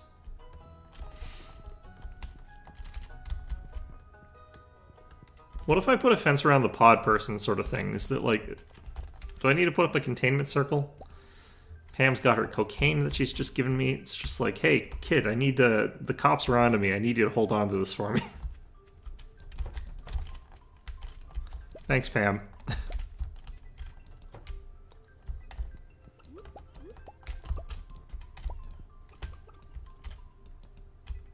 Alright.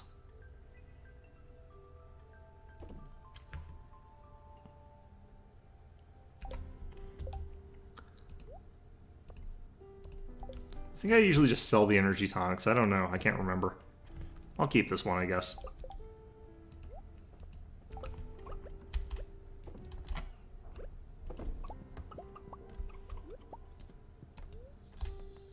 No.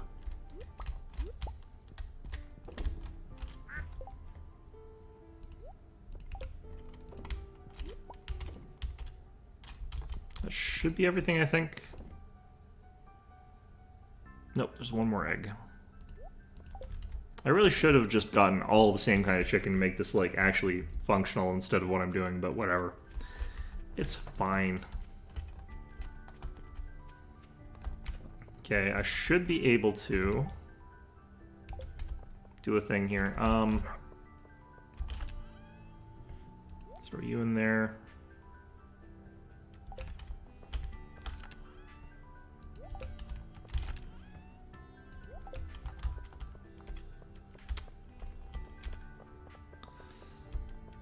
Okay.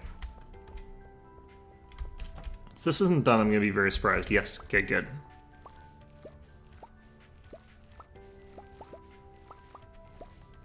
We're getting fairly consistently high quality on these too, so I don't think I mind just selling off any of the ones that are extra, but I do also have more oak resin, so I guess I could... Oh shoot, I accidentally put one of those in the... That's fine. It'll be okay, I don't mind that. Bothers me... Oh, I did too. Well, you know what? It's fine.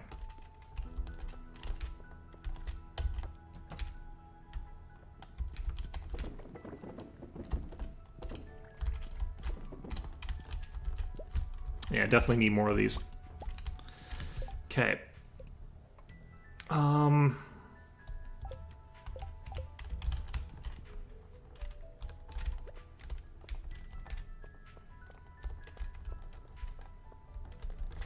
So I've got 12 oak resin in here. I'm gonna sell some garbage off over here. This is the downside of having like one of every kind of fish in your ponds, so that you do have stuff like this happen to you. It's fine. Okay, so I can make a couple of these. I'm out of wood, really. Interesting. Do I have stacks? Yes, I do.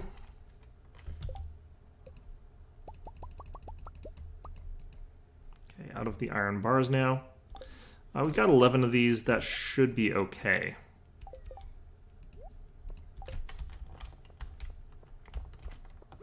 Even though that's clearly not enough. I mean, it's probably fine for now. So I don't think I've got a ton of room left in here.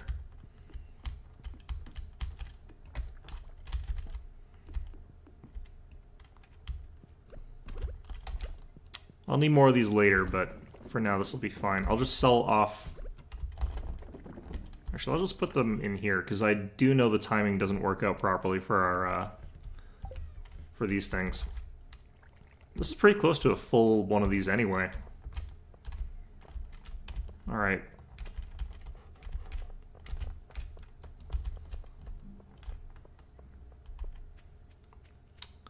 So has anything happened down here? Still doing okay? chilling. It is cold out, I guess. I'm gonna chop down like all of these trees down here just because it's gotta be cleared out before spring. Although I do have to find a good way to find more of those sun gem things because I need the teleporters. I want to have a north-south teleporter for the farm so I can get to the exits more efficiently if I want to. And also because like the secondary sort of farm area is going to be down there. There's a deluxe shed. I was just going to build more sheds. I was actually also going to just build one for like all the fish stuff in particular that was closer to the fish ponds. So it felt more efficient to me, honestly. We're finally going to be pretty much cleared out, I think. If I can manage it.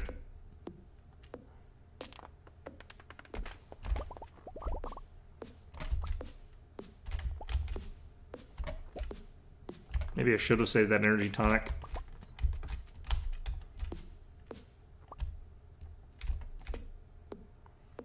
It is probably cheaper for me to buy energy tonics and then to sell the cheese if I'm doing it for energy. The cheese is probably actually worth more money. Maybe, I don't know. I actually haven't ever asked Harvey what he charges for those. Could do both. Yeah, basically.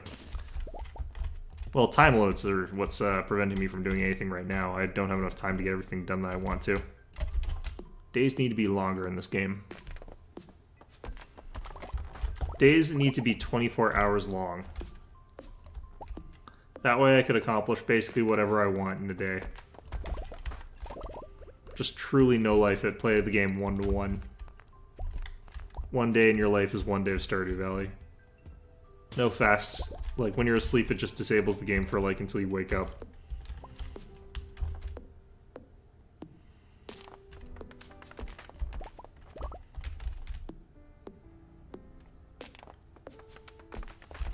How much... I wonder if I've got enough wood to do the upgrade and the, and to build a shed. I might have enough money. I definitely have enough money for both. I wonder if I've got enough resources. I probably do. Sheds are cheap. I don't think I would have to farm up resources to get, like, a bunch of sheds.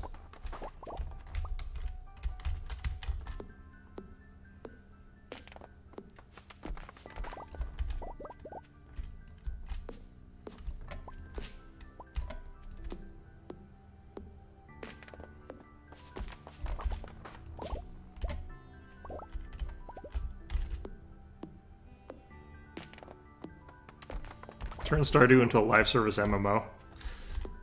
Oh man, yeah, that would be a thing.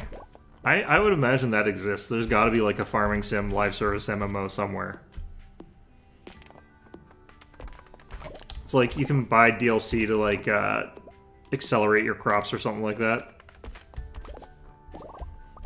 Buy deluxe fertilizer pack or whatever. Isn't that like what those weird Facebook games were? I thought there was a weird farming Facebook game that I never played, but like I said, I don't actually have a Facebook account, so I have no goddamn idea.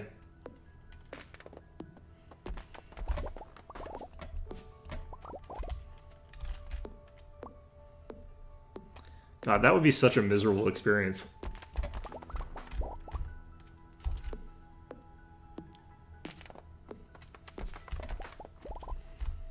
I think I'd actually be happier with it, like, if it was just there's a 24-hour timer for your crops to grow, for the day to tick over or whatever, and, like, there aren't any accelerators. It's just literally a one-for-one game.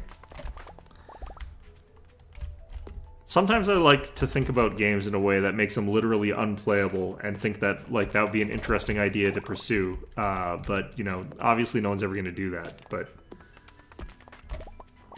you know, playability of games is not always something I care about.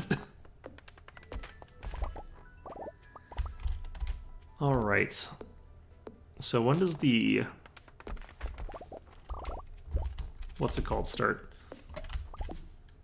I think 11? Where I'll get my free coffee. I actually need energy for this evening, because I need to have enough energy to fish. Which is interesting.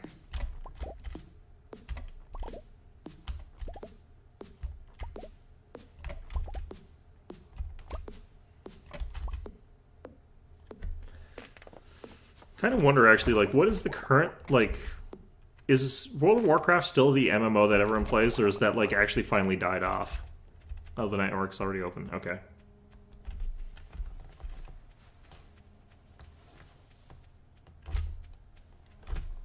Got a toll-free survey here. I'm just gonna hang up on that.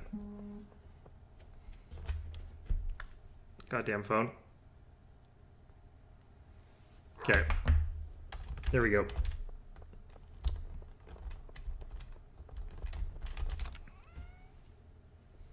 From what I understand, like, I thought maybe, like, what's it called? Final Fantasy is starting to take over, but, like, half of the stuff that comes out of Square Enix is, like, weird crypto stuff nowadays, and then you've got Final Fantasy, which apparently is fine. It's weird. I don't get it.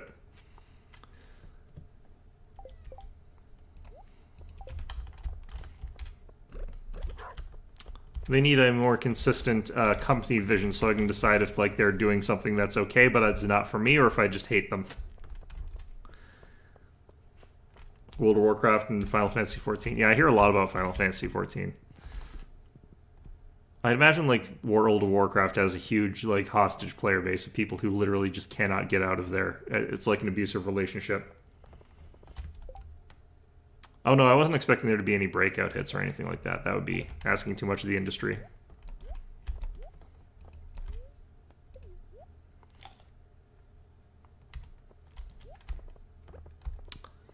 Okay, so I don't think I get, like, unlimited time this time for this festival, so I think I actually have to fish properly.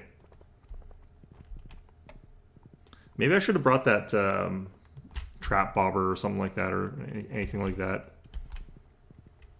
I will tomorrow if I have to, if I don't catch any good fish.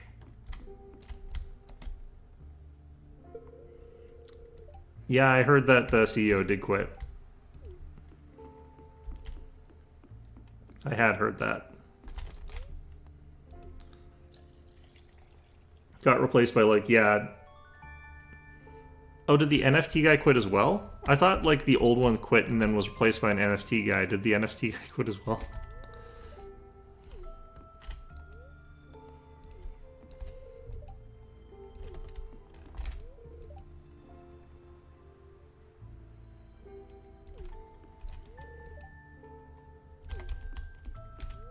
All right.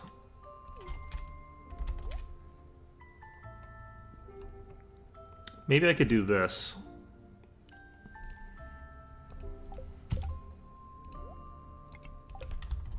Just get that.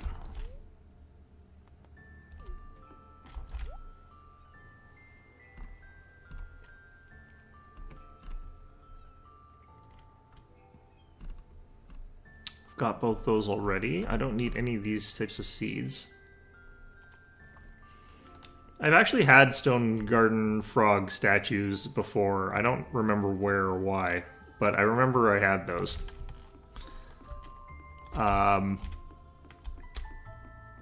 Not sure why they sell them. They dropped Deus Ex? Yeah, I heard that too. I mean, the one that's about to stop at corporate greed, I wonder why they didn't want people playing that.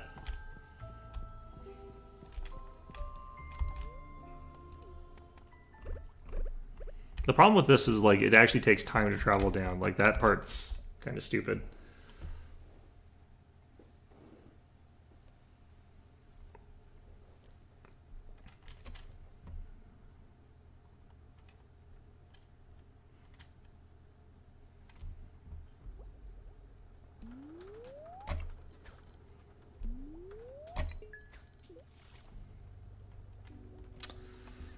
Okay.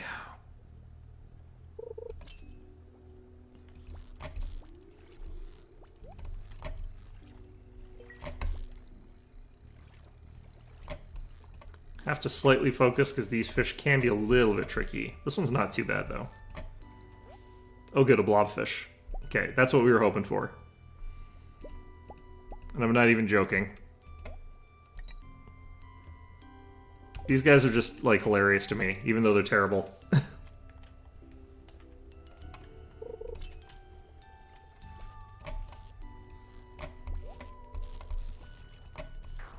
Darn it. I think I've already technically got, like, the hardest things that are in here, but... the squid or whatever, I think, is one of the harder ones. I don't know, though. I should probably also have eaten a fisherman's lunch before I came here. Or a seafoam pudding. I've already got a spookfish, so I can throw that out. I've already got a spookfish pond. It's just the blobfish, because I made sashimi out of it for, what's his name? I shouldn't have done that, but I did, so...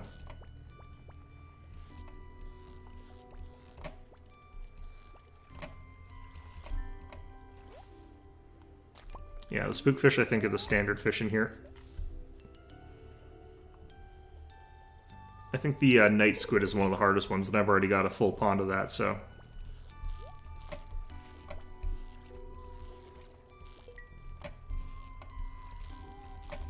yeah, this one's struggling quite a bit. We'll figure out what it is afterwards. Probably blobfish again. Yep. Sure like they were treasured, these blobfish. I just realized I just got a dino egg. I can go hatch that now, finally.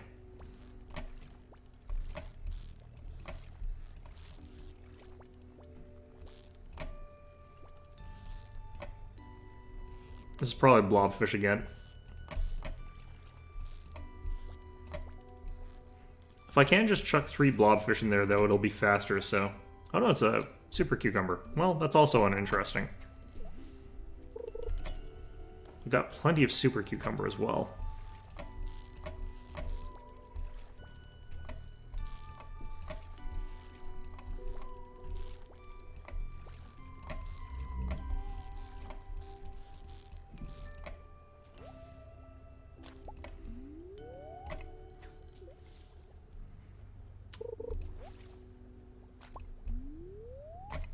I can keep doing this for a little bit longer because I've got the teleporter back home too.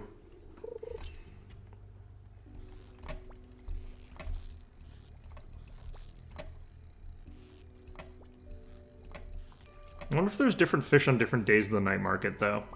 That would be really unfortunate.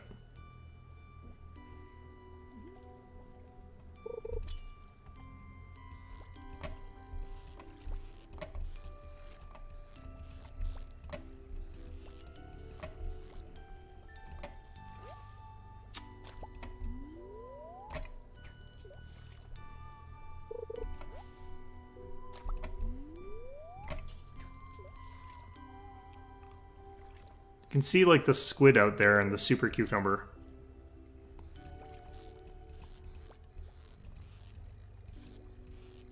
And other terrors of the deep.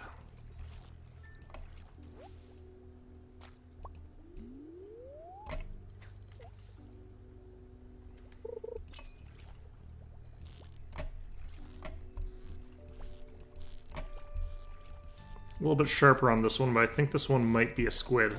No, it's just a blobfish, probably. It's just a very feisty one at the beginning that sort of tapered off quickly. What's that thing? I've never caught one of those.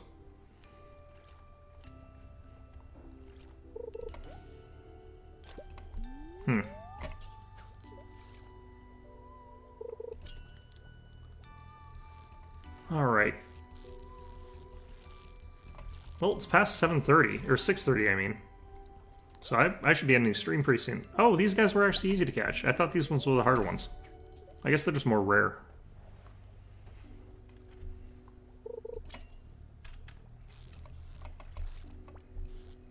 Alright. Let's get at this. Come on.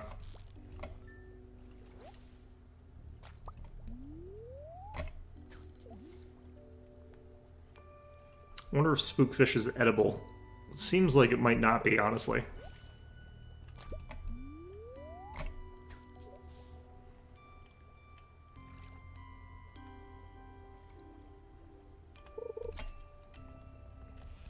Shame this doesn't follow like all the other festival rules where it's like you get unlimited time while you're in it. That would be kind of nice. Like how many people would actually catch like fish the entire duration of like the festival? I'm just gonna throw out here just in case there's stuff that comes out after midnight, because there might be.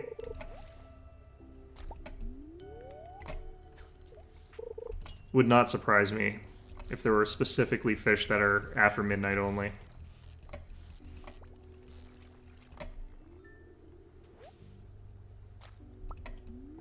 I mean, maybe that's why they're called midnight squid. He's probably irritated that he's only made like $10 off me or whatever, because he's like only getting one customer the entire day. This is probably just a blobfish, just one that was very feisty at the beginning. Maybe blobfish are the hardest things to catch here.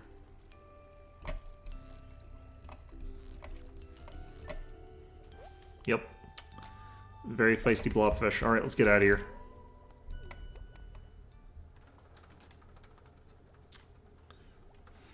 Well, I don't feel like that was turbo productive, but we got enough blobfish to easily get that done. Just pass out on his boat here.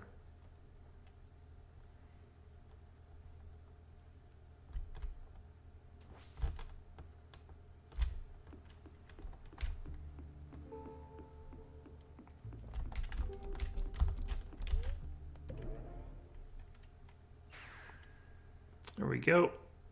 It's interesting that all those people can stay up past midnight, but like I just magically cannot stay past 2 a.m. Just instantly die. Alright.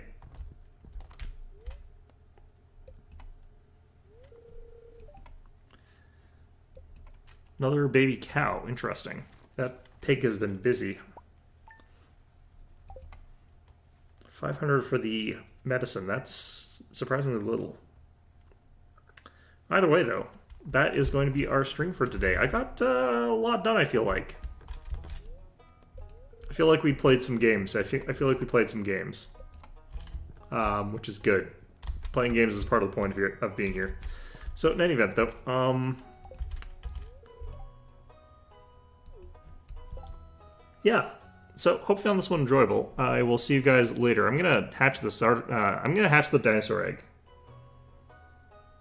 Let you do meth to stay up, yeah, or you know, energy drinks or whatever it is. Pam spiked with that energy bottle and needed to get away from the cops or whatever. You know, any of those things. Reduces max health, infinite stamina. Every time you do it, it reduces max health by a little bit. It's like the opposite of a star fruit. Actually, that would be an interesting thing. It's like, if you do the community stuff, you get star fruits, but if you do like the Jojo Mart stuff, you can buy crack from behind the dealer, from a dealer behind the building. Gives you more stamina, but less health. Lets you stay up an hour per dose or whatever. Either way, yeah. That's going to be our stream for today. Hope you found this one enjoyable. And of course, I hope to see you guys all again on Monday, where I'll be doing more Stardew Valley, where I'll try and hatch a dinosaur, apparently. Definitely not giving guns with this one.